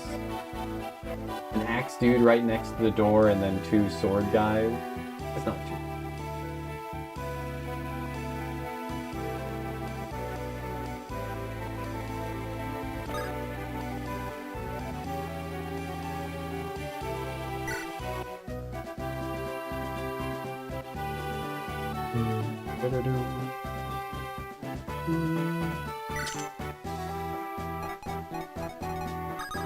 Let's see. 11 damage there. Oh, and I can just have Franz come in. Ah, he doesn't double. Still. We'll go for Franz over Tana, I think, because he has less defense, right?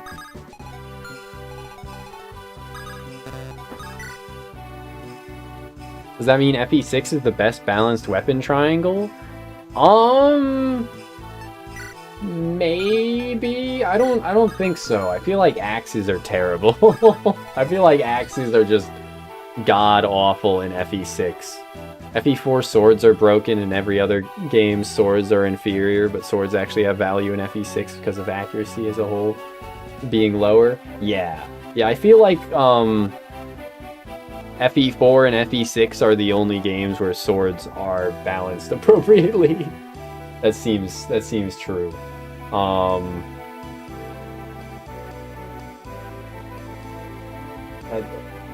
But axes are so bad in FE6. FE5 weapons are fairly balanced. The major thing being not able to use lances indoors. Right. Right. You can't use, like, if you're... Brighton uses swords indoors as well, and he's a axe cap. So...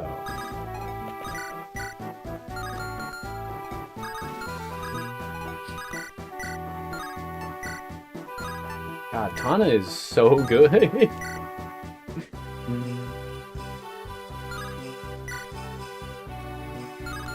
Let's dance for our healer to heal up Tana, and then...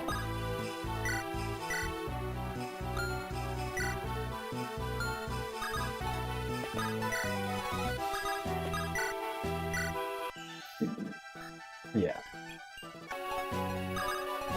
And then have her do what she needs to do.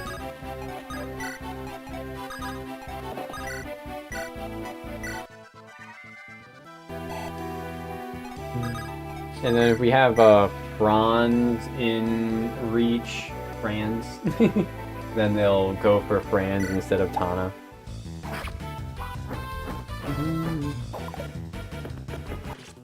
Nice. Which will then hopefully let us feed a kill to you win. You win!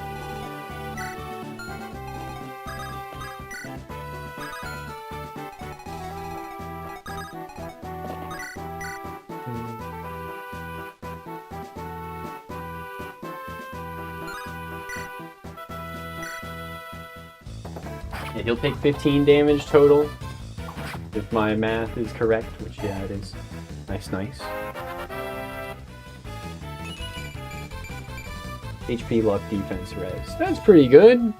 I like how there were Christmas calves in Tearing Saga whose unique trait was that they don't lose they don't lose access to lances when dismounting like everyone else. I didn't even know that. Damn. Tearing Saga is a great game. I wish it had a higher difficulty setting.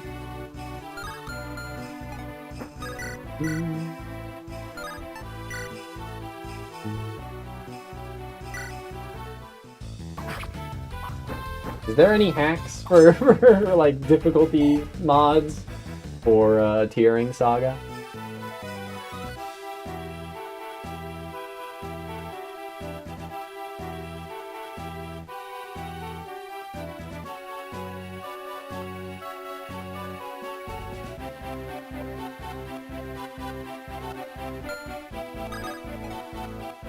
Yeah, the reason I remember Brighton being on swords is because he joins on an indoor map, right, Robot? He joins in the Manster Escape arc, which is which starts indoors, so you have like however many maps of him just being in an indoors sword unit. Before like suddenly it's like, oh, this guy's an axe unit? What the...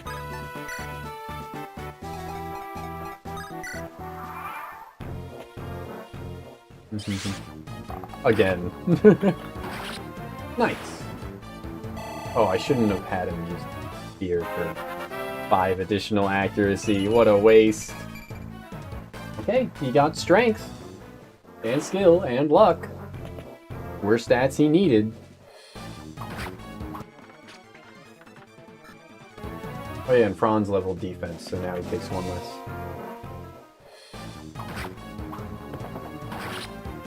Fuck.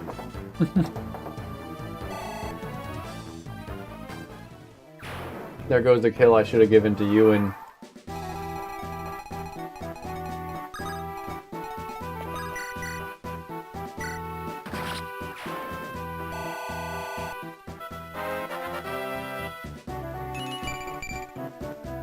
HP speed, alright. By the end of Manster Escape, Karin will probably have a higher sword rank than lance rank. Wish we had well-designed dismounting. It was one of your favorite aspects of Berwick Saga. I gotta play Berwick.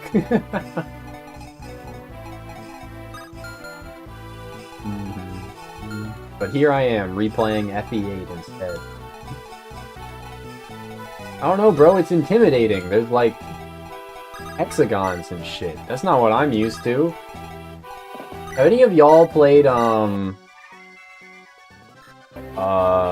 the newest Kaga Saga games? What were they called?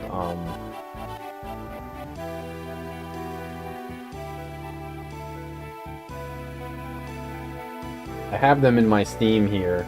I'm probably just, like, scrolling past them repeatedly. Vestaria! Yeah, Vestaria.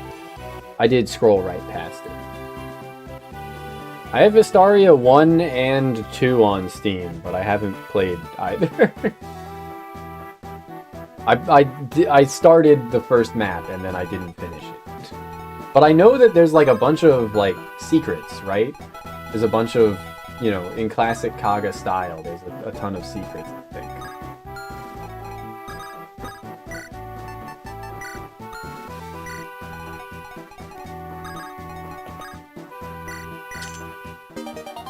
$10,000 gold! I guess we could buy a 4th promotion item on this map instead of just 3 with that 10,000. Y'all, I guess that would be worth it, wouldn't it?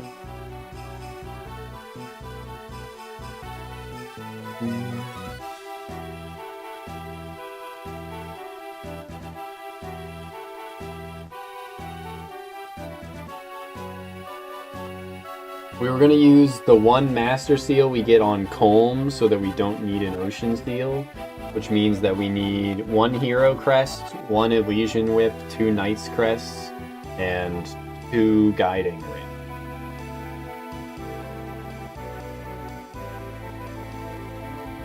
Hero Crest, 1 Elysian Whip, 2 Knight's Crest. So if we can buy 4, then we should buy a Hero Crest and an Elysian Whip and 2 Knight's Crests, and we just leave the Guiding Rings for later. And we just, you know, deal with some unpromoted healers. Yeah, that also makes sense because Ewan is low level and so is La Rochelle. They'll have plenty of time to... Yeah.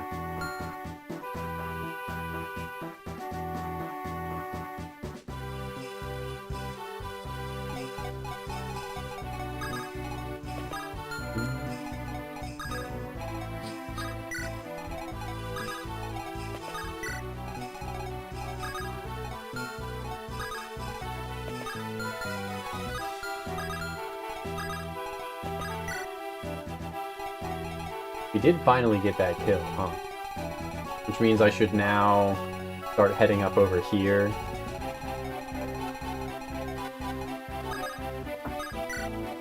With these units? Man, I have made this terrible for myself. All of my units over here are gonna have to catch up. That's okay. Most of them have more move. The mounted units are the ones that matter the most anyway.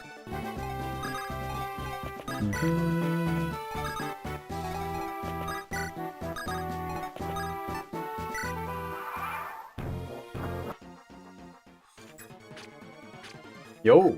Cormag did double and got a weapon rank up. So we can give this kill to Ewan, surely.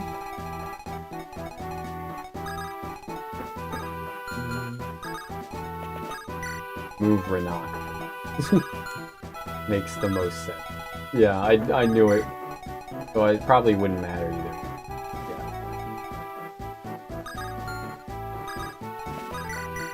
For some reason, I'd say for some reason. It's still in my head that Ewan only has like the 4 move that the recruit stage, that the pupil class does. The trainee class does, but he has 5 move now. So.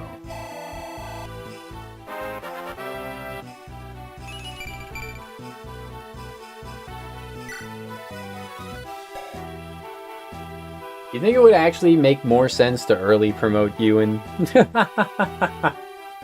Because he's gonna be terrible regardless. I don't know, man.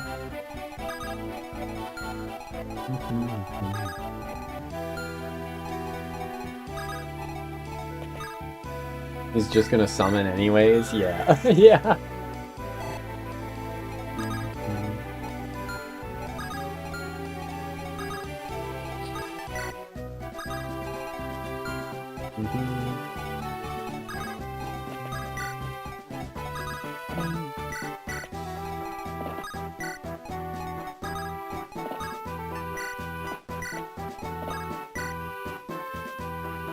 Stats don't matter for his summons? Yeah. Only his level matters, right? Professor, no! Don't make a bad unit worse!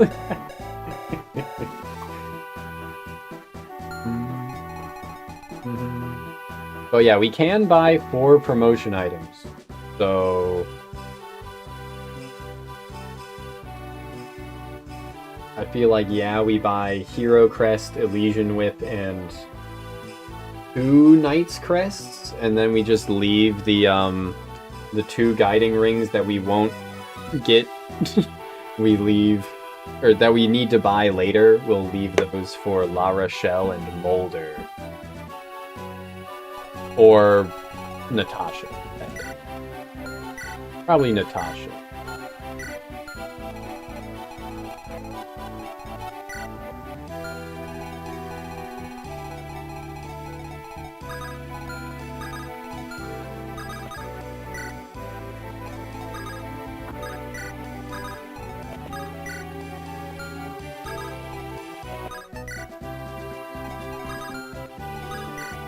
I love tight fucking hallways.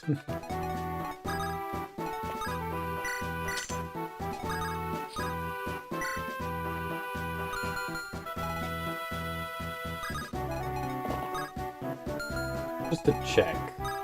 Yes, actually, they do have hand axes. Fancy that. Okay, then. Who would we rather get the EXP on? Definitely, like, Franz, right? So I guess I could put a mage that could survive a single hand axe there as well. These guys have overlapping range, though. Somewhat scary. It's only 20, but that's still a lot of damage. So...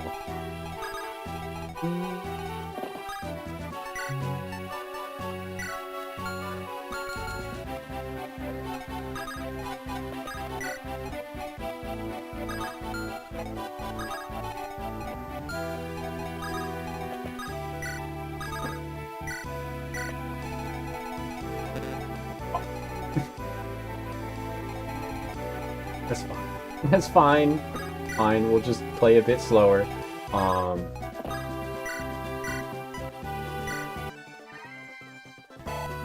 We got plenty of time to think about it, though, since Ewan's not quite at promotion level anyway. So, should have done that second. Item, Javelin, since he's healed. Defense of 10, he'll take 10 damage, well, 11 damage once. 14 against 8, yeah.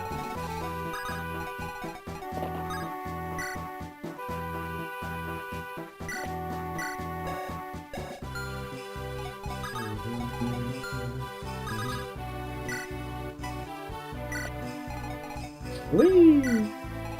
You will never get this. You will never get this. Is that barely within Zerking range? Yes, that is barely within Zerking range. Perfect. I did trade the Restore onto him. Perfect.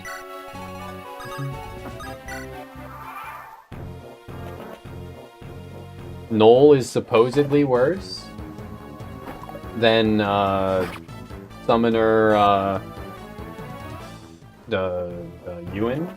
Interesting. Please, miss. Good. Now I can just go for the kill. Knoll can't insta-promote, or can insta-promote. Yeah, yeah. Definitely, like, as a unit, better, because you don't have to train him. But...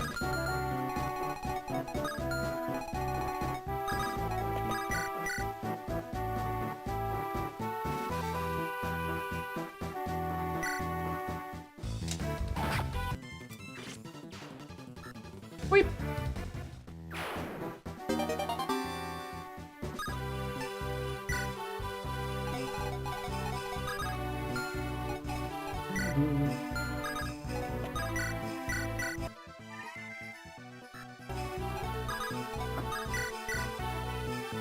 I think I sent the heavy lance to the convoy, or did I? Nope. Heavy spear is not in the convoy. Okay, well.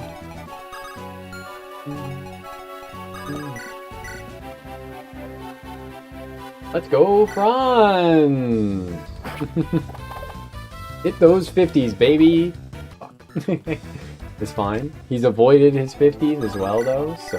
Or the 50s against him. 50s, nuts in your mouth, HP, luck, and defense. Pretty alright. You know, can't ask for any more from a dancer. Let's fucking go!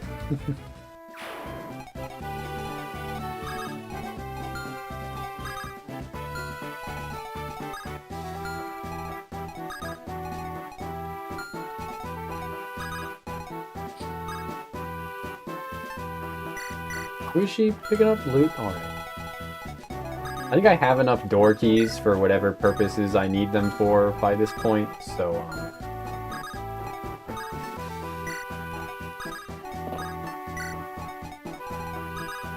Oh yeah. Yeah, I'll just use a door key on, Erica. And she can probably take, 2 armor knights, because they're bad.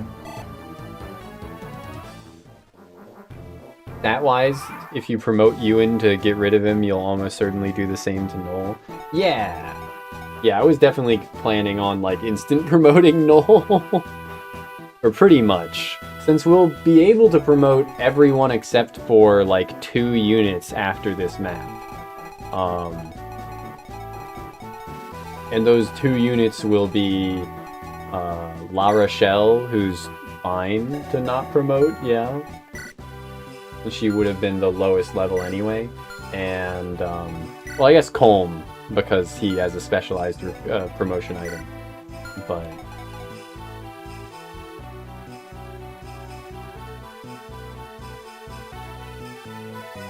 Let me check my notes again. What did I write down? I wrote down, I did not write down what chapter you get the other... Oh, no. Chapter 15.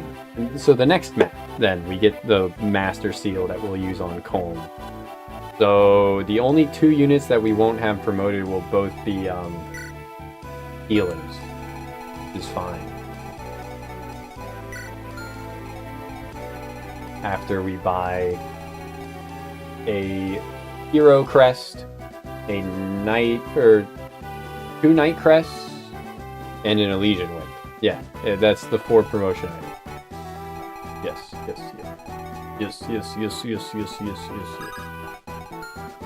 So we'll be able to instant promote both Noel and, yeah. You use Noel to create phantoms, you could turn Ewan into something else. Yeah, that's... There's no guarantee that they'll both be deployed on the same maps, though, but... Yeah, if everyone else is promoted, I will still have to field level 20 unpromoted units. That's the rules that I've decided upon, so yes.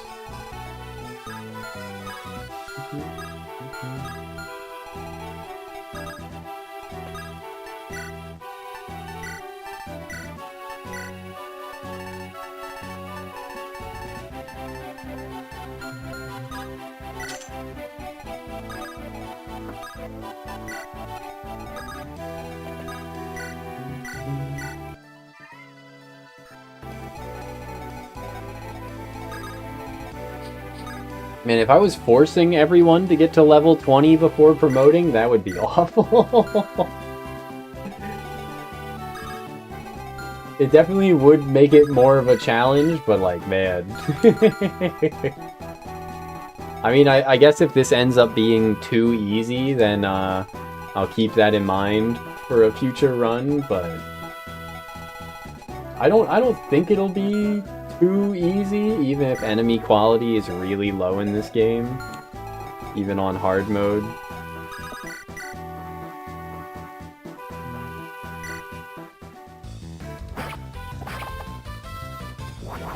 Nice! 2% crit. Cool.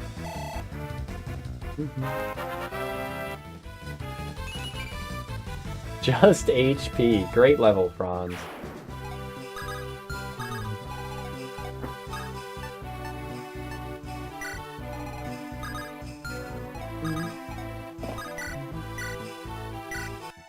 We did get an extra men's staff just now as well.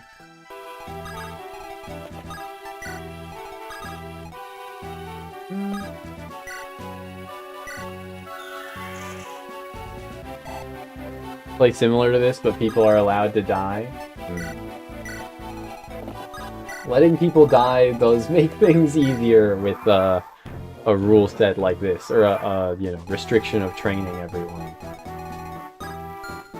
But, you know, if I was letting people die, I think I would rather just not deploy them than, you know, have them be born to die, world is a fuck.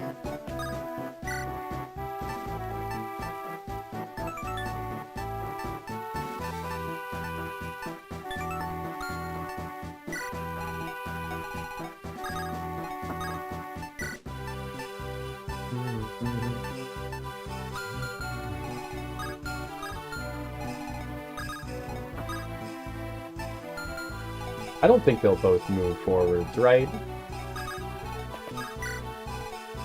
Loot and Tana will be here to help on the next turn. The cavalry!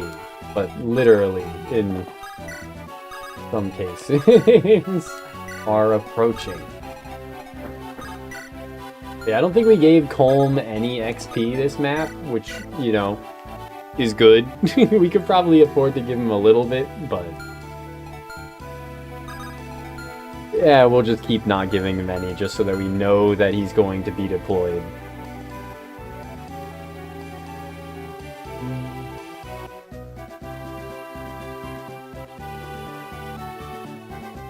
Assisted dying. Euthanasia.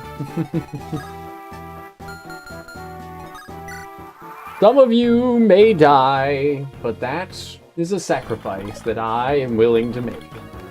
Nice.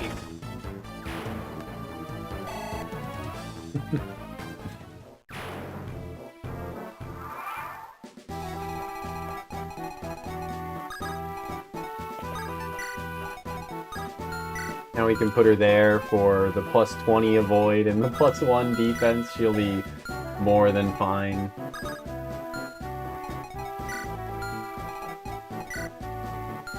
In theory, I could be trying to give this EXP to someone else, I guess. Maybe loot.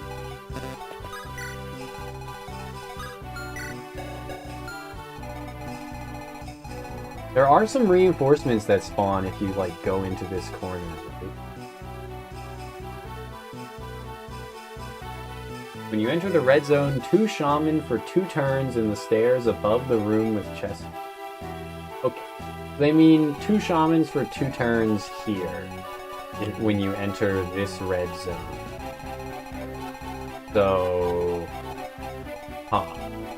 2 shamans for 2 turns. I don't really have anyone that's res bulky other than Tana. I guess I could have Boot deal with them. Or probably Artor would be better. Artor and Ewan, maybe, together could deal with them.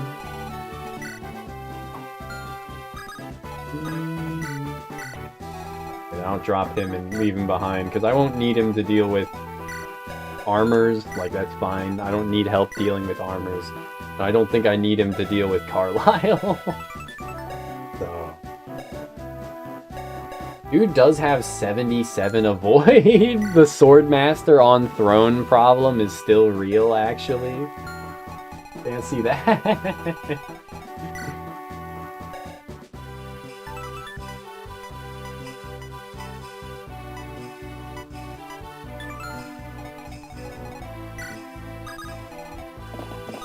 How the fuck am I gonna hit this guy then? Probably Tana, right?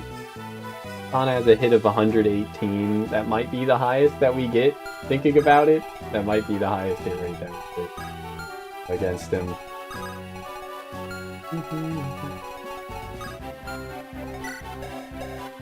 Level 13. I gotta have loot to deal with him.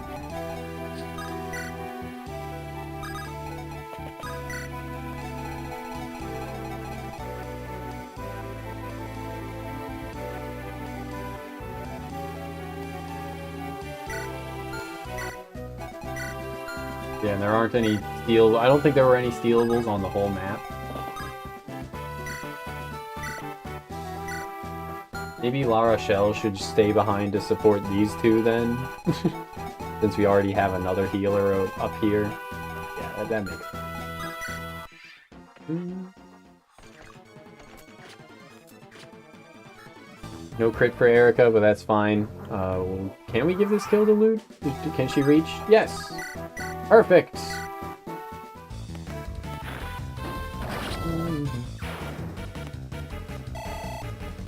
It's not a ton, but like Erica wouldn't have gotten the ton from it anyway, being level 16 already.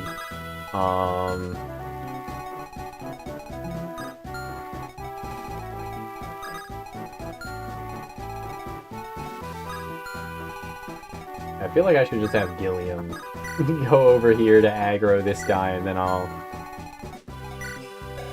guess I'll just kill him with Gilliam, actually. I could try and give that kill to Loot, but I feel like I'd rather her do something else.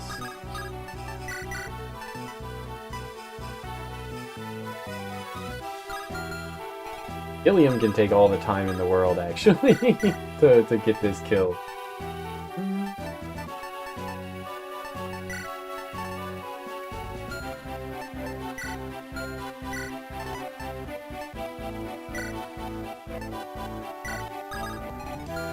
Yeah, what are we doing? What are we doing? What are we doing here? I think I'll try and aggro that guy with, like, Erica, and then just have Tana nearby to get her out of there. Erica and Tana do have a support that we can build. That's something to keep in mind. We probably want Erica in a frame A support, right? So Tana, as long as we only get her up to like B support, would be fine.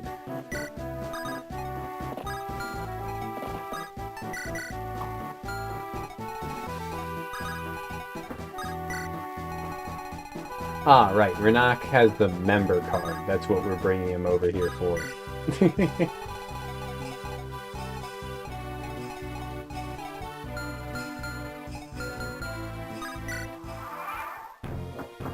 Oh! They're already moving. That makes things easier. 18, 20, 21. Against 7 would be 12 damage from the first one. I mean, if she's only in one of their reach, then that's fine.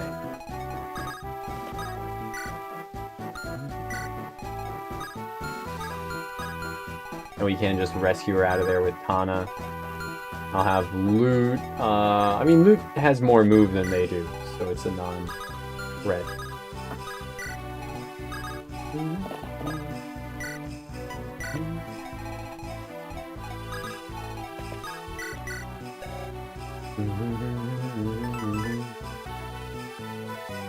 I will not sell the Dragon Spear or the Energy Ring, but yeah.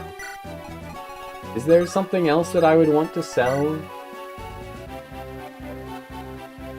I can't check with her. I don't think so.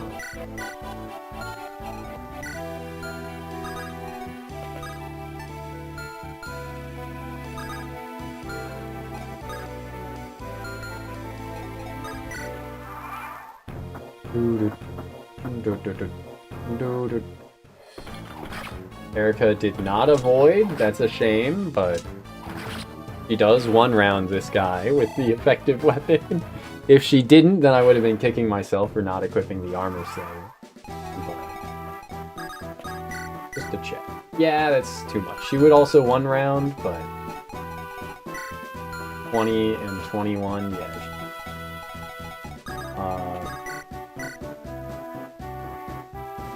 Loot does have a guaranteed kill here.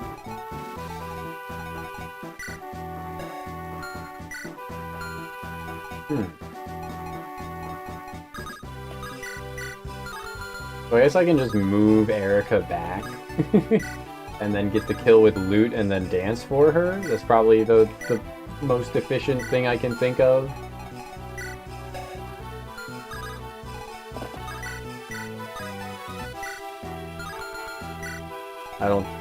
Franz is already level 16, so I don't think I need to worry about, yeah. Okay. Let's do it. I probably should have gotten her that spare fire tome because she would have killed with fire and not L-fire. To, you know, just be a bit efficient, save a more valuable thing for later, but...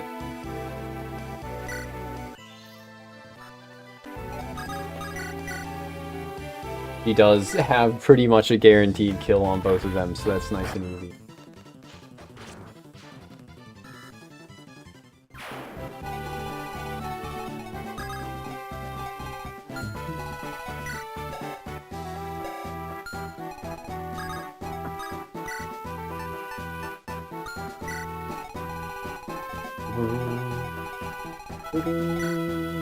He doesn't have any heat. Dude has a crit of 3. Okay, he's got at least 3 luck. Yes. He's not gonna get doubled by this guy.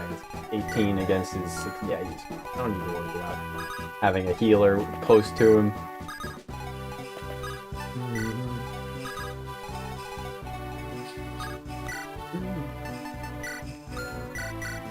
Hana being the only unit with good res, really?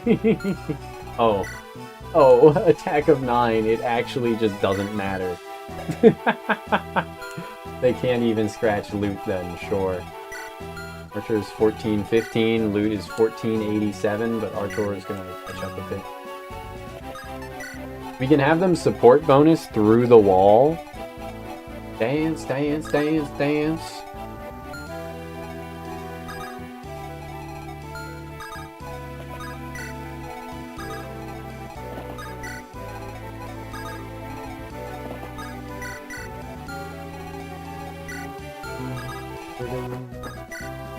Yeah, the support range, or the support range, the activation zone for the reinforcements is literally like starting the tile that he's on, going down to like here, and then going over here. So like it's just designed to spawn units if you go for the secret shop, because otherwise, like, why would you send a unit down this one wide hallway here? You can even kill this guy without entering it, so...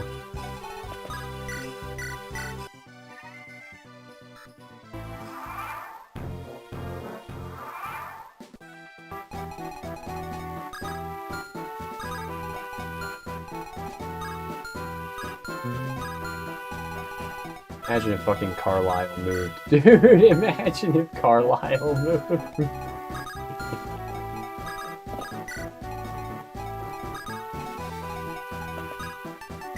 Supply, take, fire, brave.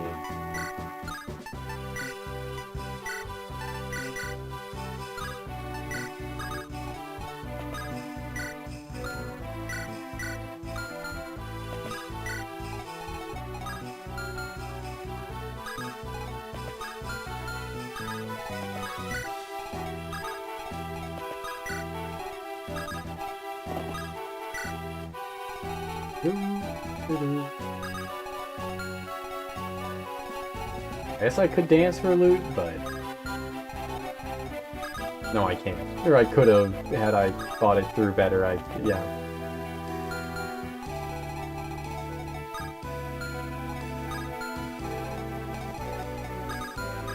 Let's dance for, Renat then.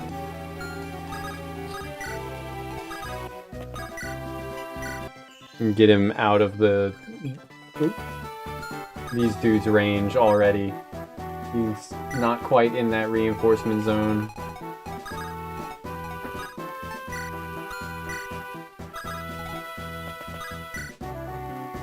Really wanna dance for somebody. There's a lot of songs that have dance in their lyrics, huh? I wonder why. Wonder why.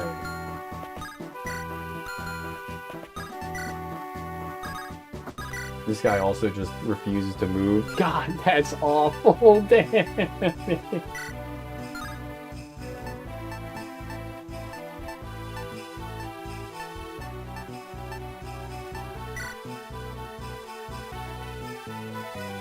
Alright, Gilliam, you got this, brother. 32% crit, come on. Nope.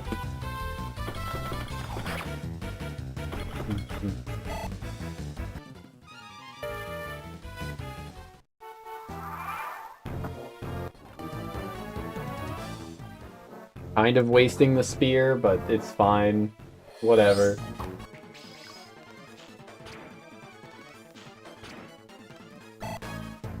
Nice. Loot's gonna get another level.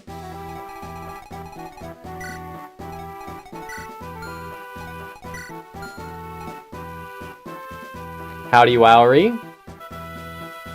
Have I ever played the Izuna Nintendo DS game? I haven't, but I think I have it on my hard drive already because it looks interesting. I heard that they're making a remake. Or maybe just a sequel? I'm not sure. I heard something about that, which does seem kind of crazy.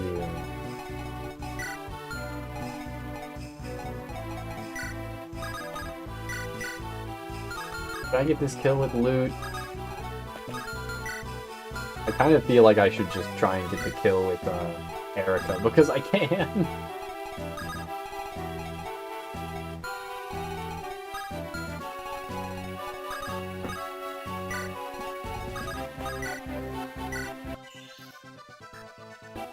You were playing the second one just now, and it's better than the first, and you loved the first. That's very high praise. I did just clear a normal mystery dungeon game, so...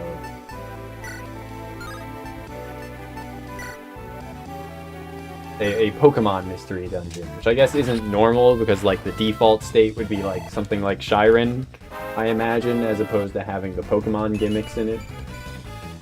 HP, skill, speed. God damn.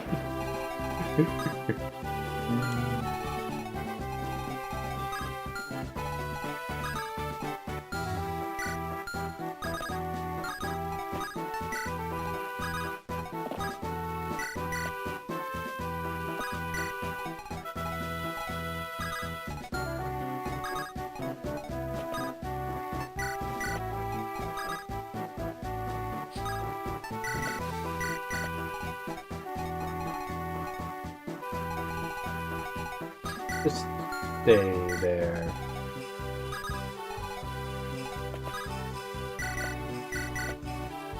Izuna has some scrolls instead of the Pokemon loot. Okay.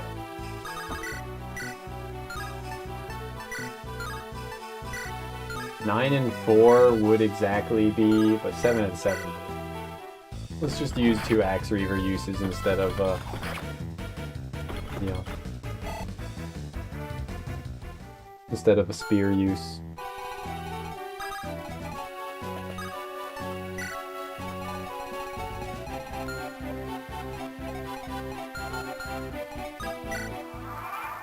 Each item has 3 different uses. Attach the scrolls to your weapons, consume them, or use them on enemies as throwable items. Okay, that does seem like a pretty cool system.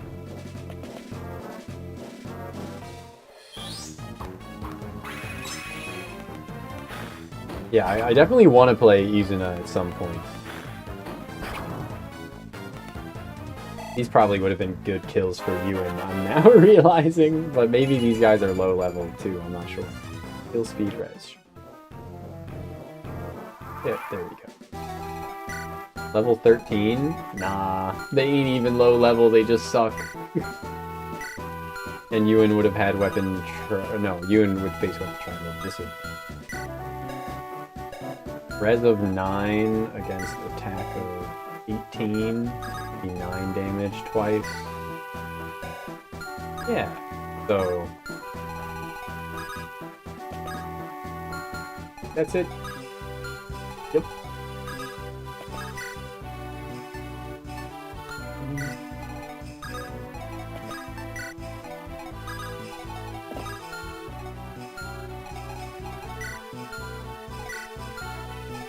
Power leveling Erica is so silly. I do really want to try and give Colm EXP here, but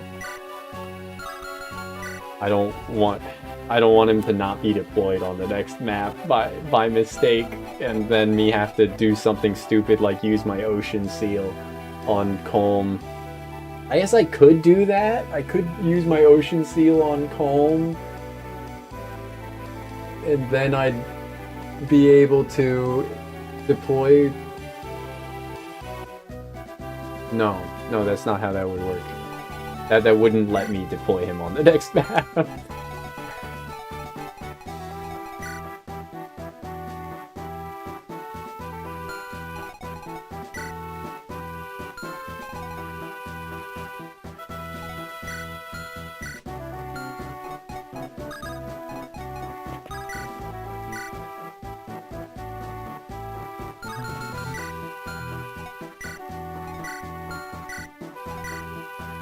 Yeah, probably just give it to Loot, honestly.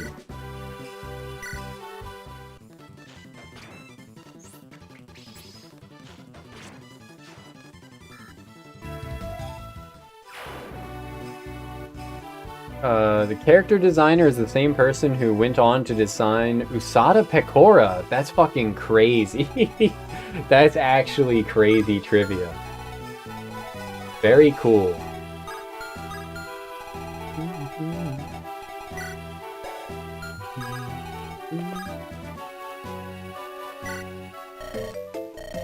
It's a secret. This is a secret shop. Let's buy... I do kind of want to buy a physic. Maybe I should only buy 3 promotion items then. It's very silly that you can buy an Orion's Bolt. Hero Crest, absolutely.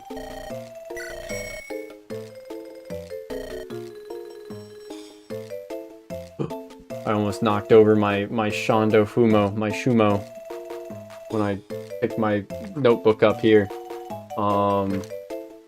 So we bought the Hero Crest. So we'll buy 2 Knight's Crests and an Elysian Width, and then the only things that we'll need are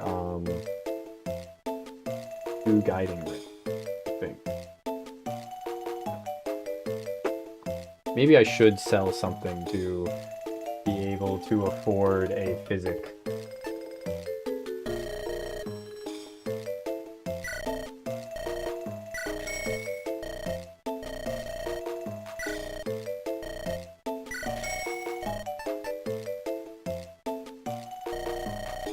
Actually, I can afford a physic as is.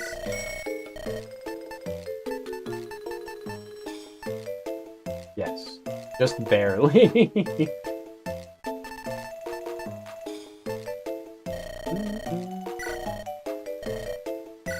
It is good to have that just for emergency.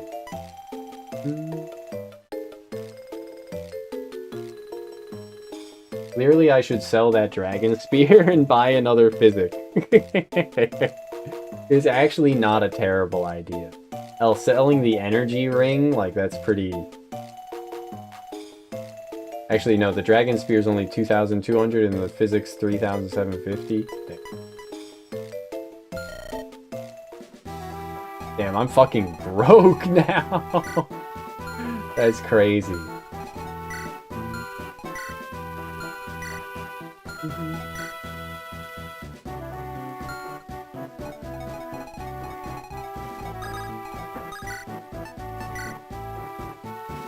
Ah, right. Wind Sword is flyer effective? How could I forget? That sucks. That really sucks. What the fuck?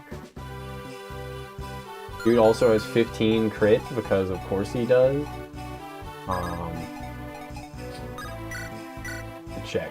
Yeah, that's awful. What the fuck do I do? What the fuck do I do about this guy?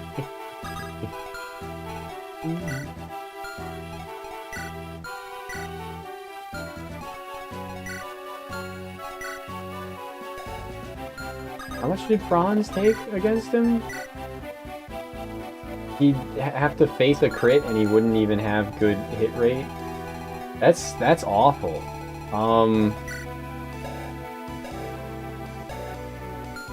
Huh. Am I just fucked? Do I need to use a promotion item on this map or something? Promote Gilliam so that he can use axes and then use a sword slayer? I don't know. Do I have anything to kill this guy? Maybe Erica somehow actually could handle him? I might need to use mages as well. Since he hits against res at 2 range, I'm pretty sure.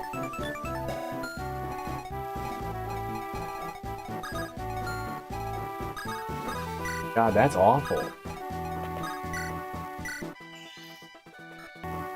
Maybe I do need, like, Artor to hit him because light magic has high hit rate. Okay, Loot's actually fine. She doesn't have a good hit rate, but she doesn't face crit, and she doesn't take a lot of damage. So, especially if we got Artor up close to her, then yeah. She'd have support bonuses to help her out.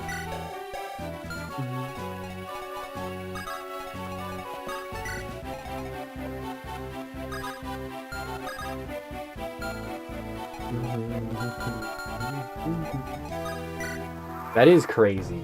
That is just crazy.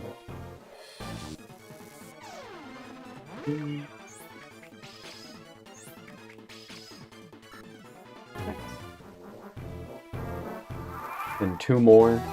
Let's see. Ewan can get this kill pretty easily. And since he doesn't double any of them... Oh my god. Ewan. Okay, I have to... Maybe not have to, but I should heal now. Oh, but then he's just gonna attack La Rochelle, which is still not... still fine, but not ideal. Yeah, I'll shuffle their positions around on the next turn.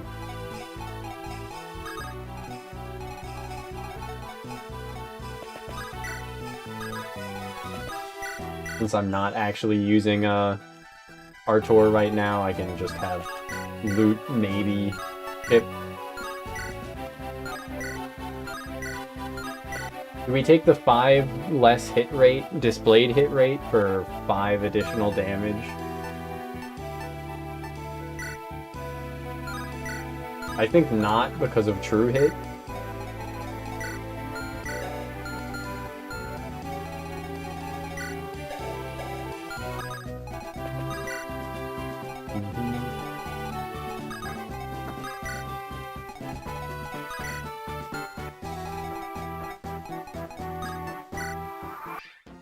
Well, let's see how this goes.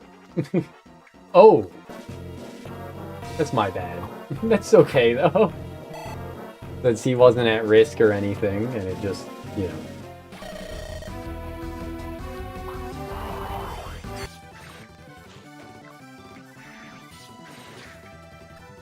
No, she took 3 damage!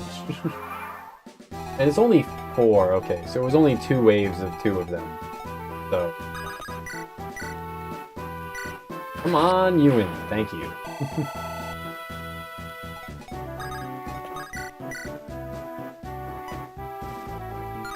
Just attack. Right, Shine would get the kill, but they'll just attack Ewan through it. Through Artor.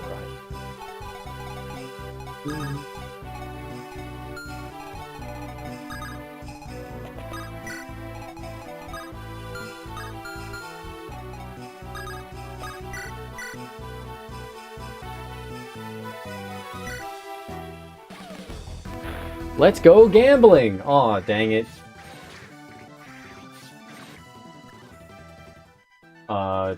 True hit Serenes.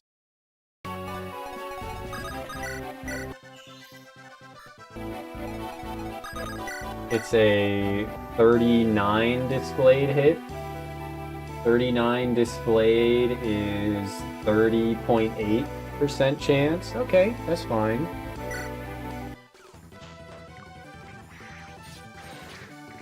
He hasn't hit it once. Actually, that's terrible because he's on a throne. What am I fucking thinking about? What am I thinking about? There's... all that damage will just be healed off instantly. Alright, so now it's a 34 displayed hit, which is actually a 23% chance as opposed to a 30% chance. Okay. Still terrible.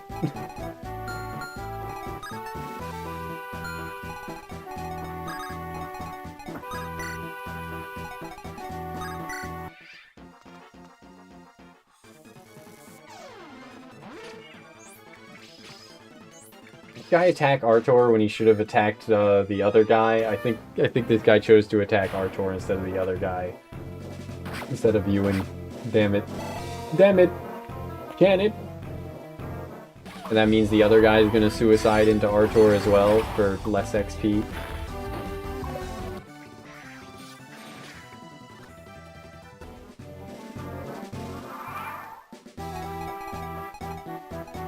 Also, damage on enemy phase is what matters first. Oh, it didn't happen. Alright.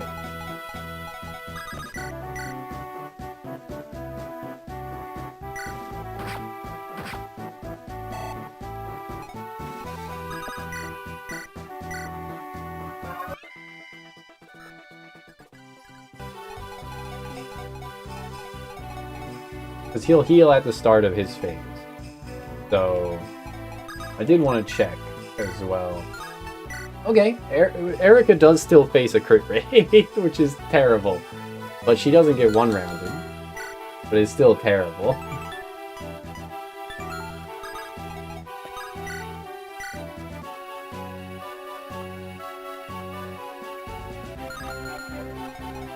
And she doesn't have a support with anyone. So, shit. I think her and Franz can support, but I haven't been building it.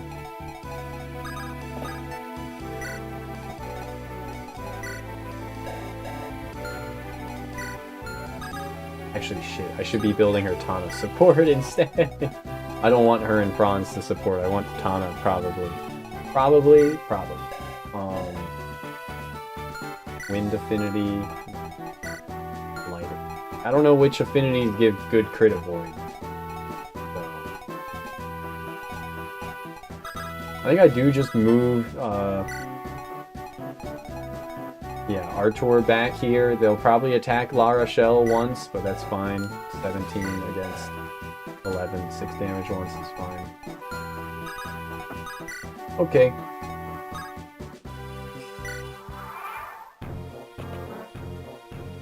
Oh. Okay. One whole XP if she hits another attack like that, or gets hit by another attack, then she'll gain a level from it. Just luck. Incredible. Incredible dog shit. Loot will never hit this fucking 34, huh?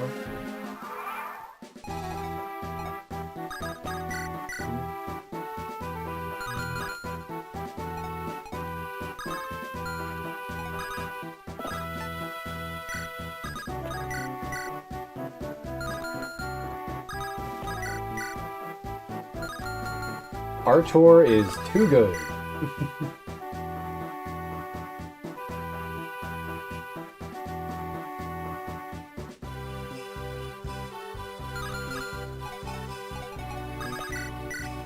He takes 2 7s just fine, so...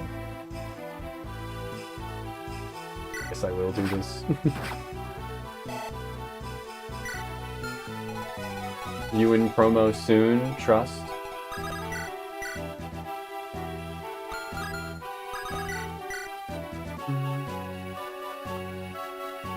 How much does the throne heal you per turn? Is it like 10%, 20%? If it's 20%, then yeah, he would heal all 8 damage back off, so... Ooh.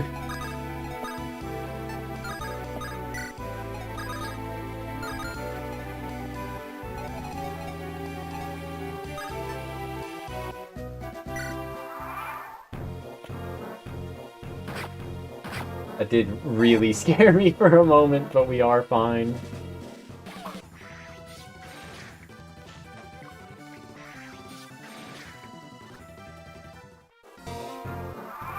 I do like that it can't crit at 2 range.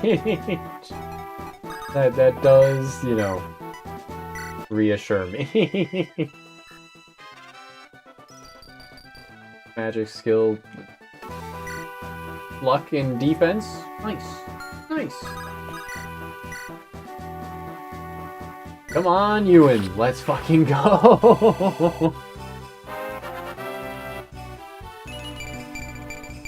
And he leveled magic and speed and HP. Ewan half decent, maybe? He's got 10 magic, 10 speed, 10 res. Let's compare him to Lute, who has 14 magic, 15 speed, 12 res, 14, 13... Wait. Did I say 15? It did say 15! Huh. Nice. I thought she was slower than Artor at the start of the map, huh?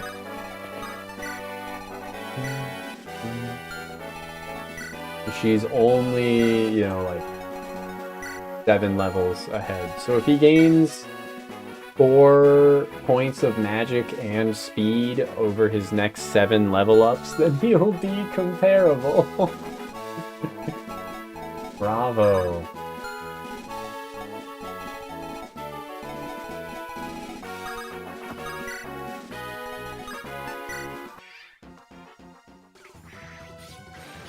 Once again, momentarily scared, but it's fine. Also, good miss.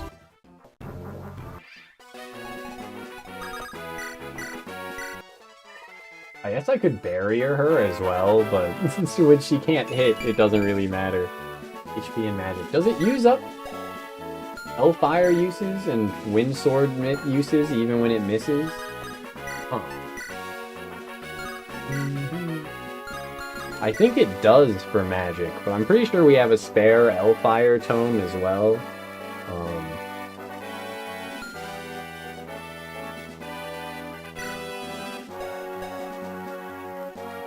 But maybe it would be better if she just didn't have anything equipped, and we just broke his sword.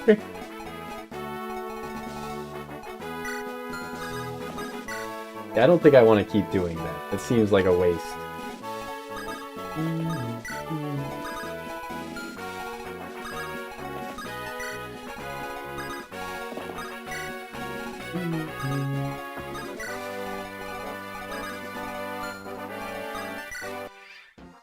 Especially since none of those hit. Like, if even one of them had hit, then it could have dealt 8 damage that he would have at the start of player phase, and then I could hit him for another 8 if I got lucky, and then he'd be like 16 down.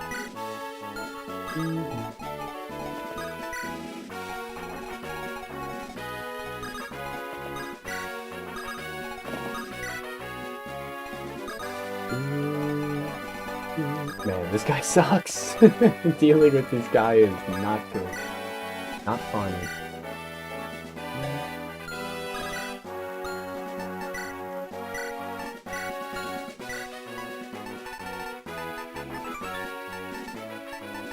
I don't really have anything else to do either to like make this any better. We did get the Hammern. Look at all those promo items. 3 Elysian Whips for our 3 flyers, 4 Knight Crests for our 4 knights, right? We have 3 cavalry and then an armor knight, and I think that's it. And then 3 hero crests for our...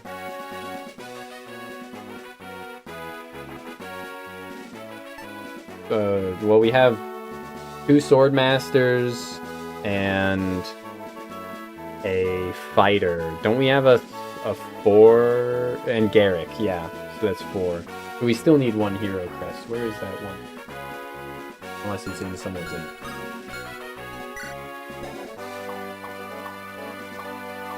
Or maybe we get another hero crest in, like, the next map. Because I'm pretty sure I'm pretty sure I planned it all out correctly. Last time.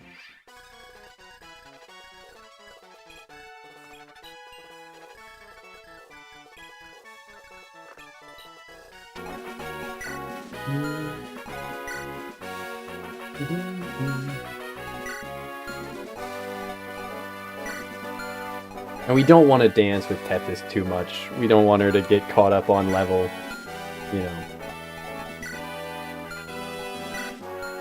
1280 being the, like, current lowest level. Yeah, I definitely could have given Colm a kill, I think. Gotten him to 13, it would have been fine. Oh yeah, I wanted to check how Gilliam fares. If I forget to move these guys on the last turn, I might have.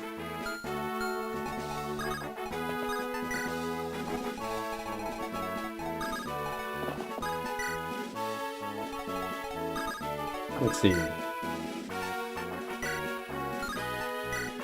He has a 30 hit rate, and he would die to a crit. He does take a shit ton of damage, so yeah, he's not doing anything.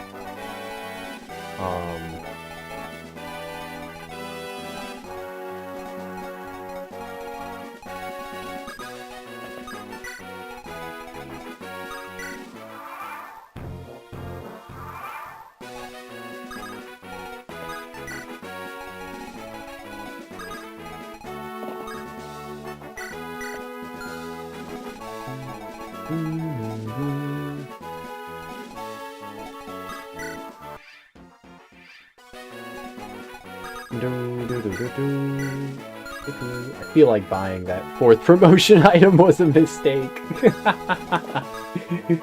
But it's kind of too late to do anything about it now. I keep thinking about it, I'm like, fuck, I'm gonna be so poor now.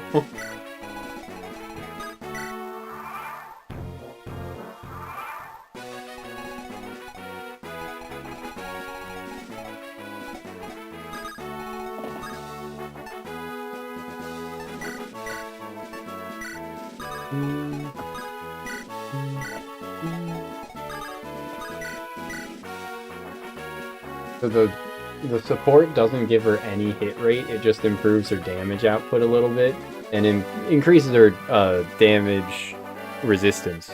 Makes her take less damage, which of course is good as well. Actually, no, it does give her 5 hit. Right. Yeah. And now the fire has a 44 hit, when before it had a 39. Okay.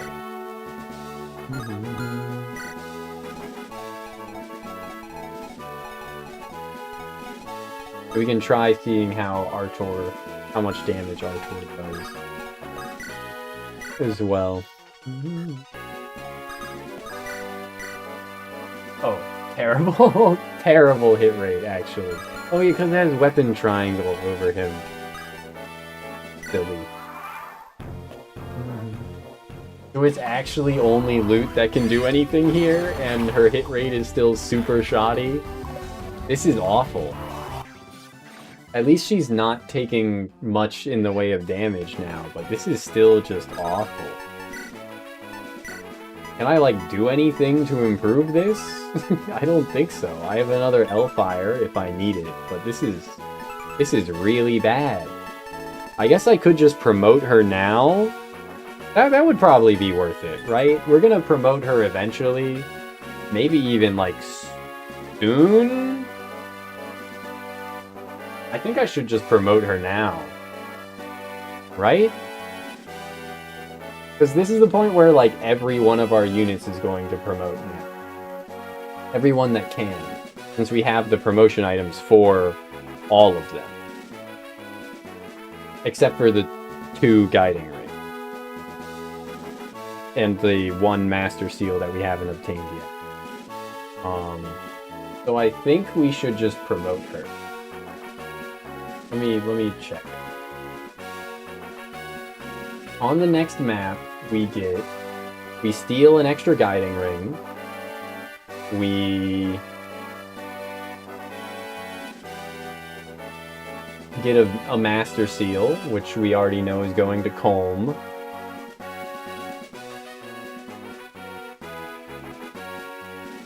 And in the sand, there's no promotion item in the sand. Fine. There are 9 items in the sand, including boots, Worm Slayer, a body ring, and silver cup. Orphan Silent. Metis's tome, which I don't know who the fuck will give that to. I guess we'd give it to either Amelia or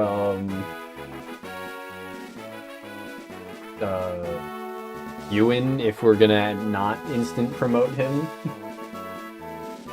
But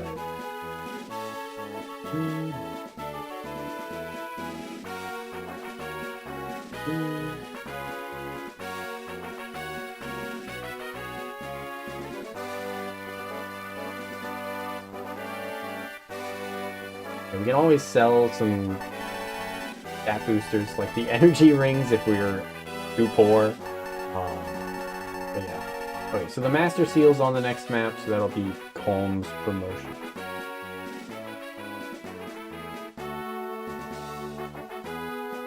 And then the map after that, there's the final Night Crest. Okay.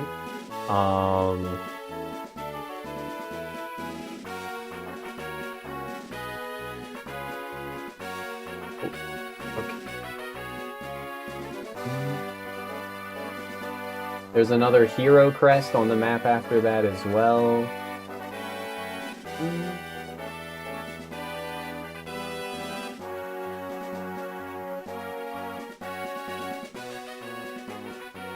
There's a Guiding Ring on Chapter 17.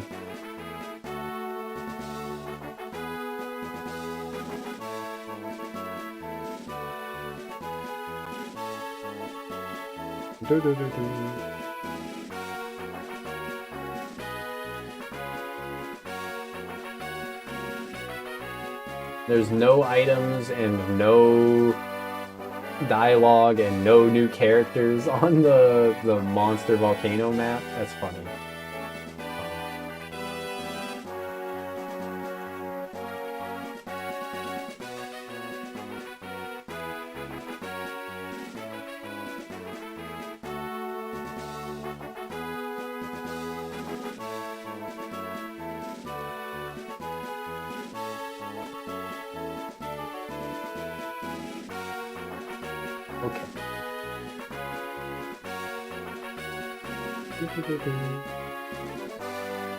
Yeah. I think it's fine to promote Erica. I think is what we need to do. I think it's fine.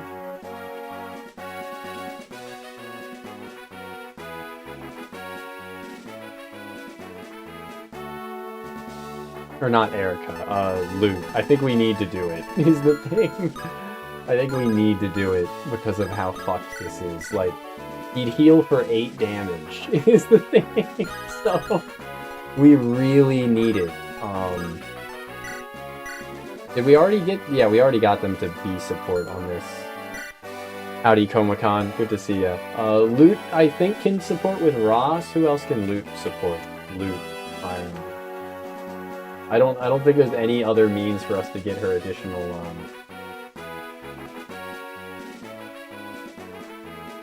hit rate.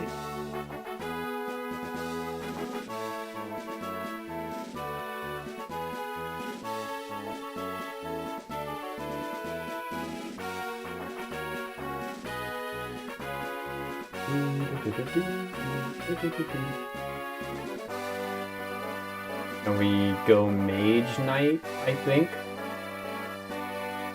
But what order are the stats in? It's HP, then magic, then skill, then speed. So HP, magic, skill, speed, HP.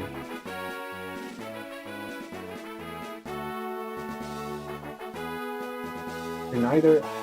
The fucking wiki is dog shit.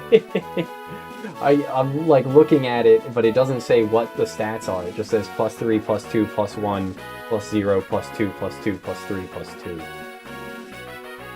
I don't know which. Okay, she supports Vanessa, Ross, Artur, Noel, and Kyle. None of them other than Artur are deployed, so we can't get her any support bonuses.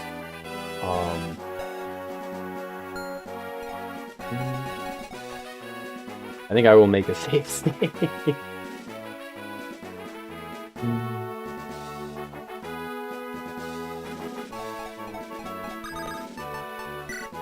Supply, give, take, guided ring. Item, use. And we'll go Mage Knight first. Or just in general, we want to go Mage Knight because it's better, I think. She can't use light tomes, but that's fine. They lose in this scenario anyway. Surely Mage Knight will give skill, right? At least a little bit of skill. And her hitting harder means we're making more progress against this boss. Okay, yeah, +1 skill. I think it would be +1 skill, from Sage promo as well.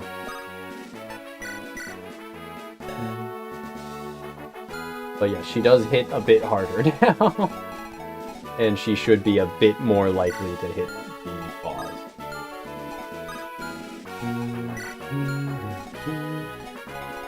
I don't think any other promotion would help us here either. Because we don't have any Hero Crest units. I guess I could Night Crest promo Franz now,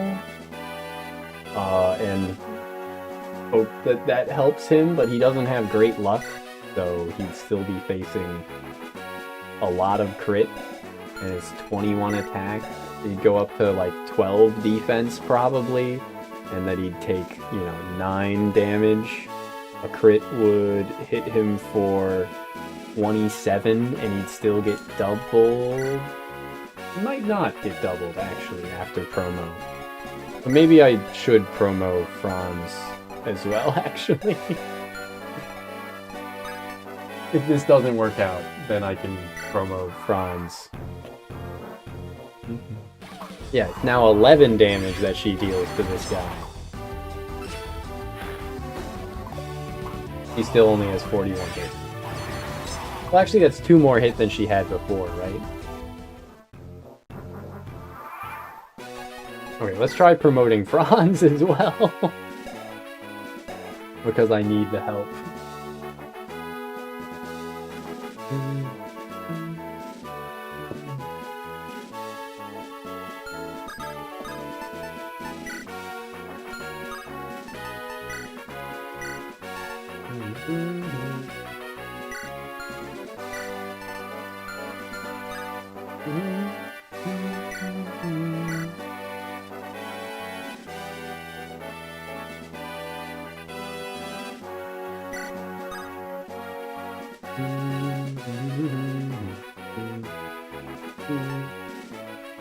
Do we want to make him a Great Knight? It would give him more defense, but Paladin would give him more speed. I don't think we want to make him a Great Knight. It has less move. Yeah, I think Paladin would still give him enough defense, and the speed bonus it would give him would be good enough. He does have 15 speed currently, which is actually, like, pretty good.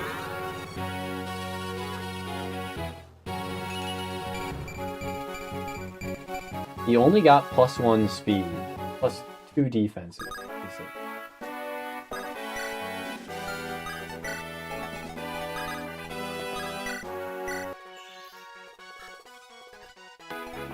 Let's see.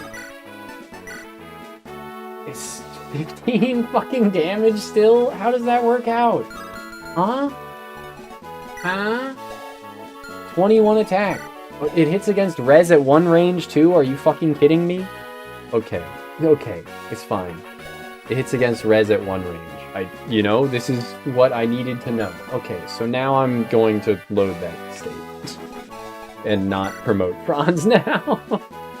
Because I thought it hit against strength at 1 range, but it doesn't. So...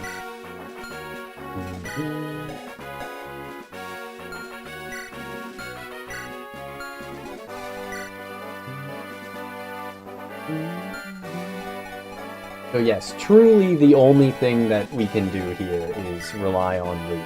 Unless we want to face, you know, a 9 crit rate on our Lord, which is terrible, and still have a terrible hit rate against it. Yeah. Those are our 2 options.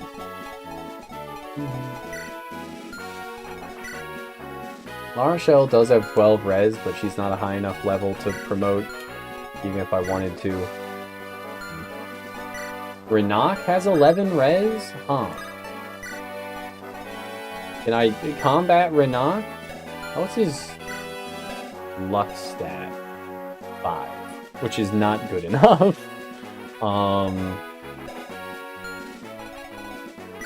Renak La Rochelle support. We go for it? He also has 39 avoid, but this dude's got a hit of 110.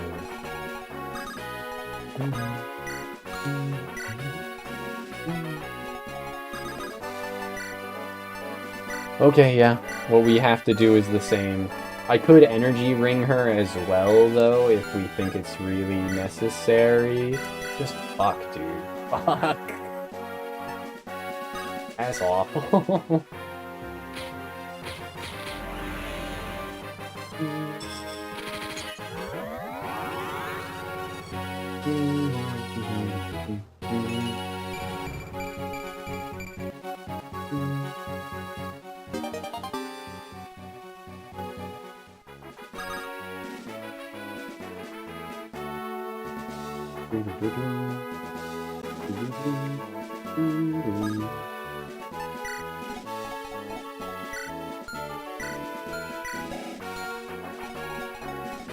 Like, Tana would get res on promotion, surely, as well, probably. Especially if we went, like, Falcon Knight instead of Draco Knight, but we'd want to go Draco Knight. But she's also facing effective damage, so there's nothing to be done there. Man, this sucks. This really sucks. I did not realize how much of a problem Carlisle would be. He does 0 damage to her? I thought he did 1 damage to her the last time we did this. Huh?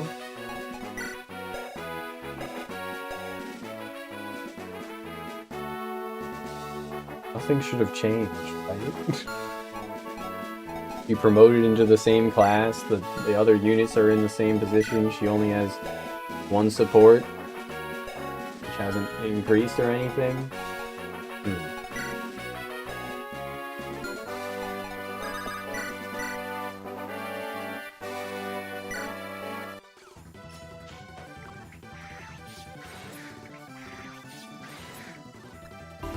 This is awful. This is just awful. Options, turn off animation.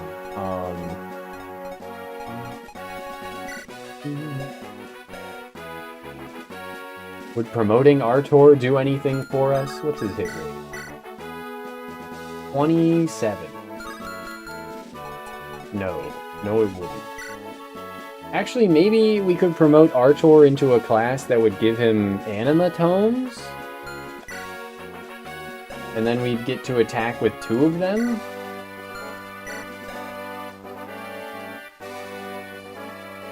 One more level with the Fire Tome and Staves before using Elfire? Like, before promoting her as well, you mean? She wasn't very far on her current level, was she? I don't think she was. I thought she was, like, barely level 15.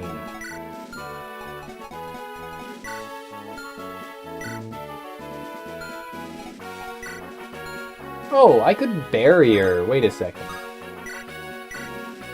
I barrier Tana up to 20.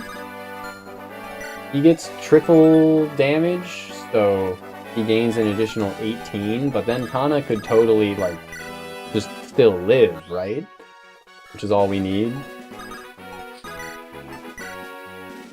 It's still 16 damage with 9 crit, which is not good enough.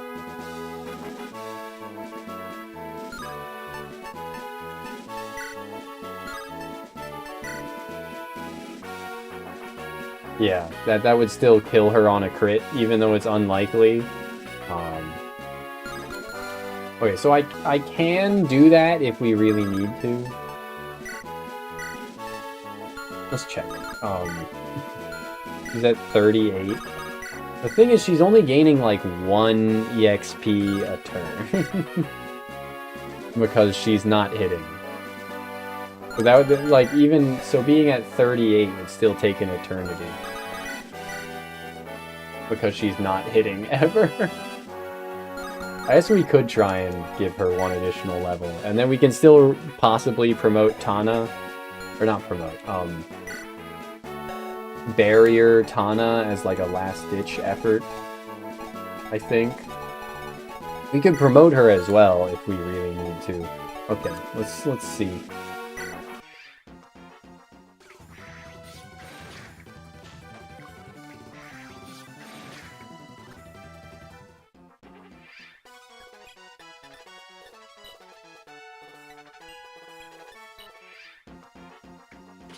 Okay, she did manage to hit, which got her a bit more XP.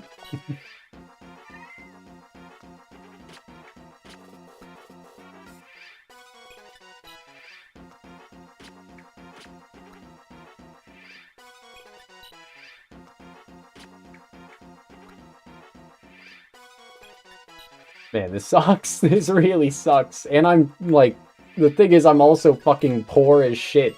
And I don't have a spare fire tome. I guess it won't matter once I promote her and she can use thunder without being weighed down.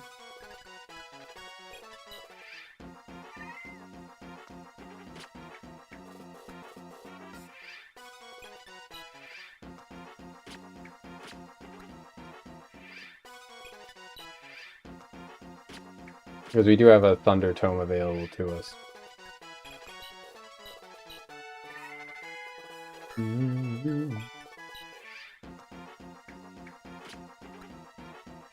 I am thinking I'm gonna end up selling that that one of the 2 energy rings that we have. Yeah, there goes the fire tome.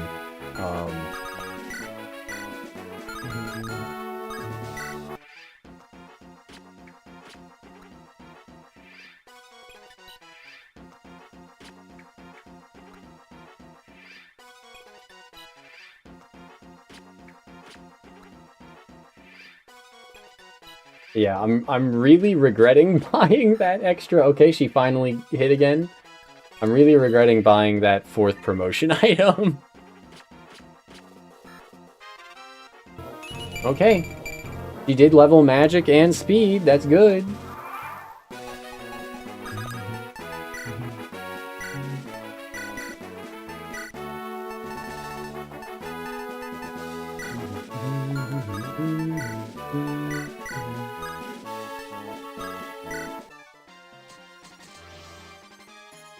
Man, this is so scuffed.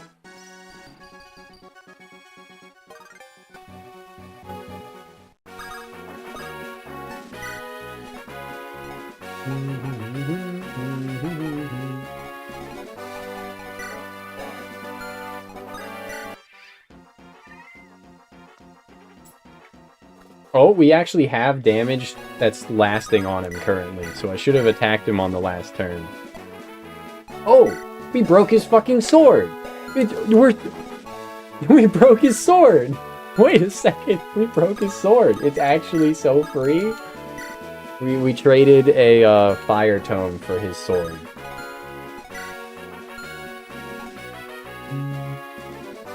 Which means that I didn't even... Oh my god, I don't want to redo it, but I didn't have to promote her. I didn't have to promote her. I didn't have to promote her. It's fine.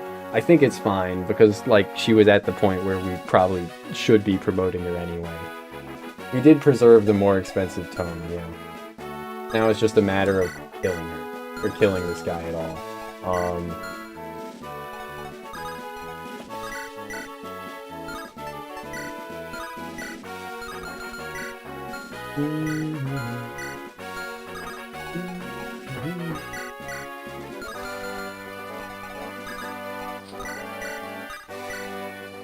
No longer having weapon triangle advantage does make him kind of more difficult to hit, though. But since he can't retaliate, 41, 61, 46.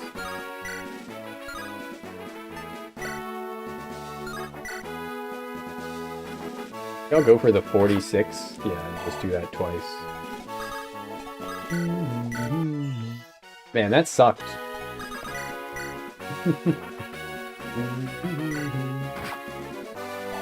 Let's go, Erica? Maybe I'll give Erica the boss kill.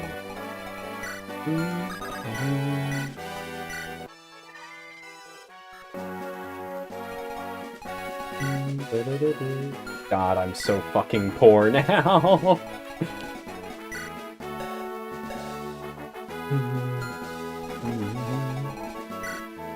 This is kind of free XP for whoever, though.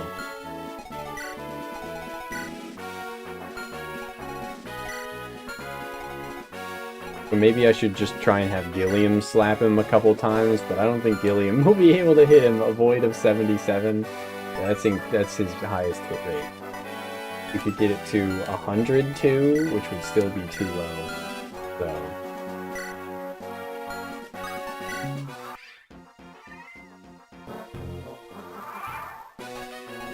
Oh, Artur can shift now as well. Nice! Nice!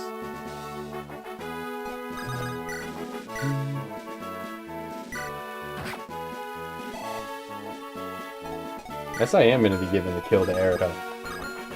Because I don't see a reason to give it to Loot.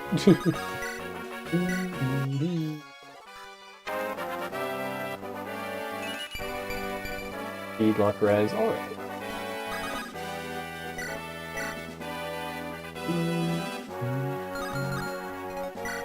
Bronze is already 16, which is, you know, high enough.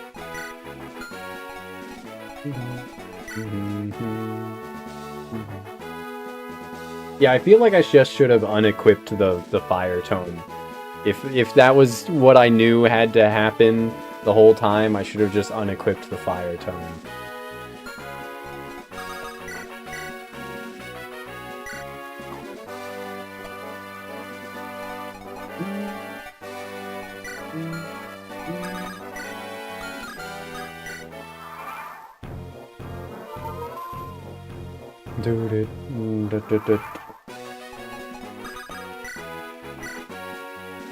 Now I'm like, is there a promotion item that I can afford to sell?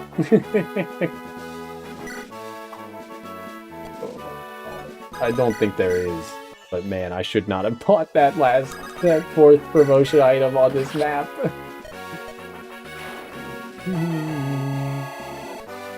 Nice. God damn it, Erica.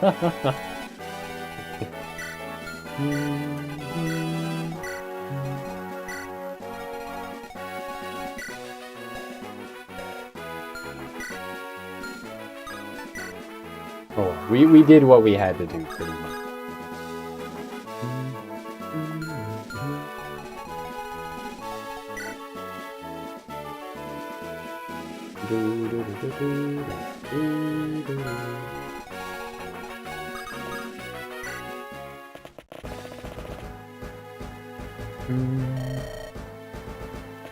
I'm just gonna... Yep.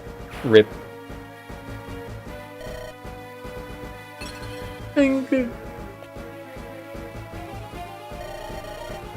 Another sacred stone has been destroyed.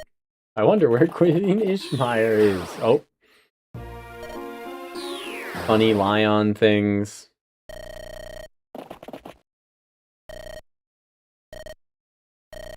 We are too late. He will not last much longer. Joshua!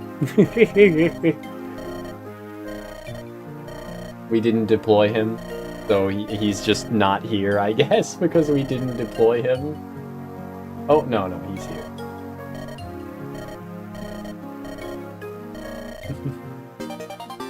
Odd Holma. And Excalibur! Nice. We can maybe give that to loot. Fires. Oh, yep.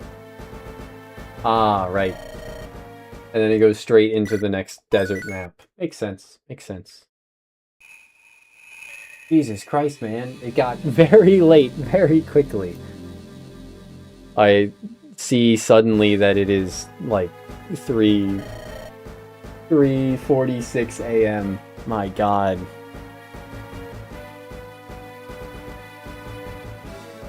That last chunk of that map is not fun.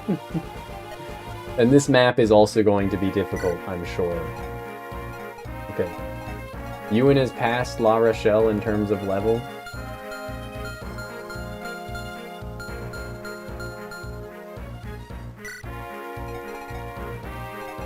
La Rochelle 811 has to be the lowest. Ewan has to be the next lowest, I think. And then Tepitz at 1111 is definitely the third lowest. Lowest 1280 is probably next, right? Yeah. Oh, he's holding both. Twin Ice Blade, res +5. And Sacred Twin Tome.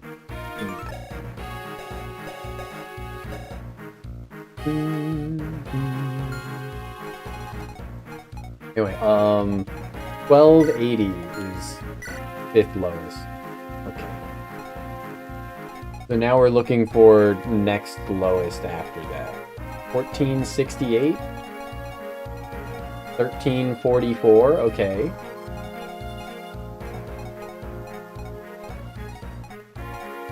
Yeah. Okay then. Nice.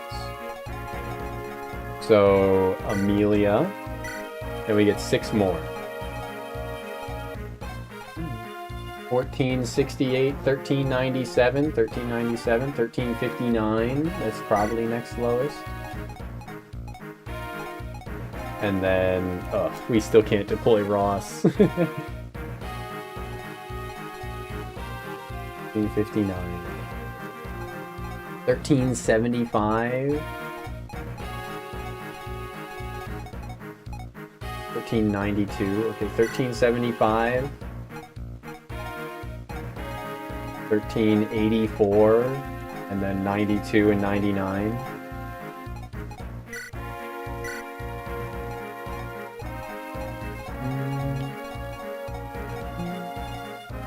97, 1392, 1397, and then we get a choice between the two 1399s, I think. Because it worked out perfectly that way, right? Who else was 1399? We can't even deploy Artor, right? Huh. 1399. Oh, we had two 1399.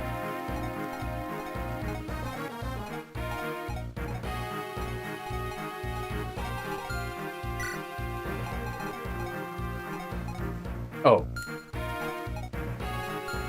A bit out of order, but 97.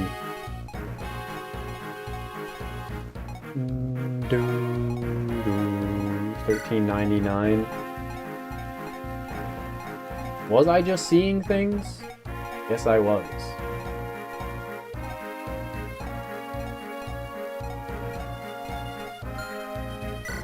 Okay then, that's our units, unless we choose to promote someone during battle preps. Then those will be our units. Nice, nice.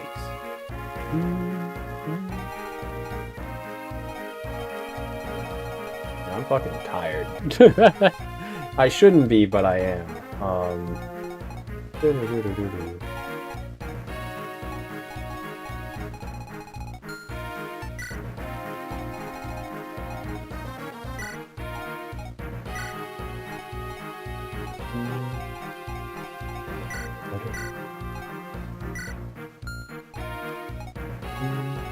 We still aren't deploying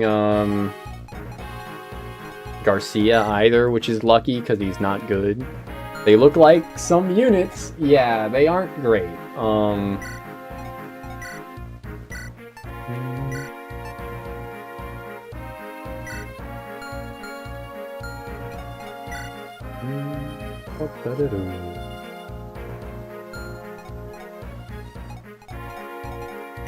But Amelia's good.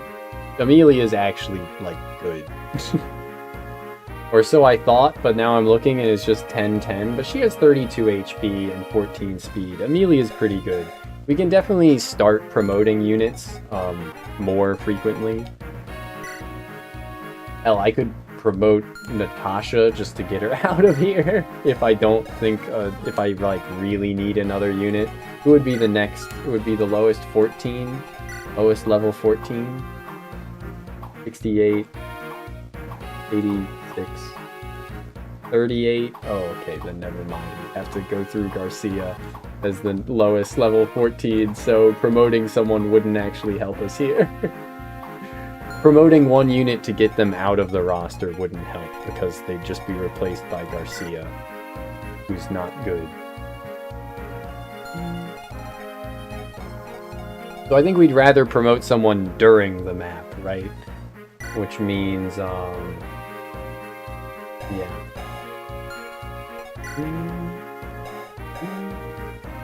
Erica is almost capped on skill and speed, which, you know, that's something. She's not completely terrible. Gonna max out her luck faster than you can say skill caps. Amelia at the luck cap would be pretty funny. Yeah, I figured you were talking about Amelia with her 20 luck. That is crazy.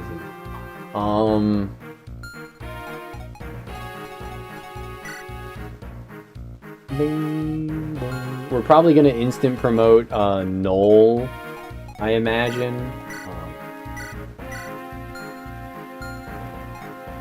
Let me check loot here. Okay.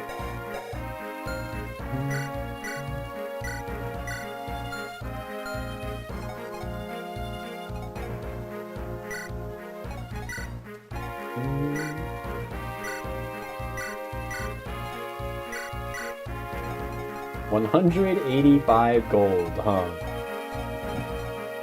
We are in pretty poor hours.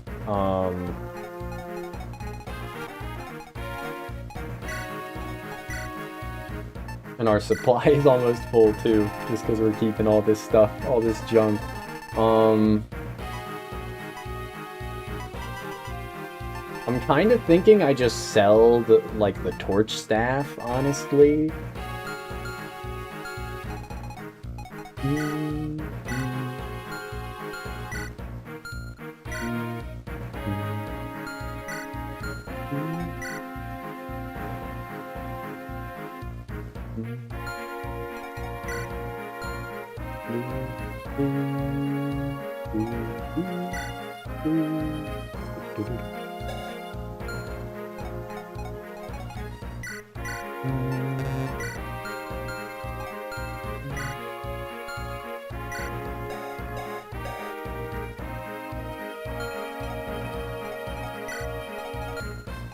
Man, I don't want to think about this right now. I do kind of want to start promoting, but for Amelia, we should probably hold off.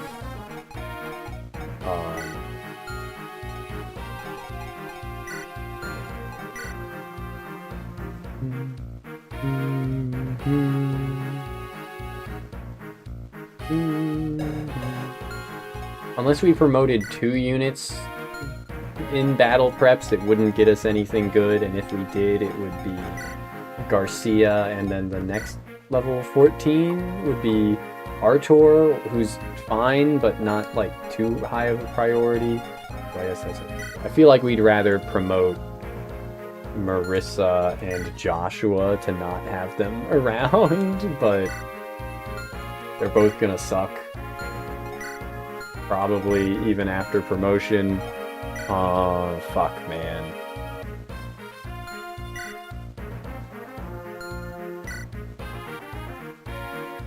We could probably promote Garrick. Yeah, probably promoting Garrick during the map makes sense, right?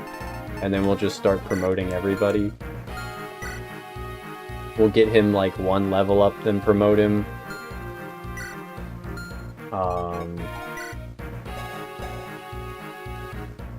That feels like it makes sense.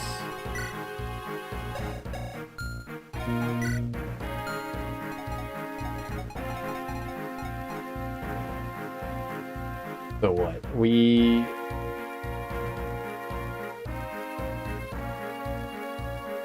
get out my pen. Take notes. We bought 1 hero crest, 2 knight's crest, and an elite.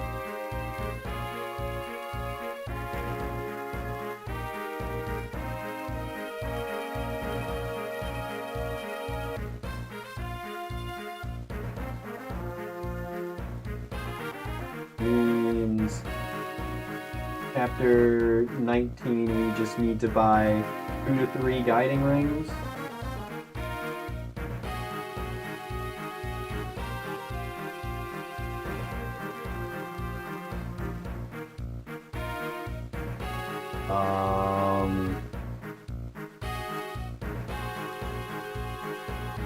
The 2 we won't promote will be La Rochelle and not Ewan, I guess one of the other healers? I don't know.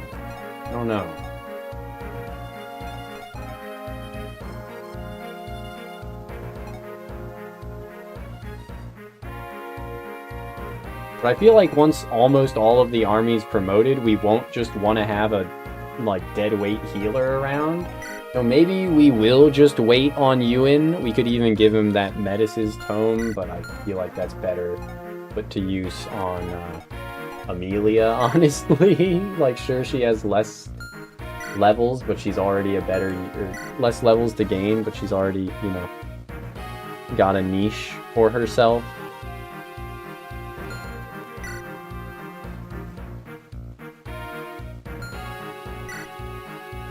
Yeah.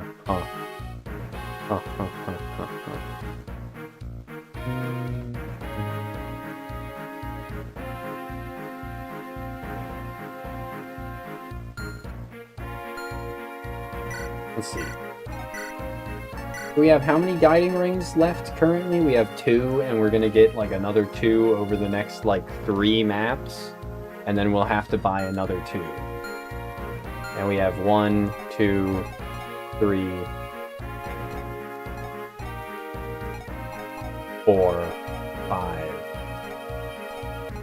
units that need them, right? So 2, and then another 1, I guess, over the next 2 maps.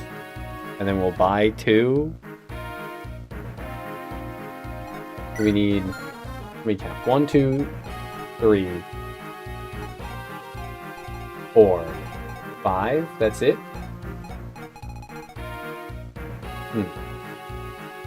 We have 2 currently, which means we need 3, and there's definitely 1 that we get on this map, I think.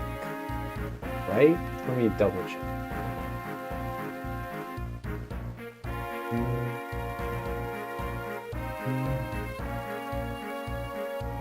Yes, there's 1 that we can steal on this map. Okay. Which, yeah. So we'll only need to buy 2. We did already know. But then those 2 should go... There's 2 that we need to buy, and we'll be holding on. Do we just have it be La Rochelle because she's not going to hit the level cap or anything? We'll keep gaining decent EXP, I guess. We'll just embrace it. And then, and I guess Ewan too, because he's bad. He'll need all the help he can get. Maybe. We'll have,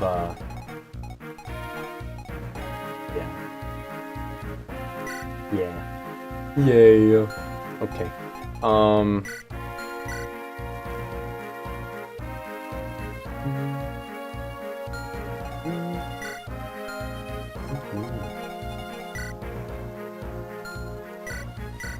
still don't know if I want to promote him like during this map or not.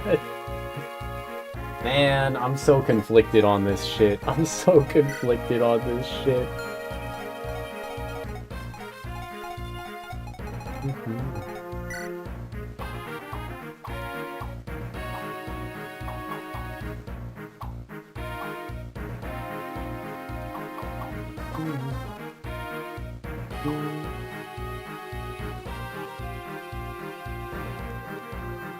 I guess we do want to wait on promotion as long as possible so that the units are better when they promote, and thus Namey being deployed won't be as much of a liability. I don't know, bro.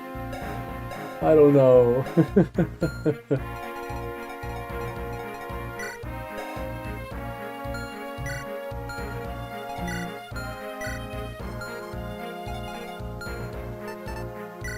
I'll think about it more next time. We'll think things through. I'm not doing this chapter tonight, regardless.